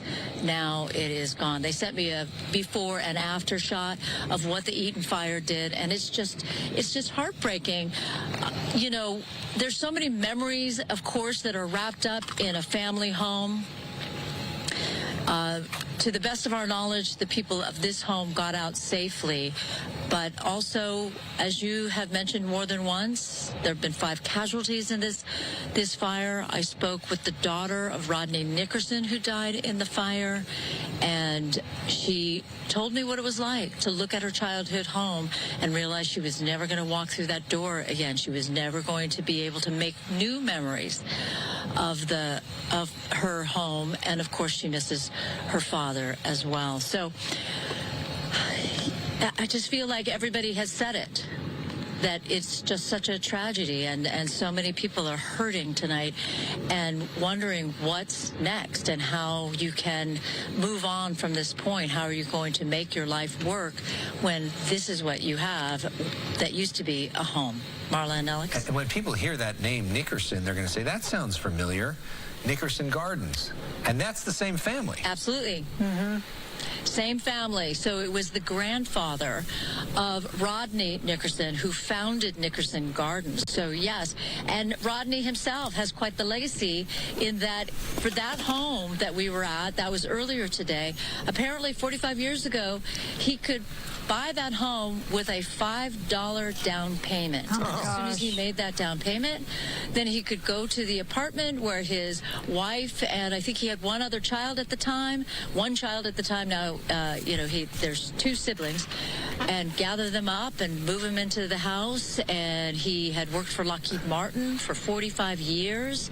So, yeah, and yes, he comes from the Nickerson Gardens legacy. So he has quite the legacy. And his daughter, such a lovely woman who was so gracious to talk with us, Kimiko. And, she wanted to sing the praises of her father. She wanted to point out that he really didn't want to go and believed that everything was going to be okay. Now, remember, he had lived in this area for decades, and he was convinced that it was going to be okay. And this time, it wasn't. But she believes the way his body was found in the burned down house, she believes that it was peaceful. She wants to believe that he basically took his nighttime meds and settled down for the night, but then just didn't make it out. It's so sad. These are the kinds of stories you're hearing over and over. Yeah, we're now tonight, starting to get the human face on some of this in terms of the loss. And for people that may not know, Nickerson Gardens is a housing project in Watts, the largest housing project in Southern California. We recently profiled it with the Rams doing work there, the Lakers doing work there. Kendrick Lamar just did a concert there over the holidays. Yeah, just a few weeks ago, SZA was performing there, and that is all the legacy of the Nickerson family. Susan, I do have a question. Getting back to in the beginning of your reporting, you were mentioning about the curfew. So when we had heard from Sheriff Luna and officials during the 3 o'clock and the 5 o'clock presser tonight, he wasn't certain it was going to start tonight as of 6 p.m. So is it in effect? Well, let me just say, I got that information about the 6 p.m. to 6 a.m. curfew from one of our members of the news team, so I presume that it was true. It does feel like a hard shutdown. When we invited Daisy and her family to come back to the family home. Actually, it was her idea. She wanted to bring her son to see the aftermath of the fire, but she got blocked and put me on the phone with whomever it was that was keeping the family from driving in. So that says a lot, because sometimes it's residents only that can come into the area, right? But they had proof that they lived at this location, and it was only by putting me on the phone with the officer did they say, okay, you can go. And so perhaps that is a sign, yes, that the curfew is enforced. I certainly can tell you that it looks way different right now. Of course, it's so dark. I don't know why you would want to be here now, but we're not really seeing people at all, except the workers. We're seeing fire trucks go by. We're seeing a lot of utility crews that are doing whatever they need to do at this stage of mopping up from the fire or trying to recover from the fire. You got to get those gas fires out, for sure. It's unsettling to see them at the very least, and you just kind of wonder if the gas is still burning, if the wind starts to blow again and palm fronds or what have you start, blowing around as we've seen them, then all it takes is a pass through that flame right there, right? And now you have a bigger fire. So, yeah, I'm sure their intention is to try to get that gas line shut down. What we were told earlier from the emergency officials is that they want to do a curfew. They weren't sure if they legally could do a curfew, so they couldn't legally announce it, but they maybe be doing a de facto curfew. And the point of that is to keep away looters, to make sure that only people that need to be there are in there, and that you don't have extra people going through and trying to target people's homes, and make it easier to enforce that. And some of that may come as the National Guard starts arriving more in force late tonight and tomorrow to help with some of the traffic issues and all the rest of it. Honestly, Alex, as far as a looter is concerned, what are they going to loot? Well, yeah. I mean, there have been, dozens of reports and more than a dozen arrests. So, Yeah, People do desperate things in desperate times. Well, one thing that was interesting that I learned from Tom Vakar earlier on our air was that the aluminum on the tires that burn is a valuable resource. And some people come into this and literally take the burnt aluminum from the tires and use that. And then we also know, Susan, which I'm sure you've seen, although I'm sure this street is mostly gone, there are a few homes that are still there that the people aren't able to be in, right? And and so nobody's there to protect them. And so then these looters think it's open season because nobody's going to be there to stop them to go in and try to steal the jewelry or the money or all the rest of it too. And if you're not allowed to go back to your house, you can't protect your house. Right. Well, I'm going to let you go because, unfortunately, I've got Fox News Channel. I got a bigger name on the phone. Okay. All right. So you can tune in with Susan on Trace Scout. They called me, actually, and wanted you because they were so impressed with your live shot earlier. So you can check Susan out on Trace Gallagher's show, Fox News at Night. All right, Susan. Thank you so much. All right. Let's go to the Palisades fire. There's Ed Laskos, and you were right outside the village there. Yeah, Marla, very quiet here, and a very good point about the looters. LAPD telling me a little while ago that the target of these looters, or people walking around here who are not supposed to be here, are the homes that are not damaged. And a lot of the condo buildings here along Sunset, they're open. The doors, the gates to the parking garages underneath are open, left open intentionally for firefighters to get in if they had to. So with the gates open, the concern is the looters would simply walk inside, hit the stairwells, go up to the upper floors, and start kicking in doors. So that's why LAPD, Sheriff's Department, and I just saw a couple of California Highway Patrol black and whites moving through here with their spotlights. They're checking the buildings, particularly, though, they're targeting the ones that are not damaged, whether they're homes, but in this area along Sunset, a little further west here on Sunset over by past Temescal Canyon and Pali High School. That's where they have a lot of the condos, apartment buildings not damaged, wide open, the main lobbies and the parking garages open, and that's the target seemingly of the looters, and that's why law enforcement is on it big time. As for the curfew situation, Mike, you'll give you a look. I don't have anything official like Susan as to whether the curfew actually is in effect tonight, but I got to tell you, it sure feels like it is. It is eerily quiet here. Look at this, the center of the Palisades Village, Sunset here, the cross is Swarthmore, and you saw what was left of the Starbucks restaurant here that was always a big draw, and then across the street to the bank building and the street Swarthmore leading up to the village, the Caruso development. It is quiet, not a sound here. You will see as we keep looking some law enforcement moving through here with their lights flashing, spotlights on, looking around, making sure there's no looting, some cars coming down. This is something else we're seeing here also tonight. Lots of utility vehicles moving through here, a lot of power utilities from LADWP to some other private companies bringing in equipment, cables, transformers. So they're slowly starting in some areas to get the grid back, and that's going to be a huge job. Also saw some of the service people from SoCal Edison, actually, I'm sorry, from the gas company. They were here a little while ago, about a half hour ago, with their spotlights looking through. So probably surveying, thinking how they're going to get this job going and what the heck they're going to do. So in any event, not much fire activity here. On the other side of Temescal, maybe about a 2-minute ride from here, is that situation over at the 16,000 block of Sunset, that building, a condo building that may collapse. It's burnt down to the ground.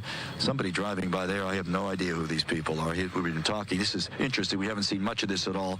Media crews are in here. What we haven't seen is, as it got dark, there were a lot of folks wandering around with their backpacks. They had their cell phones out, but their little cameras out, their miniature cameras. We ran into a small crew that was doing a documentary of all sorts, they claimed. But as soon as the sun went down, they suddenly disappeared. So it makes you think that maybe there is some type of a curfew through here, or just law enforcement saying, no, you've got to move through. So all we're seeing really besides media is the utilities and, of course, the fire department and law enforcement up and down Sunset, and especially all these side streets here. Mikey's showing you Sunset here, but Swarthmore, as you look down this way, this is the village park here, the village green as they call it. Look how dark it is, eerily. Nothing here, bagel shop right on the other side of the park here, and there's nothing here. No light, all dark. And I was thinking it's what, a little after 8, quarter 20 after 8. This would be jumping on a Thursday night. People over here, there's a yogurt shop. There used to be. They'd be over here with their coffee, their yogurts, the restaurants, and there is absolutely nothing here but some more of the heavy equipment coming in. This looks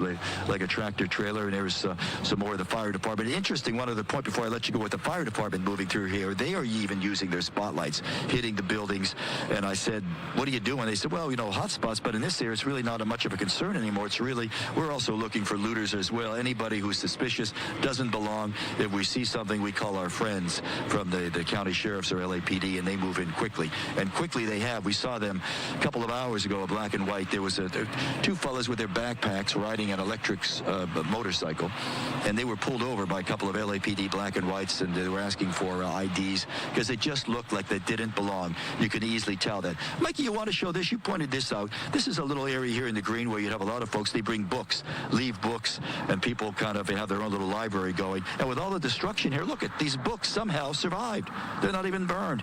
They're not even singed. So it kind of shows you how strange these fires are. It reminds me of, sadly, when we'd cover tornadoes. You know, the Native Americans would call them the fingers of God because they would reach down indiscriminately and just wreak havoc. One block, another block. And that's kind of what we see with this fire in some of these areas. Some areas undamaged and others wiped off the map. Anyway, that's the situation here from the heart of the Pacific Palisades.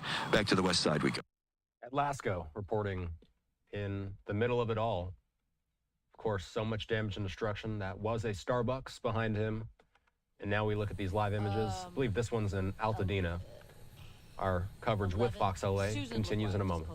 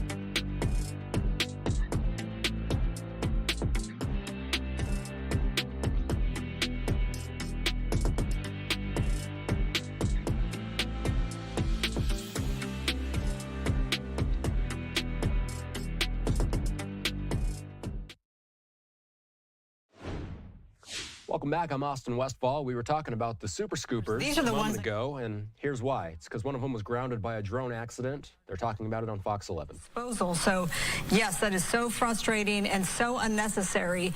And Chief Maroney says that he doesn't have any details on who was flying the drone, but said the drone was destroyed.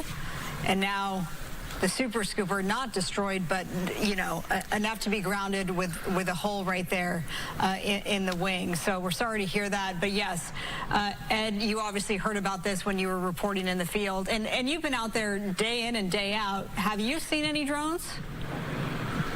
No, I haven't seen any drones at all, but I was also reminded about what the chief was talking about, that the drone obviously damages the plane, but you know how these things work. If the plane is coming down to make a drop at its lower altitude, that drone easily can get sucked into an engine, shut the engine down like a bird strike, if you will, and then you know what happens. Mikey will give you a look, some more fire apparatus moving through here, through the Palisades, some LA County fire engines. They are going, I think, up to that area a few blocks over where that building, the brick chimneys of that building are threatening to come collapsing down. That's the big area here that they're working on. But yes, the chief was pointing out there's a lot of danger with those drones out here. Haven't seen any, thank goodness, but the FAA is involved, the feds are involved with very, very little patience for this. They say, no, we can't have that. Some more, I was going to say, security coming in behind us. We've been seeing convoys all night long coming in. This looks, I'm thinking maybe like more LAPD moving in with their units. Again, that's the big key here tonight has been just watching out for looters. And looks like some more media pulling in here also. That's what you see here, media all over the place. Well, they claim to be media.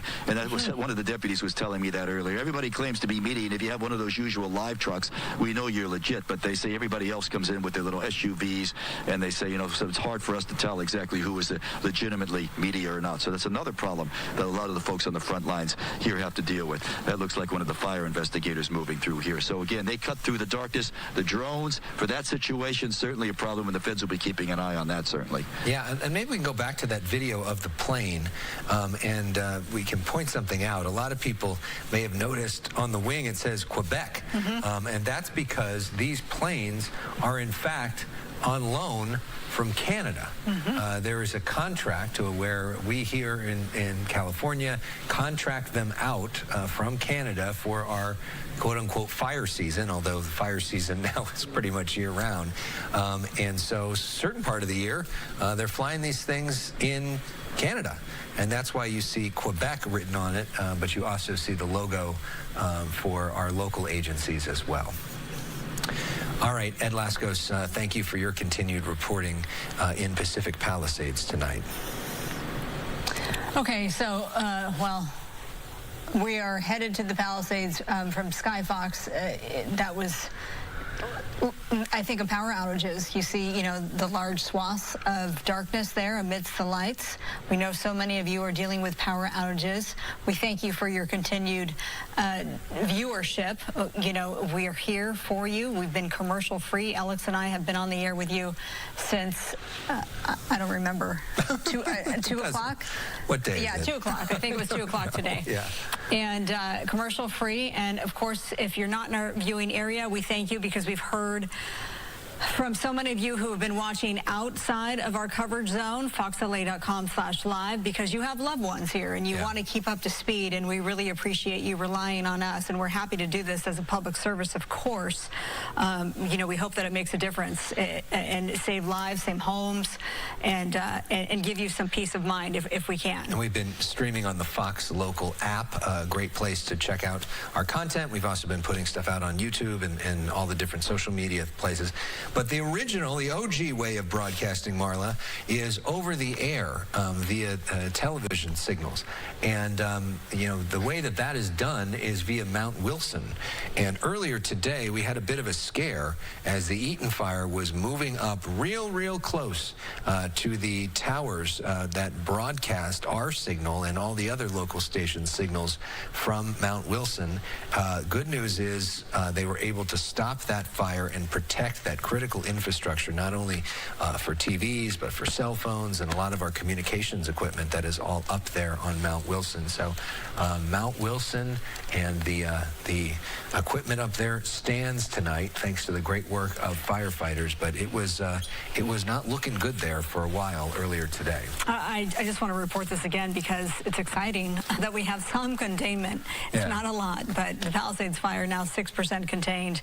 And just looking at Ed's live shot, you may have noticed what a difference 48 hours makes because it was very calm.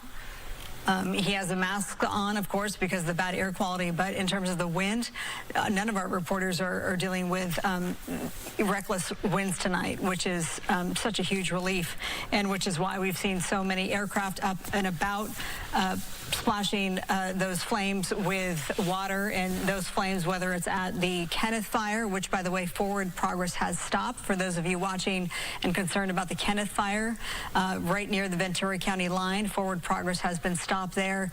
The Palisades fire, the Eaton fire, those are the fires that we've really been paying a lot of attention to. The Hearst fire, those evacuation orders have been lifted. That one was burning in Sylmar. It continues to burn, don't get me wrong, but it is, the evacuation orders have been lifted. And let's continue our conversation about the weather, which is so important in all this. Adam Kruger joins us now with more on that.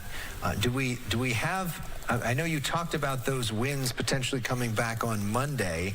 Does the next day or two seem to be better? Yeah, so here, I'll say this first, because our first concern is tonight and tomorrow morning, which we do have a high wind warning back in effect now in the short term, tonight and tomorrow morning. Then we go to the weekend, and I think there's going to be a little uptick at some point Saturday, and I'm going to show all that in a moment. And then, yes, Monday is another thing we need to watch for, which could be another Santa Ana wind event. It's looking more and more likely. Before I even break down the alerts you see in front of you right here, I just want to share with you what I've seen happen with the winds in the last hour or two. And I'm going to read this off of a map, just off of a website that just has all sorts of weather stations across the area. And I'm now seeing in, let's say, the San Gabriel Mountains, some spots, and this is higher elevations, but gusts getting up over 50 miles per hour now. In the San Bernardino Mountains, I see, again, higher up, a 68 mile per hour gust. I see currently a 60 mile per hour gust in the Santa Ana Mountains. That's getting down more so closer to Orange County. And let's see, one part in the Inland Empire, I see some gusts between 40 and 60 now. So we're getting into this situation where the winds are, as expected, starting to come up a little bit here tonight. And it's going to be that term wind-prone areas that you may be familiar with if you've lived here a while. When we get Santa Ana winds, we typically get wind-prone areas, and a lot of times that's where the highway is kind of cut through the mountains, so through the 5 and the 15, for example, and some of the valleys like the San Fernando, San Gabriel valleys. That's where we're going to find some of the stronger winds tonight. You'll notice there's a pocket of Los Angeles and the beaches and down south to Long Beach even, not included in any type of wind alert, and that's because we do expect lighter winds there. So it's not like I can just give a blanket statement as the winds are going to be like this in Southern California tonight, because it's totally going to depend. The microclimates comes into play, whether we're talking about temperatures, whether we're talking about winds, and in this case, there are different winds for different areas. So these yellow colors, those are high wind warnings, and just, I will say, just on average for the high wind warning areas, sustained winds 30 to 40 with gusts up to maybe 60 or 70 miles per hour on the high side. At times, winds could be that strong. And then not quite as severe in the wind advisory areas, which would include parts of the Inland Empire, San Gabriel Valley, San Fernando Valley. And then we also see a sliver here of a high wind warning, which goes into effect actually a little bit later on tonight. Speaking of when these go into effect, and I'll still have this map of forecast wind gusts coming up here in a moment, but we have different areas that go under these alerts at different times. So this high wind warning right here, that doesn't go into effect until midnight, but then only lasts until 8 o'clock in the morning. These areas have wind alerts now, and that's in effect until 2 o'clock tomorrow, and then off towards the Inland Empire and down through Orange County. That high wind warning is in effect now and expires early tomorrow morning at 6 a.m. And just overall, for Southern California, the winds will start to gradually go down over the course of the day tomorrow, which is going to help out. And the wind direction actually changes tomorrow. That'll be a new thing, which hasn't happened in a couple of days. It's been the wind out of the north or northeast during this whole event. That starts to change gradually tomorrow. Again, also a red flag warning. Just want to point that out. That's in effect until 6 p.m. Friday. So this current Santa Ana wind event does end at the end of the day tomorrow, but there's still going to be some minor concern this weekend and greater concern as we go into next week. So as we check out forecast wind gusts, you'll see the numbers here. So gust means a burst of wind at times, doesn't mean an average wind speed over a couple minutes. That would be more so sustained winds, which is a different thing. These are forecast gusts, and where you see purple is where the gusts will be strongest. So again, it's the wind-prone areas. You look at LA, there's kind of a pocket where winds will be lighter, but you go east, you go up north and in the mountains and into the valleys and off towards the west as well. Those are the spots where the winds will be strong tonight. There's a look at 1 o'clock in the morning. So this will be an issue through the night into tomorrow morning. That's a look at 7 a.m. now. And then as we go into tomorrow afternoon, and here's the timestamp at the top. This is now 3 p.m. tomorrow. This is when we see that change. Not only are the wind speeds lower, but we also see the direction of the wind different. This is coming in from the west, which overall is going to help the relative humidity go up, and that will just, make it easier to squash these fires a little bit. Then as we go into the weekend, this isn't what I would call a big Santa Ana wind event, but there is going to be an offshore component to the winds. at some point Saturday and through the wind-prone area. So again, some of those valleys and mountains up north and to the east as well, you see there could be some gusty winds there, 30 miles an hour, something like that. So that's our next minor concern. And then I do want to address what we see potentially coming next week. This is, by the way, Sunday. Sunday's looking okay. But here's Monday, and I'd say sometime around Monday night, Tuesday of next week, there's going to be this happening, which would be maybe classified as a moderate to strong Santa Ana wind event. And, you know, we've learned a lot about what's happened this week. We know we need to be on guard and be safe and be ready to go if a fire were to start. To keep all that in mind as we get into Monday and Tuesday next week, because it is looking more and more likely that we'll have a Santa Ana wind event at that time. So we did want to listen into a little bit of the forecasting there from Fox 11 in LA as we continue to take live looks at the Palisades fire. Still a number of major fires burning as of this hour. Our coverage continuing in Los Angeles in a moment.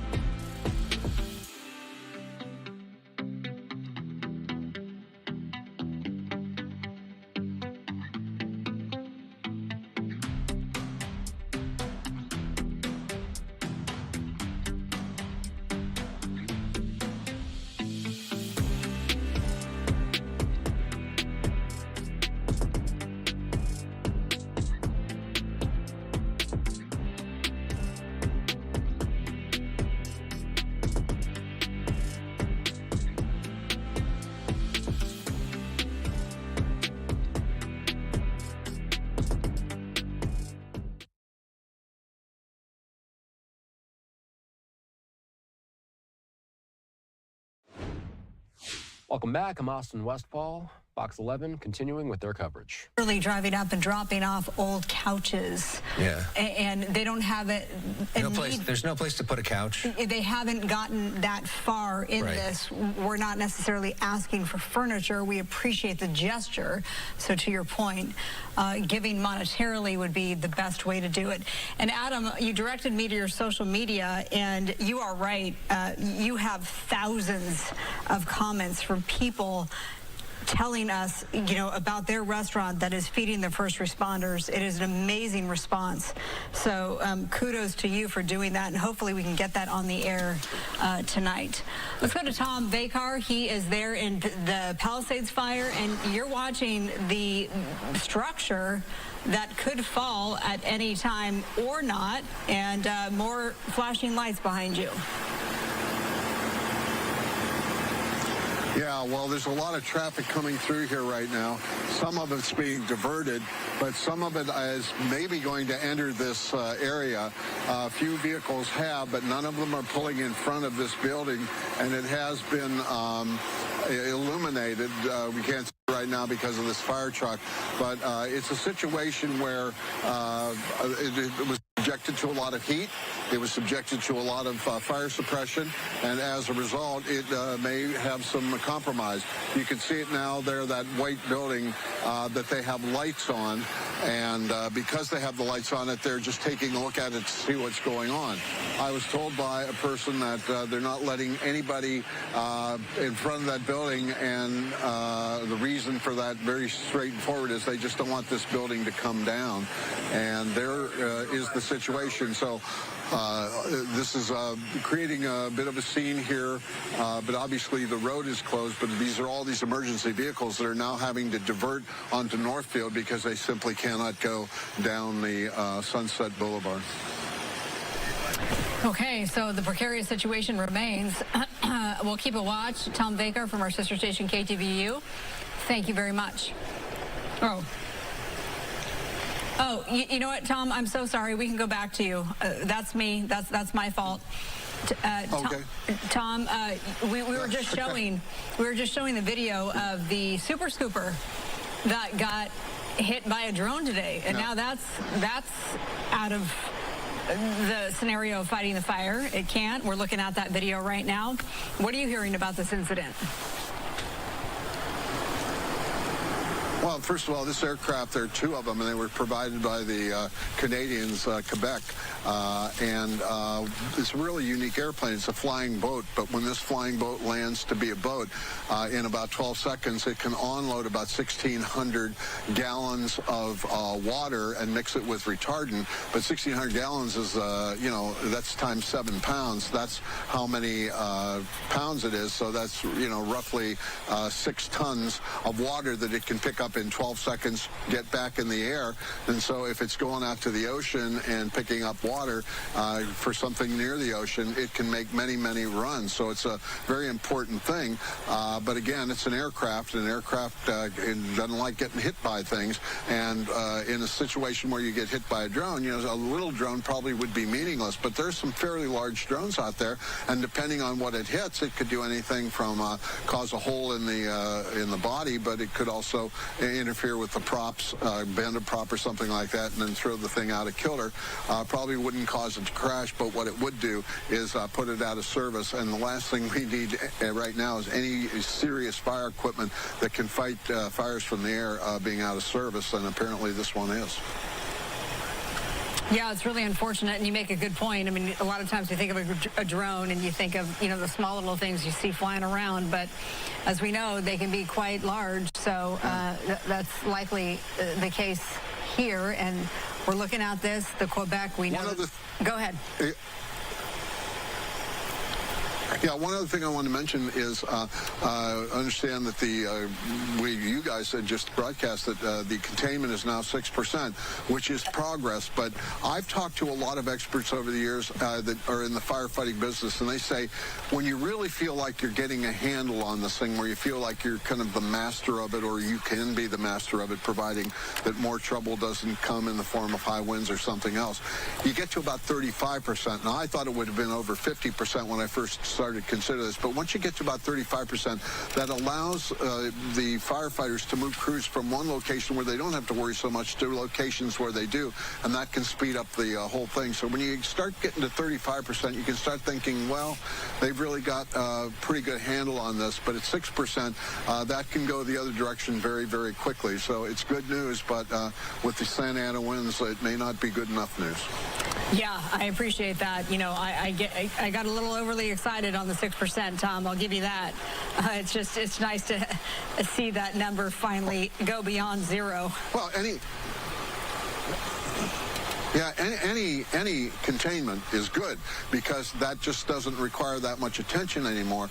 But it's 35% where they feel like, if everything else is equal, and with the Santa Ana winds, everything else is not equal, then you have this situation where it could go the other direction. But at 35%, I've rarely seen them come back from 35%. So I think that's a pretty reasonable figure. But, you got to start somewhere, and 6% is as good a place as any. Yeah. And that's interesting. I didn't realize that about that threshold of 35%. Tom, you're an amazing reporter. We thank you so much for being with us. Yes, you are a wealth of knowledge. We continue to look live from Skyfox at the Pacific Palisades. That fire is burning. Hopefully we'll get to that 35% number soon enough, but right now we are at 6%. But thankfully right now it is not moving aggressively towards homes like we have seen in the past. One of the big concerns is arson. That we've been talking about, and there are reports that the fire that we saw burning tonight in West Hills and Calabasas was started by a potential arsonist. Our colleague, also from KTVU, is there tonight talking about what he's seeing on the ground and what we've learned in terms of a potential crime scene now. Zach Sauce, are you there? Can you hear us? Okay. Good on white. We hear him. Zach, are you there? So yep. Okay, great.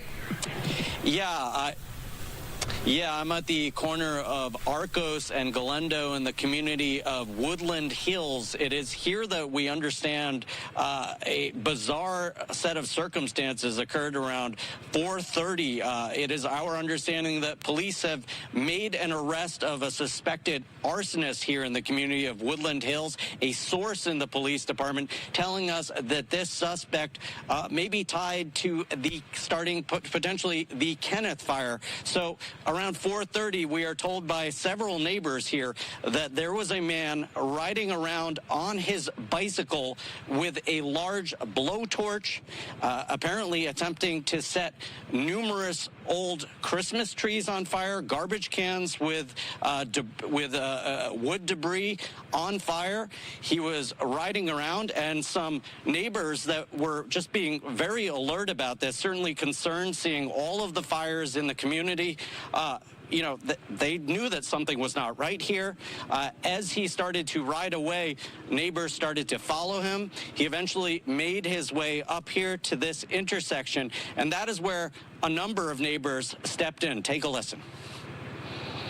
I had been sent a video by my daughter-in-law who lives on the first floor that an arrest was being made with a guy driving on a bicycle with a blowtorch.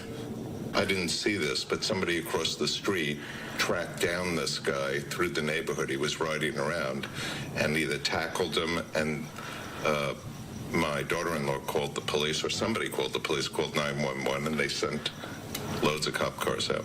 And how did your friend intervene?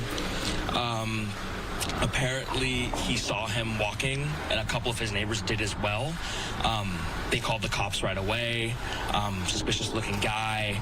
They all came out of their house. They told him to stay right there, held him down, stuff like that. They detained him? Yeah, they detained him. That's what I heard. So you guys, I understand you zip-tied him? Is that... Yeah. This gentleman, I understand he seemed sort of agitated. Can you describe that? I mean, it seemed like maybe he was on something or something. He was very like, I can't stop. I'm not putting this down. I'm doing this. And very focused on moving forward with the blowtorch. And we were like, we can't be doing that right now. Yeah, just a remarkable set of events here. Neighbors, again, being alert, seeing something that was obviously suspicious, deciding to step in. They say that this man was acting incredibly erratic when they detained him. You saw that video that was shot from above here. That first person you heard from there, that was his. That video was shot from above from that home. The neighbors had some zip ties. They were again able to detain him. They said that this man did mention potentially being on some form of a drug, yeah, again, they say that they then called police. Police arriving, they say, fairly soon after, a large police presence. One neighbor telling me it was the largest police presence he has seen in this community, which is generally a very quiet community, and they took him away. Again, we don't know if any charges have been filed right now, but we do believe he is being held potentially on attempted arson. Back to you. Zach. All right, we've been listening into Fox 11's coverage there of the Palisades fire and other major fires that continue to burn. The Kenneth fire was the one that started earlier today in the Calabasas area, the West Hills area. Ultimately, a suspect being arrested for arson, and that has been one of the major questions being posed to us on social media. How are these fires starting? And that's something that can take time to investigate. Sometimes it is something that they can't ultimately come to the bottom of, but these are live looks at the Palisades fire as it continues its forward progress. About approaching 9 p.m. Pacific time right now. Our coverage from Los Angeles continues in a moment.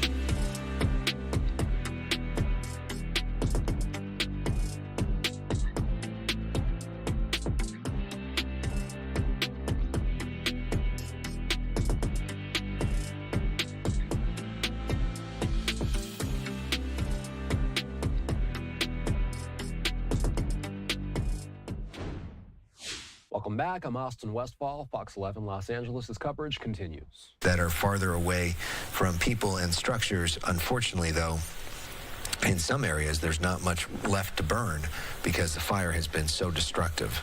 Let me recite to you some of the evacuation centers that are open. You know, we've talked a lot about the Westwood Rec Center for the Palisades fire, which is on South Sepulveda Boulevard, right off the 405 between Wilshire and Ohio. We've also talked about the Pasadena Civic Auditorium, the convention center, serving as an evacuation center for the Eaton fire. There's also the Pomona Fairplex. We've reported that.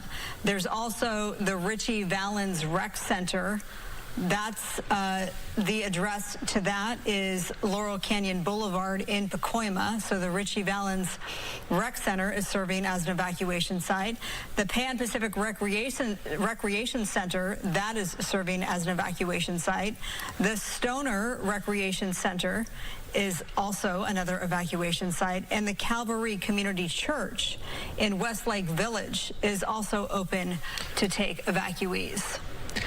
Yeah, lots of evacuees. You think about the fact that, you know, well over 1,000 structures burned, and those include obviously families that have more than one person in a lot of those structures, and there's a whole lot of people potentially without a place to stay tonight. And it's one thing, as you know, if you're, you know, go stay with a family member or a friend or couch surf for, you know, a night or two in the crisis situation, but where are all these people going to stay for the next 6 months, year plus, as either they try to rebuild their home or buy a new home or all the rest of it?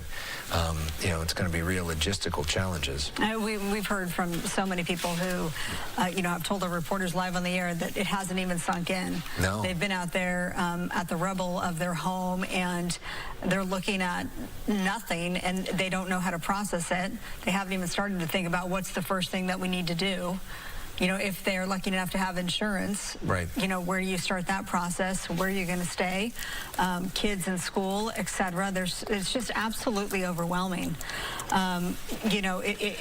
If you need help, please, you can reach out to us. We will always do what we can to guide you in the right direction. Yeah. We obviously feel so sorry for the thousands of people who are displaced tonight. And Lindsay Horvath, the supervisor, gave us a good website, too, that would be helpful, and I just logged on to it, and it gives you a lot of resources, which is emergency.lacounty.gov, emergency.lacounty.gov, which is full of sort of the resources of what you need to do in case your house is lost, and get you set up with the right people and right agencies to help, plus mental health and all the rest of it as well, because that's going to be a huge part of this story too, how all of this affects everybody's mental health. And we know people impacted by this include young babies and senior citizens and everything in between, at different stages of life, who had to be evacuated.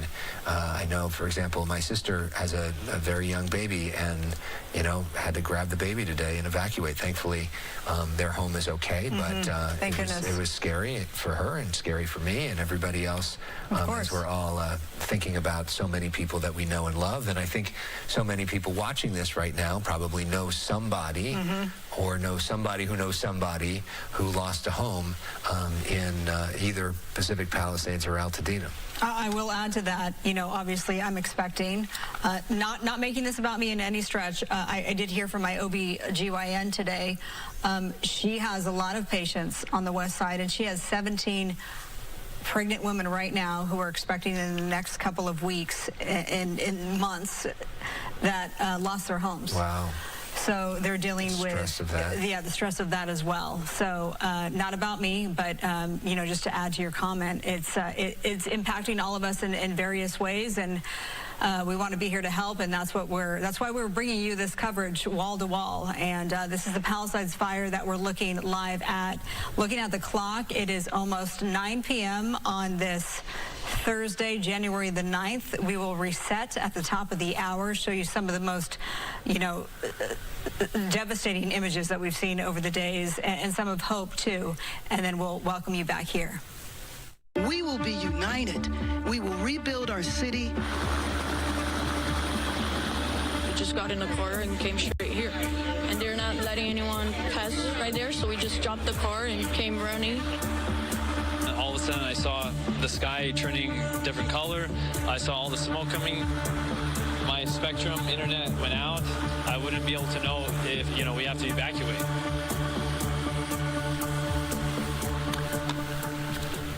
Good evening. We continue our live team coverage of the fires burning in Southern California. Alex Michelson here with Marla Tejas, and here's the latest at 9 p.m. The Palisades fire has scorched over 19,000 acres, reducing more than 5,000 structures to ashes. We now actually... Yes, we need to update that. Update that. We're now at 6% contained. The fire continues to force tens of thousands of people to stay under mandatory evacuations. There are another 13,000 buildings in the path of danger. The Hearst fire in Selmar, that one has burned almost 900 acres. This one is 10% contained. The fire started near the 5 and 210 freeways. Unfortunately, we're on our screen here, we're saying mandatory evacuations. They have been lifted, so we need to update this as well. We do. The Kenneth Fire in West Hills, bordering Ventura County, consumed 968 acres, which broke out after 3:30 this afternoon. The mandatory evacuations there have been downgraded to warnings. A lot of people allowed to return to their homes. A new fast-moving fire. Oh, you know what? Pardon me. So this is the live look at the Palisades fire. Again, we're at 6% containment. This is the first time we've seen containment happen since this broke out Tuesday at 10:30 a.m. So we're well into this firefight. You know, we're still under the red flag conditions. That has been extended through Friday evening at 6 p.m. So we have now less than 24 hours, thank goodness, until that expires, but it's much calmer tonight. Yeah, and so we'll talk about some of the key headlines if you're just tuning in at the top of the hour. LAUSD and most of the surrounding school districts are shut down for tomorrow. UCLA, Pepperdine also shut down. The Rams announcing that the Monday night football game they were supposed to host at SoFi Stadium on Monday night against the Vikings has been moved to Glendale, Arizona. So that game is not going to be happening here in Southern California out of an abundance of caution, because on Monday night, we're supposed to have more Santa Ana winds return. Hopefully no problems associated with that, but out of abundance of caution, the Rams are moving their game. The Lakers were supposed to play tonight. That game was canceled, postponed. It was postponed.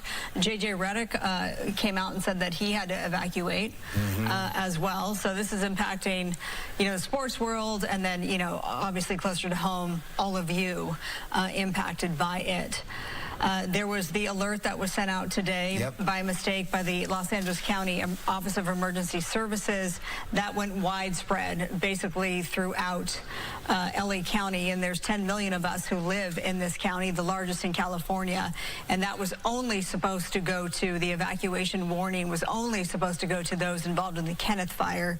They rescinded that within 10-15 minutes, but the damage was done in terms of, heightened nerves and raising a whole lot of questions. Yeah, lots of panic that came from what they describe as a technology problem, but that was very, very alarming for a lot of people in multiple ways. So those are some of the headlines of the day, and then the other big headline is a potential arsonist in custody associated with that Kenneth fire, which burned in the West Valley. So the good news is no homes destroyed there, and I don't know if this potential arsonist is somebody who committed other fires, other acts of arson in the last few days. We don't know that other fires were potentially arson. I mean, this guy seemed to be literally caught red-handed, talking about fires, carrying a blowtorch, and detained by neighbors nearby who were concerned. And we know everybody right now is on high alert, but I wouldn't be walking around the streets holding a blowtorch. No. They're probably not the way to go right now. No, so we're waiting to get full confirmation that that is an official arrest. We know that this person has been detained. We're waiting to hear from LAPD on that front. But again, the Kenneth fire in the Calabasas area, Woodland Hills area, forward progress has been stopped. Live pictures coming to you from Skyfox, and yes, the Palisades fire still does rage on, but it's just a much different picture than we've been showing you the last couple of nights with the severe winds. Those are gone for now. Not entirely gone, because that red flag warning is in effect through tomorrow night at 6 o'clock, as I said, but the damage has most certainly been done, with more than 5,300 structures in the Palisades fire alone have been destroyed. And the Palisades is a small community, and to think that 5,300 structures, that's a whole lot of buildings that have been lost, and a lot of those homes that are going to have to pick up the pieces.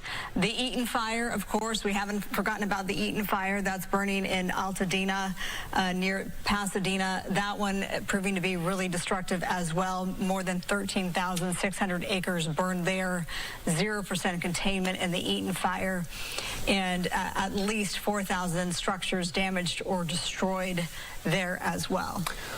Ed Lascos knows the community of Pacific Palisades well. He's back there tonight. Ed, sounds like it's a pretty quiet night where you are.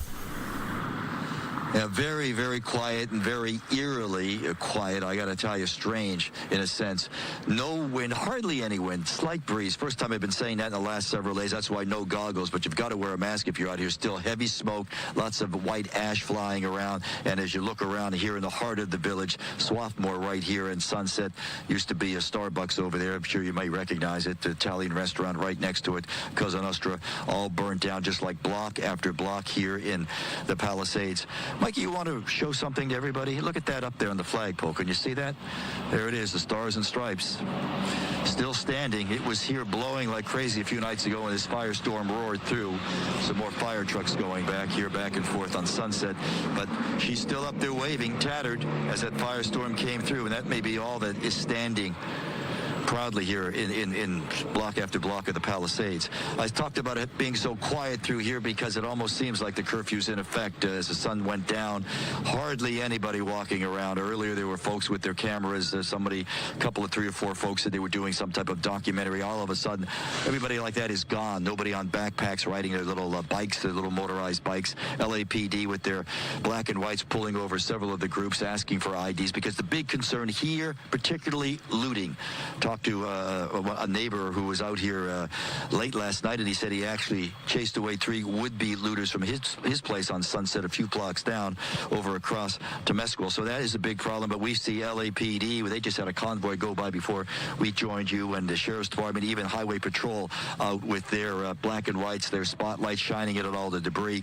And as we've been talking about, the concern with the looters is not so much all the properties that you've been seeing that are burnt down to the ground, but the ones that are still standing that haven't been damaged, because a lot of the condo buildings, the apartment buildings, they're open, if you will. They're unlocked so that firefighters could get in easily if they had to, if the fire was moving in that direction. So as one of the deputies was saying, the frightening thing is if a looter wants to get in, he walks up that way and just starts kicking indoors.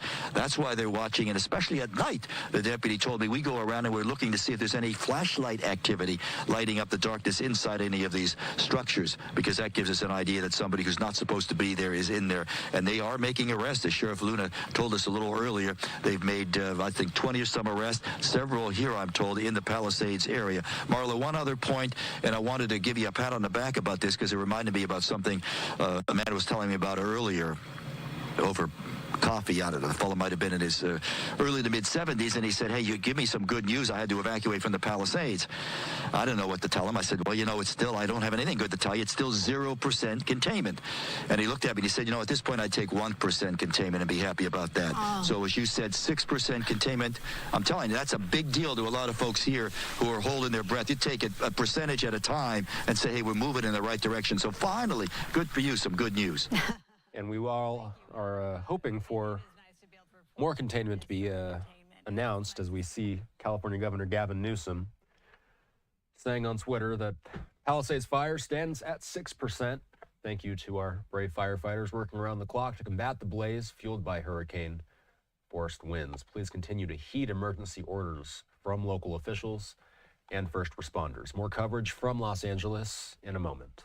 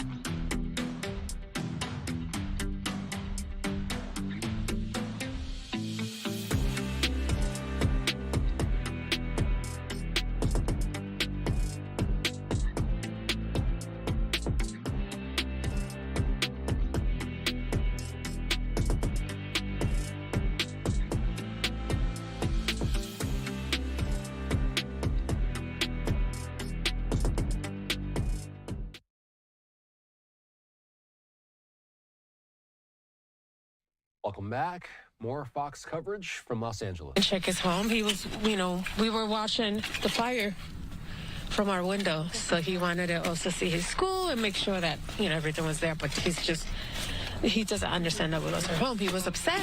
He was crying. But now it's like, I forgot my help. Now what do you think is, as you watch them look at this devastation? It gets me comfort to see they're innocent, how they just don't understand the concept of pain, of losing things. I thought they were going to take this a little bit harder and difficult, but they, to me, it's sad to see everything that we work for, everything that we built here to just be gone in hours. When did you feel the need to leave your home? So we were just, a regular day watching TV, and I didn't even. And then the power went out. Oh, the power went out? Oh. Yeah, and then we were going to get our dad, but he was coming. Then we had power flashlights. They're so good, and they woke us, me and my brother up, and then we left our house, and then we didn't realize that our house was gonna burn like this, and a lot of stuff that we left in our house, and it's burned, and we had a 3D printer, and it was so special to me, and it's gonna make me a little sad, but I don't know why, but this is what happened to our house. And a lot of stuff that I love is gone. That's my dad's bicycle right there, and my mom's bicycle is here somewhere, and now everything is broken, and it's all lost its color and stuff. And these are the only things I have. This, and this. Yeah. And it's so sad. And this. That I see a tractor right there. It's just moving, and now your mom told me that you wanted to come and see all of this. Why was that?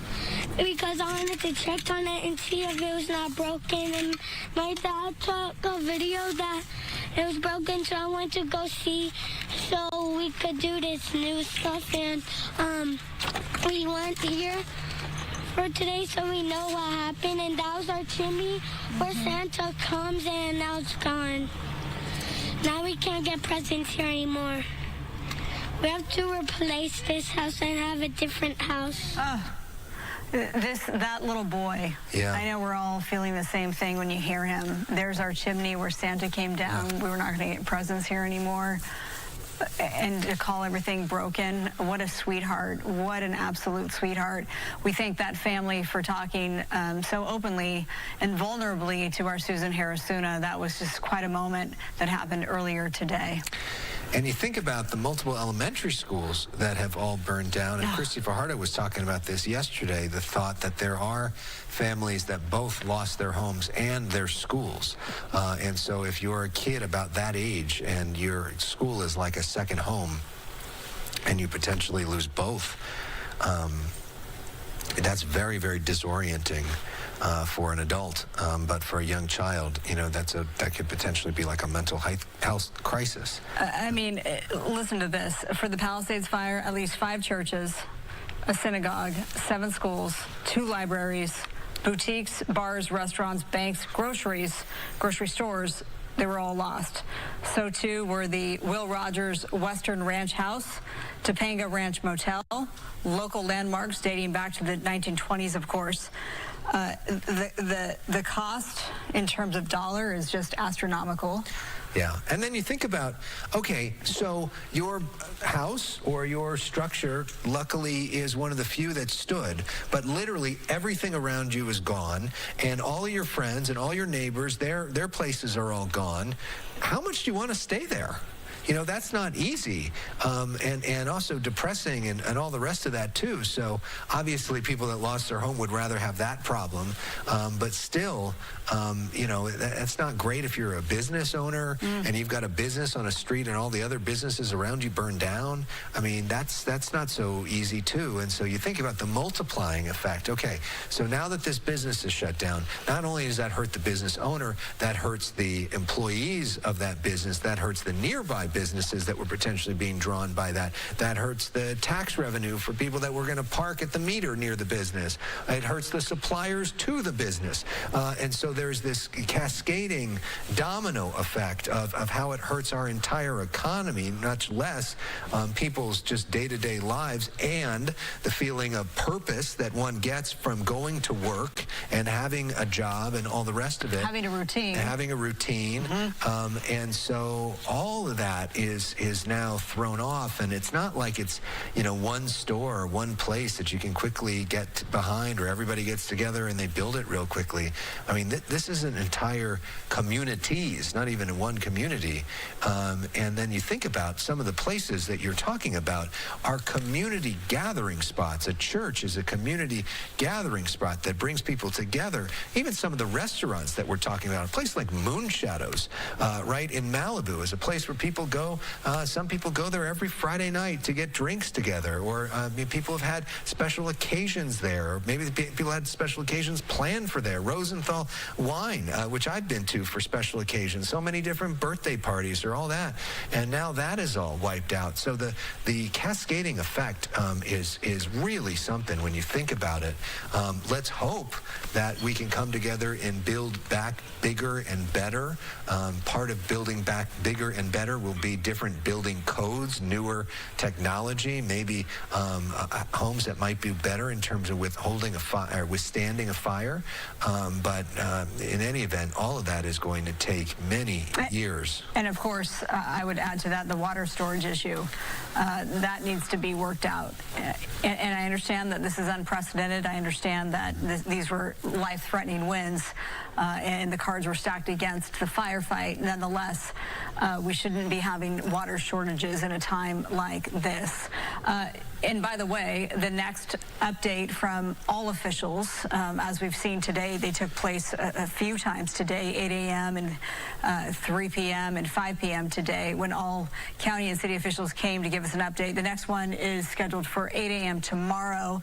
LA County Board Chair Catherine Barger putting out that information a little earlier. So 8 a.m. tomorrow, of course, we will have that for you right here on Fox 11 during Good Day LA. You can expect that information. Yeah. And we will be bringing that as well. Any updates that come through, 8 a.m. Pacific time, 11 Eastern time is when the next official update should be coming through. More coverage from Los Angeles in a moment.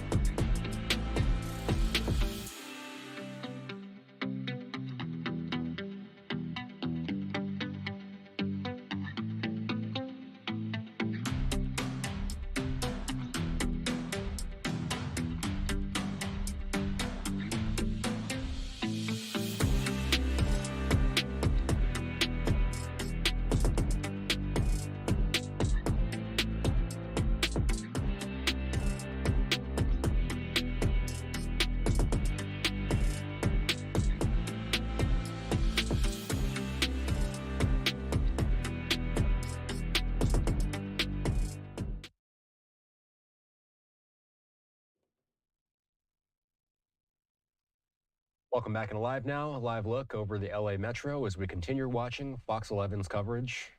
Here's KTTV. Suspect. We know that he's being talked to. I did talk to some of the people in the area, and we hope to be able to get you that sound in just a minute. But one of the things they told me was that they too had been very aware of what was going on around them because they'd been through this before. Everybody on heightened alert. So when they got the word that they had to get out of the to the grandma's house, who lives not far from here, but she was out of the evacuation site. Then they said that they got word again that there were looters coming into the area, and they had been told that they could come home, so they did that. So there's a lot going on in this neighborhood, and as I say, people still very concerned about the safety, their own personal safety, as well as the safety of their property. As soon as we get more information as to when that news conference is going live, we will certainly go back to you, but that's what I know at this hour. Sending it back to the studio to you, Alex and Marla. I'm confused. Why would Ventura County be doing this? This is all LA County territory. You know, that's not clear. If I could get somebody from Ventura County to talk to me. Yeah. I don't, you know, we are in this area where you just go a couple of feet and you're over the county line, right? Yep. So I don't know at what point one part ensued and, you know, another agency picked it up. I can tell you this right now, that a lot of people in the neighborhood are starting to gather. There's a great deal of interest in this story, and people, you know, they're concerned. They know what the fire can do. They've been through it before, and everybody is trying to provide information. But we will wait for that official to come out, and hopefully we can update you at that time. And I've seen this in getting messages, too, and see some of our messages online. I think the real reason everybody's so really, really angry is the idea of an arsonist. The idea that in the middle of all of this, that somebody is intentionally setting fires, creating this much terror, diverting resources from other parts of Southern California, and the idea that that could be happening, and the idea that that person may now be caught, is reason why people really want to have information. And if that isn't the person, and that isn't in fact the suspect, is there an arsonist who's on the loose? That's another key thing that we want to know, right, Laura? Yes, I mean, right now we're all very concerned. Whether you live in the fire-ravaged area or you live on the outskirts, we all know what this fire can do. We know its ability to tear families apart, to destroy people's homes, their dreams, their memories. And so that part of our brain, you know, that fight or flight syndrome that we all undergo as human beings, I think you're seeing that exhibited in a very profound way right now. So when people see suspicious behavior, they're certainly going to speak up. We don't want any kind of vigilanteism, certainly. We're not suggesting that. But it is very important for people to be aware, and we are all very concerned because these acute conditions that we're undergoing right now, they're far from over, and we're well aware of it. And then, Laura, in terms of the firefight, obviously great work was done. A lot of that thanks to the airdrops, the water drops, I should say. No structures have been lost. Can you confirm that? Well, that's our understanding out here so far. But again, we are waiting for that news conference to start. I'm sure that you both know from having been out in the field, the people who are just here, they don't want to make any statements. They've been told it has to come from a public information officer. So we have to go off of what we learned from just regular civilians. We have to wait for the official word to come from somebody who's been given the authorization to do that. Government at work, and sometimes that bureaucracy moves slow, even at times when it would be better served sometimes to move fast. But that's a whole nother show. All right, yes. Laura, thank you so much. It can be this one. Yeah. We got time. Yeah, exactly. Let's go now to Gina Silva, who is with us now from the Eaton fire scene in Altadena. Gina, what are you seeing in your perspective? We're actually in Pasadena at the Pasadena Convention Center, because right behind me, that is where a lot of the evacuees, in fact, 800 people are staying here, supported by Red Cross volunteers and so many other volunteers who are distributing essential supplies such as blankets, water, and food. And as we were walking toward the convention center, I came across this vehicle right here, which says chicken noodle soup for the soul, free, just love. So I approached this young lady here, Terry. Hi. Hi. Where are you from, Terry? Glendale, just down the street. Glendale. And what do you have here? So, chicken soup. Yeah. Chicken soup. Just plain chicken noodle soup. What, just made you come out here? Everybody needs to make a difference. Do the littlest thing makes the big difference, and whatever I can do. And our family loves to cook, so. Yeah, show us that soup. Yes. It smells good. It smells really good. Yes. It's still fresh, so we just cooked it like a few hours ago. Yeah. So just mainly pasta, chicken, and then some carrots. It looks delicious and it smells delicious. And yeah, we smelled it and I saw the signs. I'm like, oh, that is so nice of you to do that. And you're here by yourself and offering free food to anybody who wants it. It's wonderful. Absolutely. There's just, there are so many great people just like you doing the same thing. Take a look. We interviewed several people, and these are the three that we chose for this clip, including Jose Andres from World Central Kitchen. Take a look. We need to be here for them. All types of people. The work Red Cross is doing in the shelters, the work organizations like ours, we do with food and water. Sends a message of we see you. You're going through pain, but we're not going to let you go through that pain alone. The heartache and the pain that we have witnessed firsthand is indescribable. It has brought me to tears at times. So we just want to do the best that we can to support each other and, nourishing each other with food and sustenance, and just that human community and connection really makes a difference. I see the community mobilizing. I see people making phone calls. I see people coming here and saying, how can I volunteer? I think it's really important for us to understand that, what has happened, this tragedy, and continues to happen, it can happen anywhere and to anyone. In the worst moments of humanity, the best of humanity always shows up.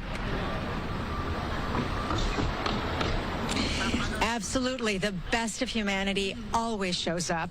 And just take a look here. The little soup, it smells so good. Thank you so much. He's doing such a great job. And there are so many great people like this who are coming up. They're sending messages on Instagram, on Twitter, offering their place for people who have been displaced, offering clothes. I got a text that at the Rose Bowl, several people were gathering there, bringing clothing for anybody who wants to go by there and pick it up. So yes, this community is united. People from all over Southern California want to help everyone who is suffering right now.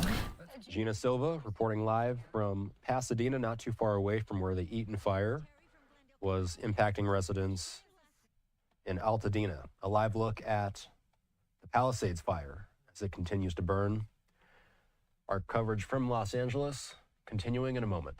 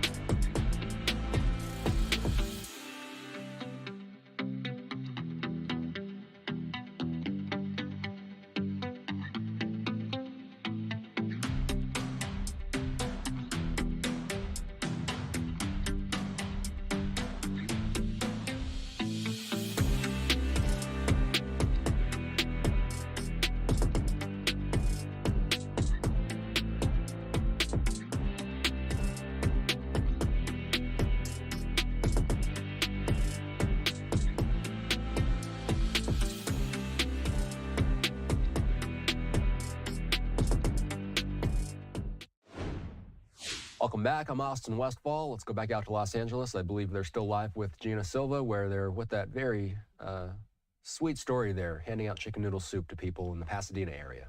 All over the world. Wow. All right, Gina, great to see a little bit of hope and see the best of humanity at play. Let's talk about the danger, though, and part of the, the not so great part of humanity is the fear about looting, which is the other end of the spectrum. Ed Laskos is in Pacific Palisades with some talk about this possible curfew that the county wants to implement to cut down on some of that looting. Yeah, everybody was talking about it from 6 p.m. through 6 a.m., but it's still unclear, unofficial, if it is, in fact, in place right now. Using common sense, I got to tell you, it really changed here when the sun went down. Just before that, a lot of activity, people on backpacks, with backpacks on their electric bikes, walking around with their phones, their little cameras. Suddenly, it gets dark, and suddenly, nobody. It's empty. It's a ghost town. Mikey will give you a look around. A ghost town in the sense that you've got law enforcement all over the place. Black and whites, LAPD, LA County Sheriffs, California Highway Patrol, the Palisades Patrol, the Park Patrol. They're all through here, moving through in their black and whites with their searchlights, going through the debris of what's left here. This is the main area, the heart of the village here, Swarthmore and Sunset. But, an interesting point, the sheriff said, you expect him to say this, we're not fooling around, you're looting, you're going to jail. But what the sheriff said is they've been getting some calls from folks saying, yeah, there's people looting here, and it actually turns out to be law enforcement. Sheriff deputies, not everybody is out here in uniform, is out here in a black and white marked vehicle. There's law enforcement all over thinking that you're not being watched. You are. Listen to what Sheriff Luna had to say. Our goal is to attempt to implement a curfew within the specific impacted areas around the two fire areas, both for Palisades and Eaton. As we work through the legal process to get that done, the goal is to try and implement it tonight. If we're not able to do that, that may happen maybe by tomorrow night. That curfew looks like it'll be from 6 p.m. To 6 a.m. We had a number of looting arrests throughout the entire county region. That is unacceptable behavior. Having additional resources, having the National Guard with us, which will augment those resources, will help send a stronger message, keep people out of the impacted areas. Now you're looking live. This is one of the impacted areas, the main impacted areas, Pacific Palisades. And that would be my thinking, again, common sense when you read between the lines here with the National Guard coming in, the California division of it, that they would help with the checkpoints. And I know today, getting through here, the checkpoints had changed dramatically in a sense that it wasn't LAPD at a lot of the checkpoints. It was the LA Airport Police.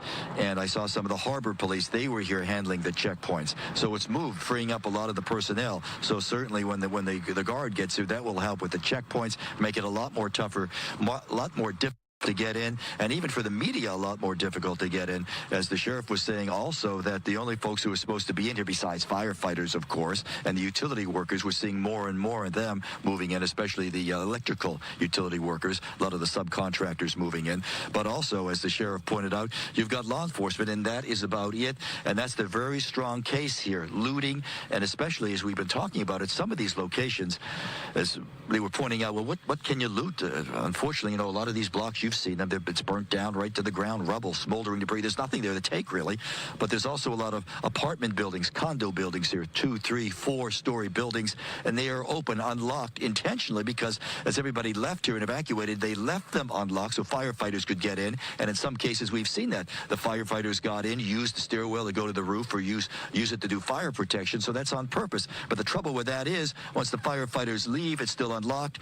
And yeah, you could read the rest of it. The looters could go in there and do their dirty work. work. So that's why it's a very heavy presence right now. Very difficult situation here. And yeah, here's talking about law enforcement. Here's some more coming down. And that's what you see when you're here. They come with their lights on their cruisers, black and whites. They move through here, and then they just look, a lot of times using the spotlights on their vehicles. And they also tell me, one other point, that they also look for any type of flashlights or anybody lighting up the darkness inside these buildings that are not damaged, thinking that's probably a looter in there with a little flashlight, seeing if he could steal anything. And then they quickly move in, and you would see suddenly 3 or 4 or 5 patrol vehicles rush in, all of a sudden surround the area.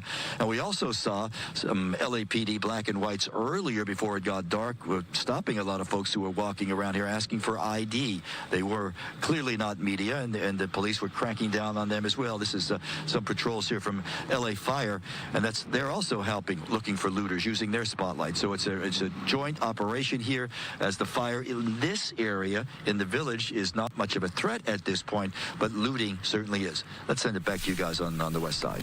Yeah, that would be a dead giveaway if you're seeing a flashlight, you know, in the scene behind you, for instance. That would alert authorities that that's probably not supposed to be there. All right, Ed, thank you very much.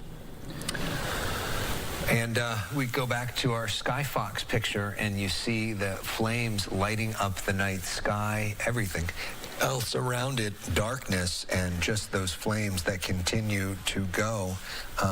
Let's see and hope if they can start to build the containment over the course of the night.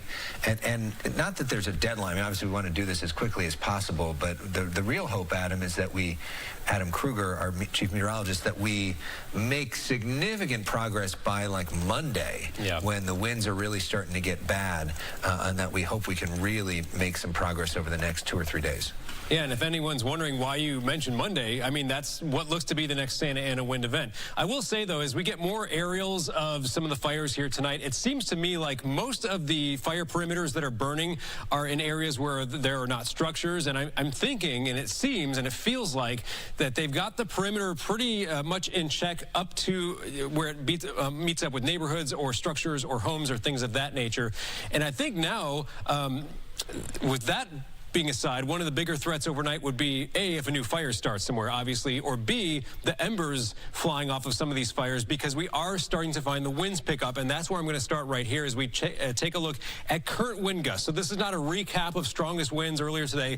This is the current wind gusts, and this is a color-coded map, and you'll see that we have this vast difference in wind speeds across our area. We've now kind of moved into the wind-prone areas, the typical wind-prone areas that are finding the strongest gusts, as opposed to like the entire area finding strong wind gusts. So, you know, single-digit wind gusts around a lot of Los Angeles right now. You see how there are obviously some higher numbers as you head up a little bit higher in elevation. So the Santa Monica Mountains, we've got a mix of teens and 20s and a gust around 45, not far from Malibu right now. The red numbers really pop out at you. Those are the spots where gusts are 60 or stronger. And so some of those higher spots in the mountains, the San Gabriel Mountains, we're finding that right now. Up through the San Fernando Valley, we've got some gust 20s, but notice there's a 48 right there. We go a little farther northwest, we've got some 40s, 50s showing up as well. And then as we take this farther off towards the east, where there haven't been really big fires that we're aware of that have come out of all this, still some very strong winds here. And if a fire were to start, we could have a really big problem in these areas. Inland Empire, up into the San Bernardino Mountains, down through the Santa Ana Mountains, for example. That's where there's gusts that are currently up to 60 miles per hour. So still, we are on watch for sure. That's why we have red flag warnings, not only because of the wind, but the dry air, and we know the vegetation is super dry as well. So we have high wind warnings and we have wind advisories. The difference in that is just the intensity of the winds. You see how the strongest winds are where we have high wind warnings. That's where, in general, the forecast would be sustained winds 30 to 40, gusts up to 65. That's according to the National Weather Service. Obviously, though, we're kind of in a microclimate situation right now where some spots the winds are light and some spots are quite strong. And it's especially up in the higher elevations where that's the case. Okay, so we did want you to listen into at least a little bit of their forecast there as we look ahead to the next couple days. Of course, we'll be watching all of these fires in Southern California. We did watch as at least a couple more did start today. They came and went. But the Palisades fire, as you're seeing right now on your screen, still making progress. They have made containment progress as well, though. We do stand at 6% containment as of tonight, and we do hope that that will increase very soon. It is about that time for us to sign off for the evening. We do come back on the air tomorrow morning. a little bit earlier than normal. 5 a.m. Eastern Time. Gina Francine will have you covered. If you do want to keep watching Fox 11 Los Angeles, their coverage will continue on Fox Local, on the Fox Local app, and on their Fox 11 YouTube page, as well as on foxla.com. Again, live now from Fox. We'll be back on the air a little bit earlier than usual tomorrow morning, 5 a.m. Eastern Time. We are going to be going to a commercial break in the meantime. After the commercial break, you will see our overnight playlist. Have a good night.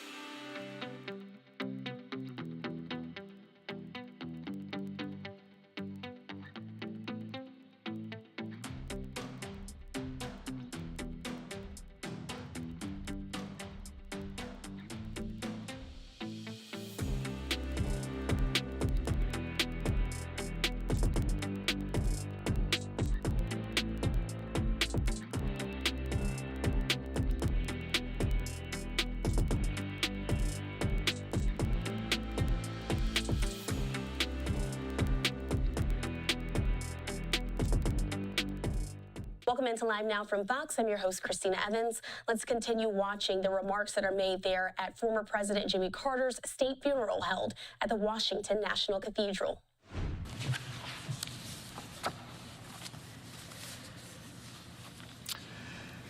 Jimmy Carter was as close to being a Renaissance man as any president entering the Oval Office in modern times. He was skilled in an astonishing array of activities: farmer, businessman, nuclear engineer, naval submarine officer, woodworker, painter, fly fisherman, music lover, poet, author, Sunday school teacher, creator of the Carter Center, and yes, loving husband, father, grandfather, and great-grandfather and Nobel Peace Prize winner. Behind that toothy smile was a man of steel determination, discipline, and self-confidence. In 1974, when he was governor of Georgia, I suggested that if he ran for president and won a few Southern primaries, he might get lucky and be the vice presidential nominee for regional balance. With his broadest grin, he said, "Stu, I've already decided to run, but I will be the Democratic nominee for president, not vice president." For one of our nation's most religious presidents, it's appropriate to celebrate Jimmy Carter's remarkable life in this magnificent cathedral. His religious values gave him an unshakable sense of right and wrong, animating his support for civil rights at home and human rights abroad, and propelling him to major achievements as the only Democratic president elected between 1968 and 1992. His faith brought integrity to the presidency after the Watergate and Vietnam eras. "I'll never lie to you," he promised. It was a vow he fulfilled. But his faith respected other religions as well. He was the first president to light a Hanukkah menorah. He created the U.S. Holocaust Memorial Museum, which I have the honor of chairing. He had a kosher Shabbat dinner at Camp David for the Israeli delegation and came to our house for a Passover Seder, only weeks after he negotiated the treaty between Israel and Egypt. As we lay our 39th president to rest, it's time to redeem his presidency and also lay to rest the myth that his greatest achievements came only as a former president. The test of American presidents is not the number of years they serve, but the duration of their accomplishments. By this measure, Jimmy Carter was among the most consequential one-term presidents in American history. His intellect, prodigious work habits, discipline, and mastery of details were crucial to his success at home and abroad. President Carter parked politics at the Oval Office door to do what he believed was the right thing, taking controversial challenges on, regardless of the political consequences, and frankly, there were many. Much of his agenda passed with bipartisan support, a quaint notion in today's hyper-polarized politics. Independent surveys indicated he had one of the highest success rates in passing his major legislation of any American president. And he was remarkably accessible to the press and to the American people. This president from the deepest part of the Deep South championed civil rights, appointing more people of color and women to senior executive positions and judgeships than all previous 38 presidents before him. He created the Department of Education and dramatically increased funding for low and moderate income students. And we can thank him for all the ethics in government laws, comprehensive civil service reform, the creation of FEMA to coordinate natural disaster relief and rebuilding that remain crucially important today, and we see it in Los Angeles. Jimmy Carter was also the greatest environmental president since Theodore Roosevelt, adding 80 million acres in Alaska to the national park system. And his Global 2000 report forecasts climate change. His energy bills were critical to move our country from dependence on foreign oil to energy security. We are now, as a result, the largest oil and gas producer in the world. He provided the first incentives for conservation and inaugurated the era of clean energy and symbolized it with solar panels he installed on the White House roof.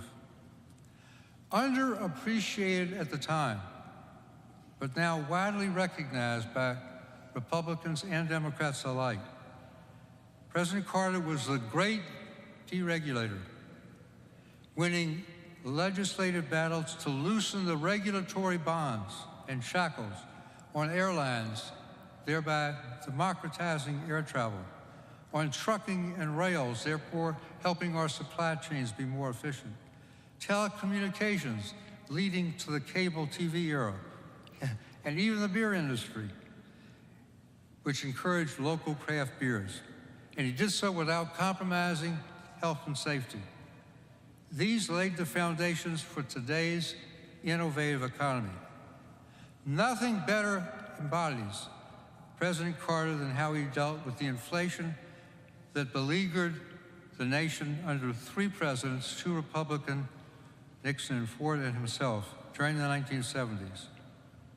Over the objection of all of his advisors, he chose Paul Volcker to lead the Federal Reserve, knowing in advance that Volcker's tough monetary policy would raise interest rates and unemployment because Paul told him that, and would do so in a presidential election year. You take care of the economy, Paul. I'll take care of the politics.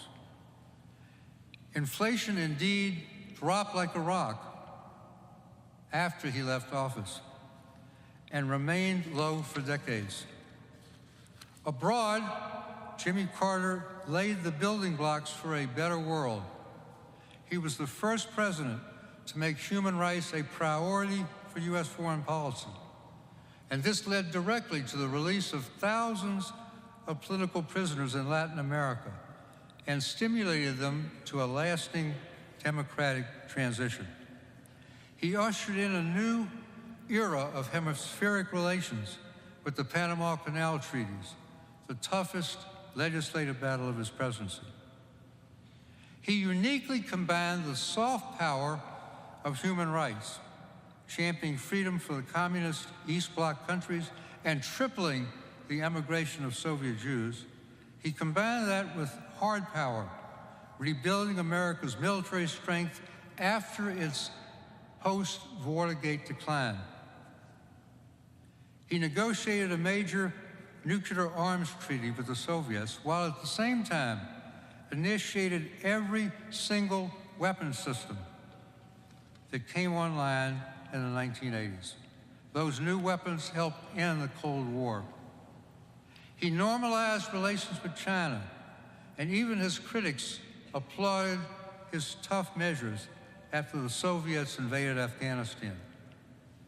Jimmy Carter's most lasting achievement, and the one I think he was most proud of, was to bring the first peace to the Middle East through the greatest act of personal diplomacy in American history, the Camp David Accords. For 13 days and nights, he negotiated with Israel's Menachem Begin and Egypt's Anwar Sadat, personally drafting more than 20 peace proposals and shuttling them between the Israeli and Egyptian delegations. And he saved the agreement at the 11th hour, and it was the 11th hour, by appealing to Begin's love of his grandchildren. For the past 45 years, the Egypt-Israel peace treaty has never been violated and laid the foundation for the Abraham Accords. On the other side of the ledger was Iran. Jimmy Carter did not lose Iran, the Shah did. But the hostage crisis was a major factor in denying him a second term, despite his support for the Shah, because he placed the safe return of the hostages above his own political fortunes.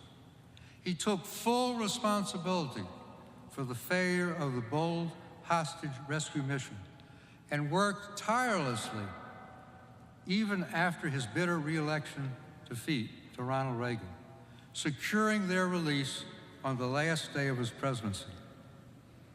In the end, Jimmy Carter taught all of us how to live a life fulfilled with faith and service.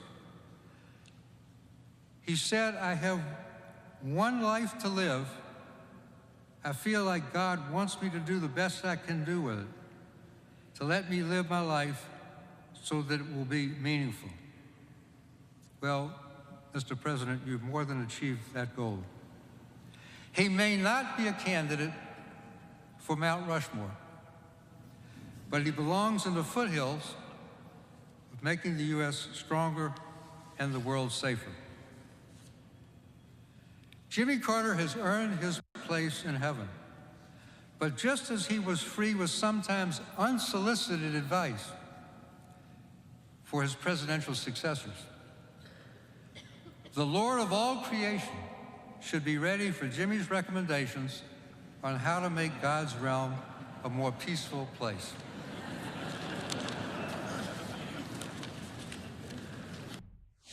We were just listening in to those remarks being made there at the state funeral for former President Jimmy Carter. Let's step away for a 2-minute break.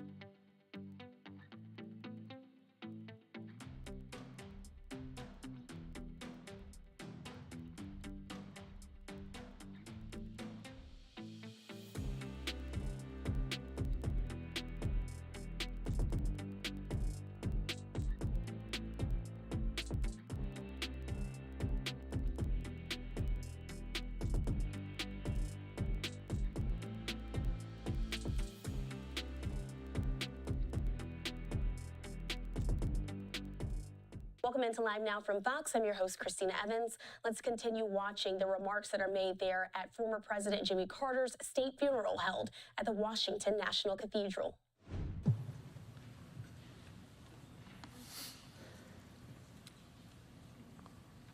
In my church, we sing a song that says, "From the moment that I wake up until I lay my head, I will sing of the goodness of God." I don't know how many people in here can say that. I know I can't. But my grandfather certainly can.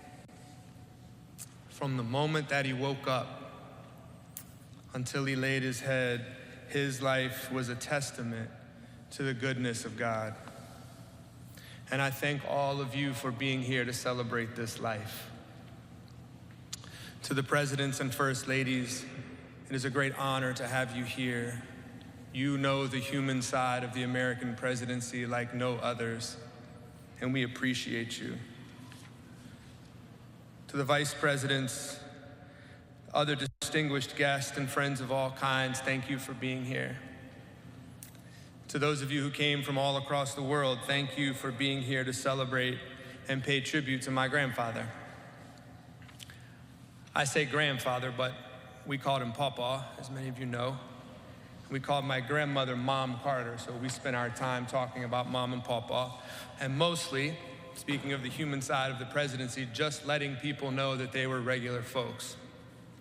Yes, they spent 4 years in the governor's mansion and 4 years at the White House, but the other 92 years they spent at home in Plains, Georgia. And one of the best ways to demonstrate that they were regular folks is to take them by that home. First of all, it looks like they might have built it themselves. Second of all, my grandfather was likely to show up at the door in some 70s short shorts and Crocs. And then you'd walk in the house and it was like thousands of other grandparents' house all across the South. Fishing trophies on the walls. The refrigerator, of course, was papered with pictures of grandchildren and then great-grandchildren. Their main phone, of course, had a cord and was stuck to the wall in the kitchen, like a museum piece. And demonstrating their Depression-era roots, they had a little rack next to the sink where they would hang Ziploc bags to dry.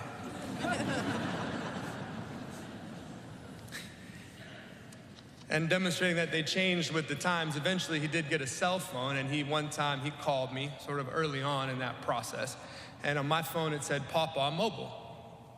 So I answered it, of course. I said, "Hey, Papa." He said, "Who's this?"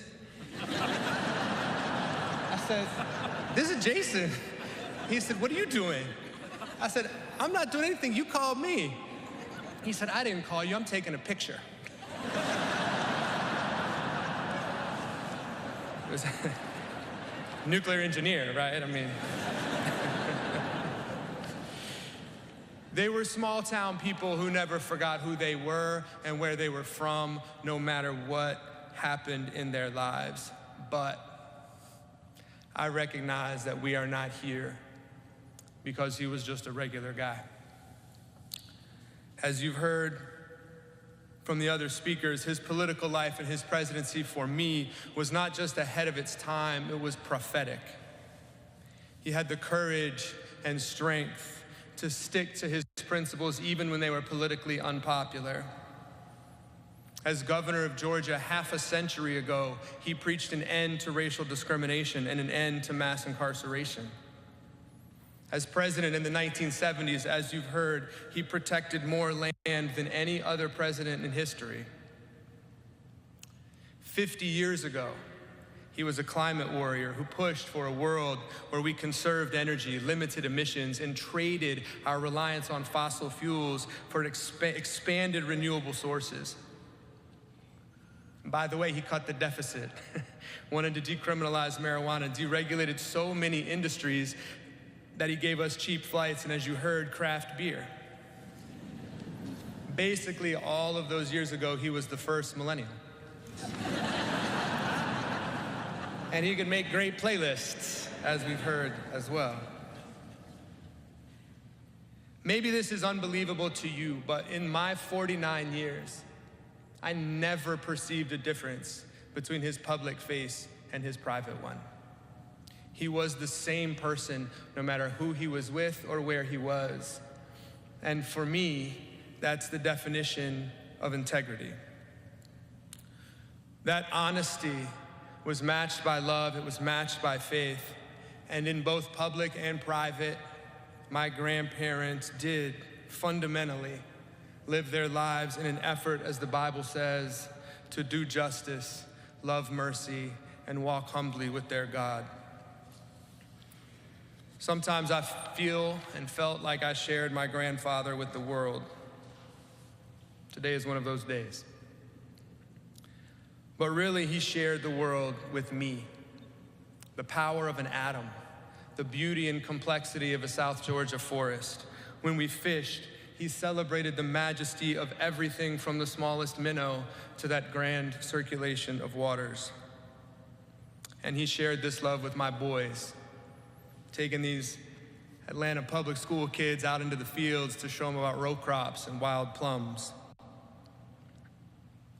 In the end, his life is a love story. And of course, it's a love story about Jimmy and Rosalind and their 77 years of marriage and service. As the song says, they were the flagship of the fleet. And rest assured that in these last weeks, he told us that he was ready to see her again.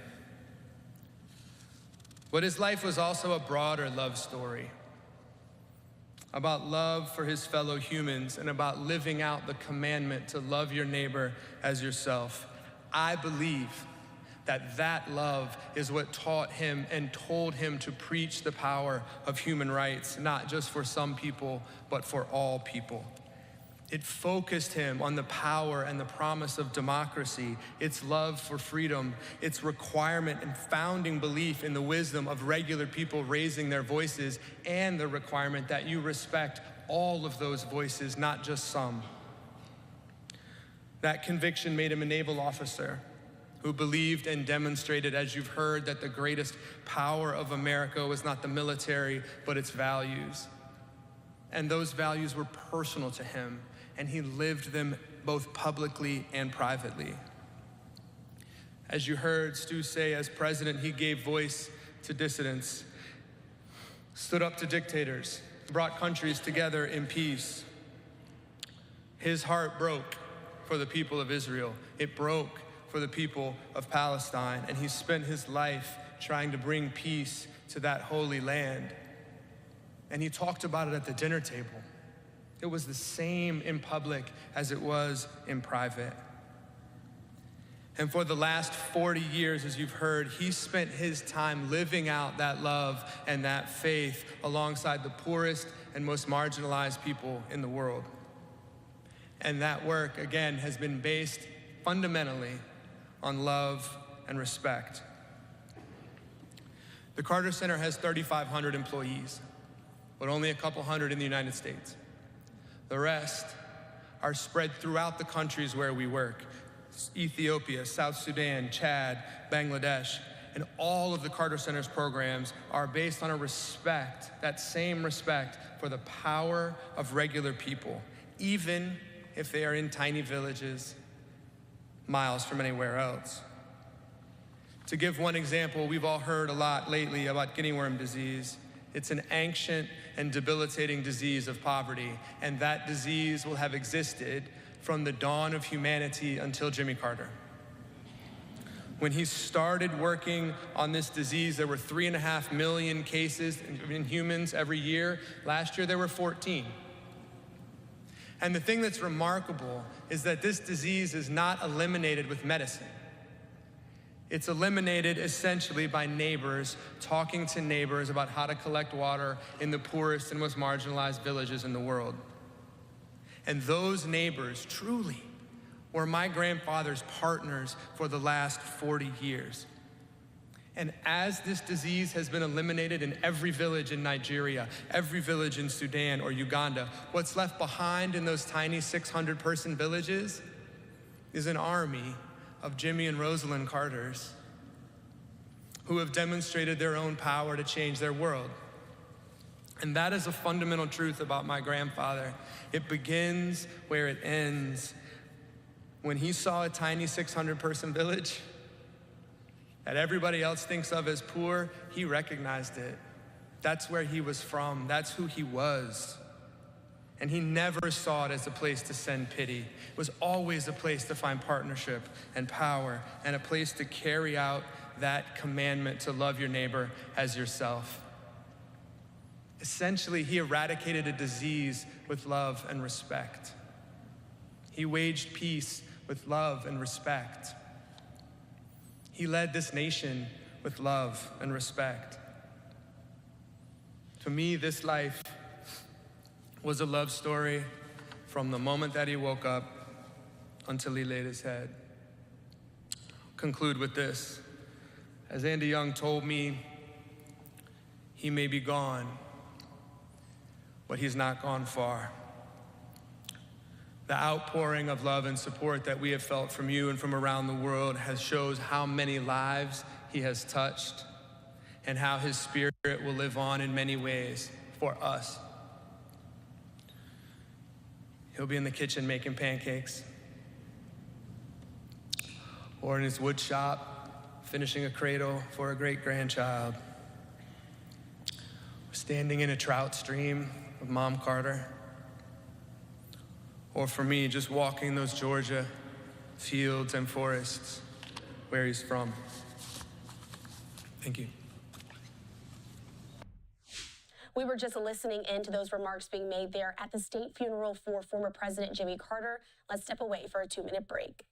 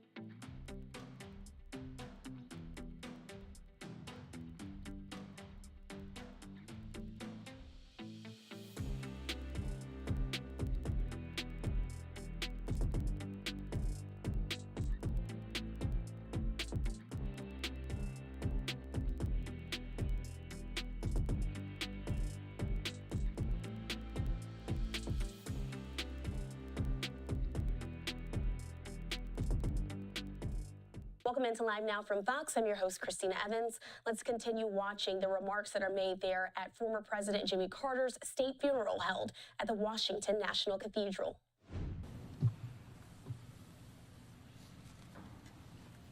Leaders of the clergy, distinguished guests, most importantly, the Carter family.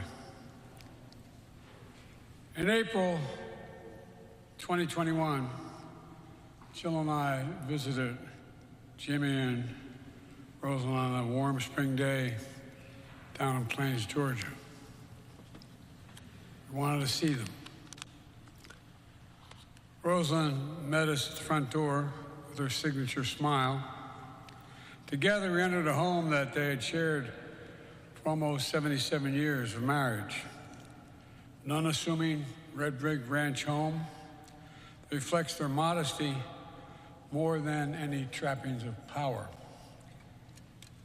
We walked into the living room where Jimmy greeted us like family.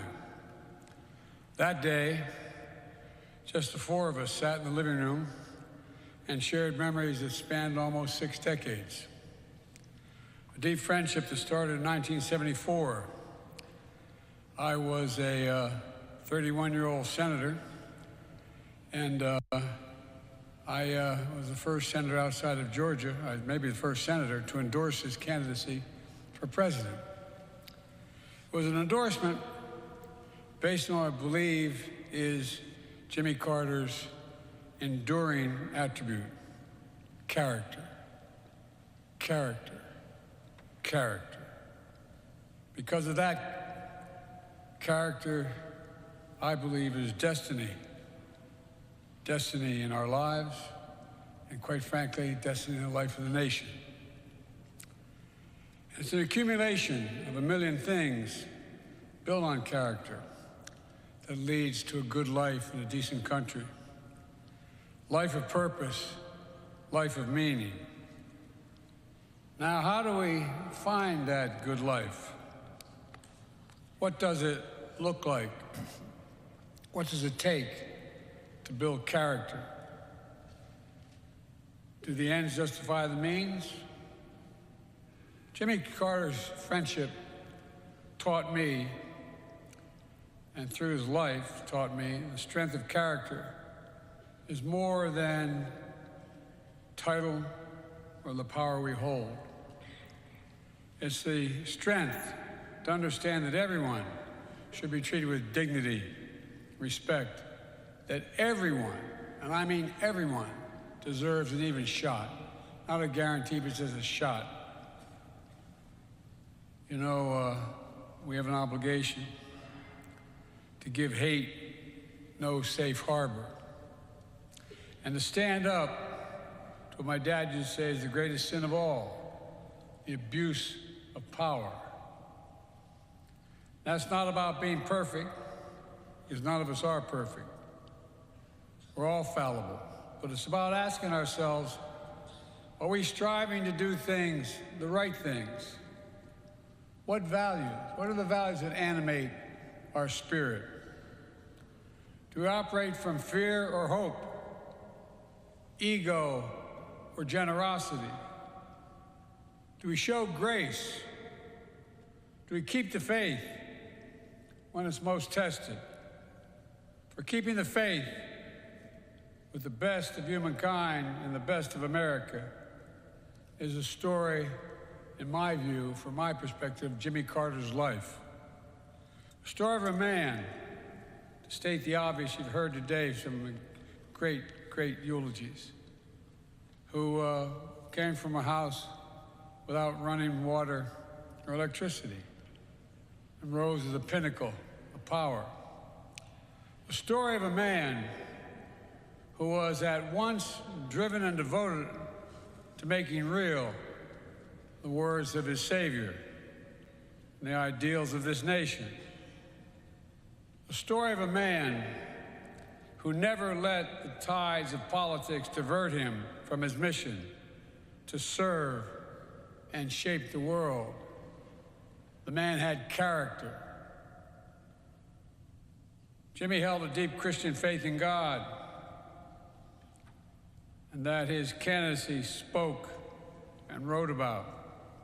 Faith as a substance of things hoped for and evidence of the things not seen. Faith founded on commandments of Scripture. Love the Lord thy God with all thy heart and all thy mind and all thy soul, and love thy neighbor as thyself. Easy to say, but very, very difficult to do. In his life, in this life, any walk of faith can be difficult. It can be lonely, but it requires action to be the doers of the world. But in that commandment lies the essence, in my view, found in the gospel, found in many faith traditions, and found in the very idea of America. Because the very journey of our nation is a walk of sheer faith. To do the work, to be the country we say we are, to be the country we say we want to be. A nation where all are created equal in the image of God and deserve to be treated equally throughout our lives. We've never fully lived up to that idea of America. We've never walked away from it either because of patriots like Jimmy Carter. Throughout his life, he showed us what it means to be a practitioner of good works and a good and faithful servant of God and of the people.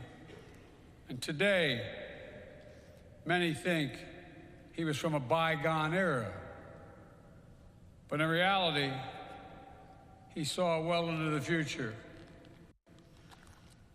A white Southern Baptist who led on civil rights.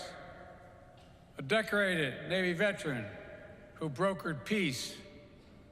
A brilliant nuclear engineer who led on nuclear nonproliferation. A hardworking farmer who championed conservation and clean energy. And a president who redefined the relationship with a vice president. Jimmy and I often talked about our dear friend Walter Mondale, whom we all miss very much. Together, they formed a model partnership of collaboration and trust, because both were men of character. And as we all know, Jimmy Carter also established the model post-presidency by making a powerful difference as a private citizen in America. And, I might add, as you all know, around the world. Through it all, he showed us how character and faith start with ourselves and then flows to others. At our best, we share the better parts of ourselves: joy, solidarity, love, commitment. Not for reward, but in reverence for the incredible gift of life we've all been granted. To make every minute of our time here on earth count. That's the definition of a good life. The life Jimmy Carter lived during his 100 years. To young people, to anyone in search of meaning and purpose, study the power of Jimmy Carter's example. I miss him, but I take solace in knowing that he and his beloved Rosalind are reunited again. And to the entire Carter family, thank you, and I mean this sincerely, for sharing them both with America and the world. We love you all. Jill and I will cherish our visits with them, including that last one in their home. We saw Jimmy as he always was, at peace, with a life fully lived, a good life, a purpose and meaning, of character, driven by destiny, and filled with the power of faith, hope, and love. I'll say it again: faith, hope, and love. As he returned to Plains, Georgia, for his final resting place, we can say goodbye in the words of the prophet Micah, who Jimmy so admired until his final breath. Jimmy Carter did justly, loved mercy, walked humbly. May God bless a great American, a dear friend, and a good man. May he be raised up on eagle's wings and bear you on the breath of dawn and make you to shine like the sun and hold you in the palm of his hand. God bless you, Jimmy Carter.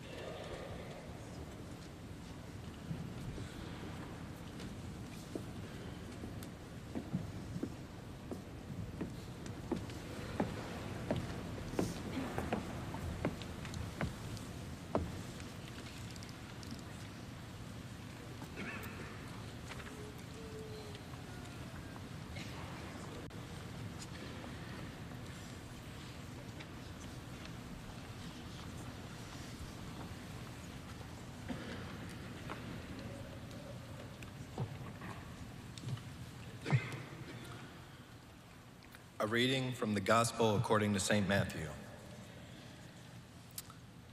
Now when Jesus saw the crowds, he went up on a mountainside and sat down.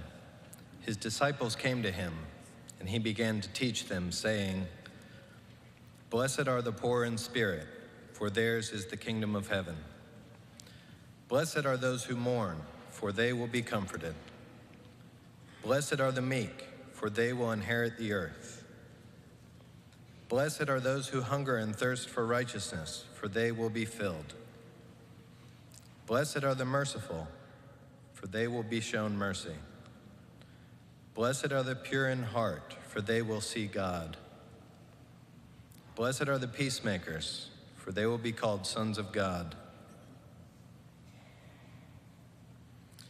Blessed are those who are persecuted because of righteousness, for theirs is the kingdom of heaven. Blessed are you when people insult you, persecute you, and falsely say all kinds of evil against you because of me. Rejoice and be glad, because great is your reward in heaven, for in the same way they persecuted the prophets who were before you. You are the salt of the earth, but if the salt loses its saltiness, how can it be made salty again? It is no longer good for anything, except to be thrown out and trampled by men. You are the light of the world. A city on a hill cannot be hidden. Neither do people light a lamp and put it under a bowl. Instead, they put it on its stand, and it gives light to everyone in the house.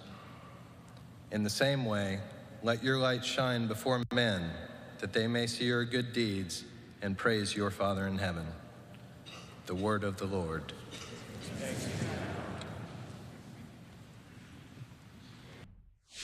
We were just listening in to those remarks being made there at the state funeral for former President Jimmy Carter. Let's step away for a 2-minute break.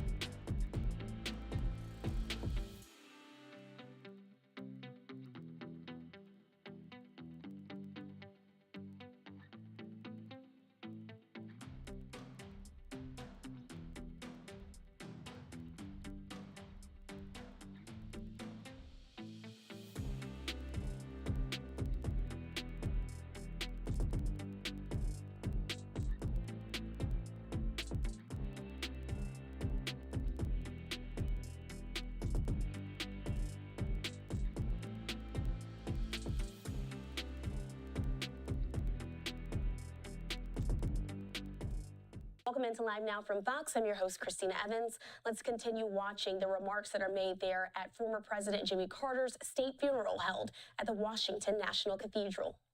Apostle Paul, in writing to the Ephesians, the 4th chapter, the 32nd verse, be kind and compassionate to one another, forgiving each other, just as in Christ God forgave you. Jimmy Carter, for me, was something of a miracle. I was born in the Deep South, shortly a few years after him. And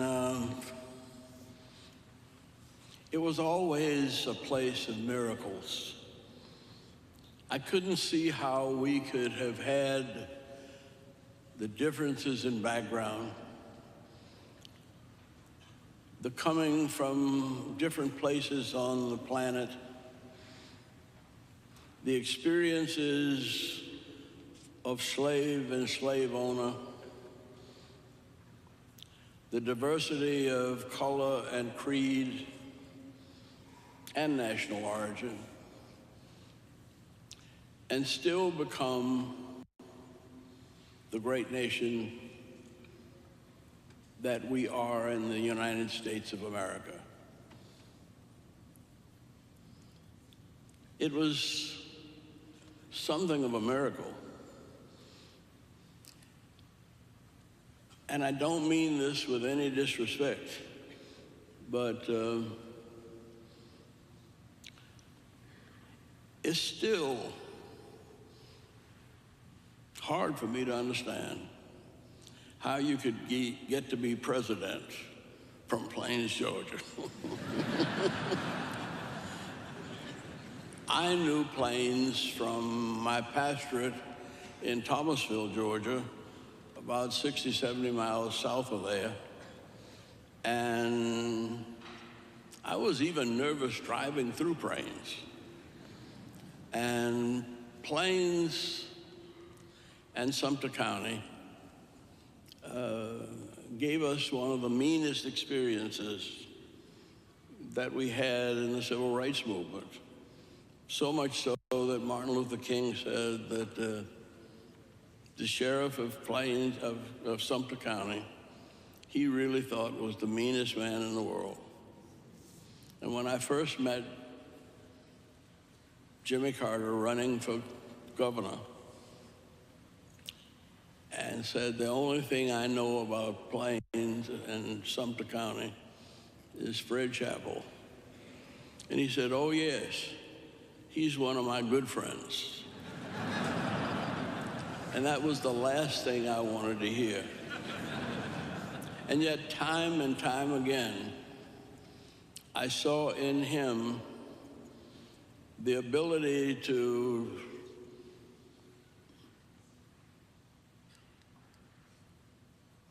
achieve greatness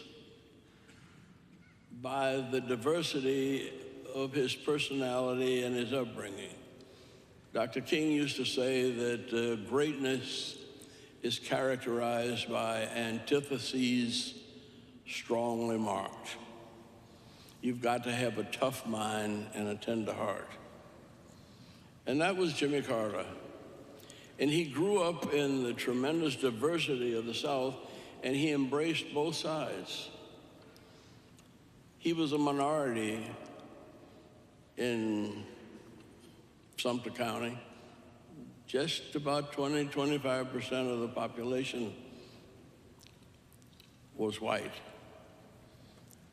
But growing up as a minority, he became the friend of the majority.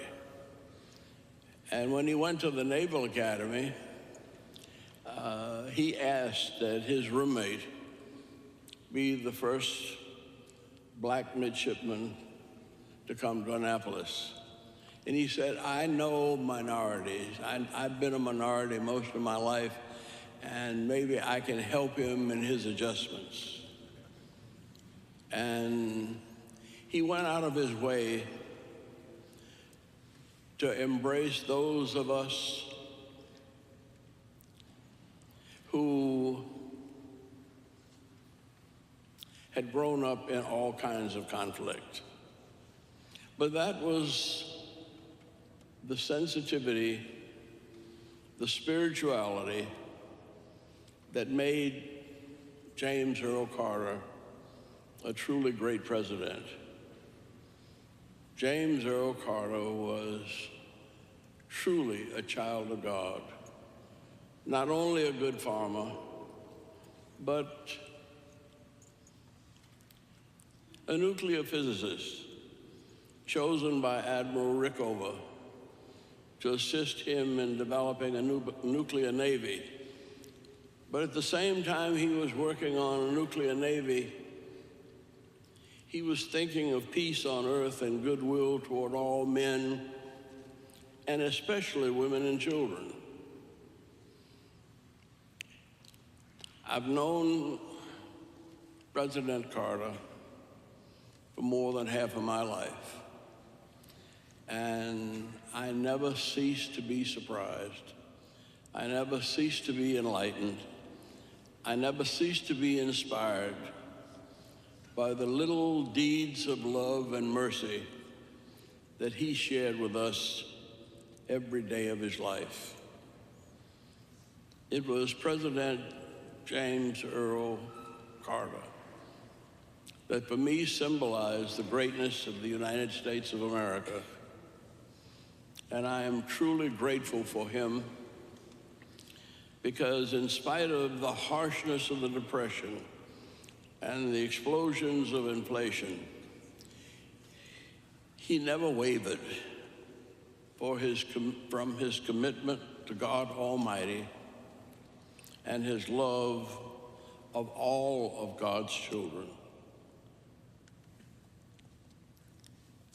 Jimmy Carter was a blessing that helped to create a great United States of America. And for all of us, and many who are not able to be here, I want to say thank you. You have been a blessing from God, and your spirit will remain with us. And as Jason said, he may be gone, but he ain't gone far.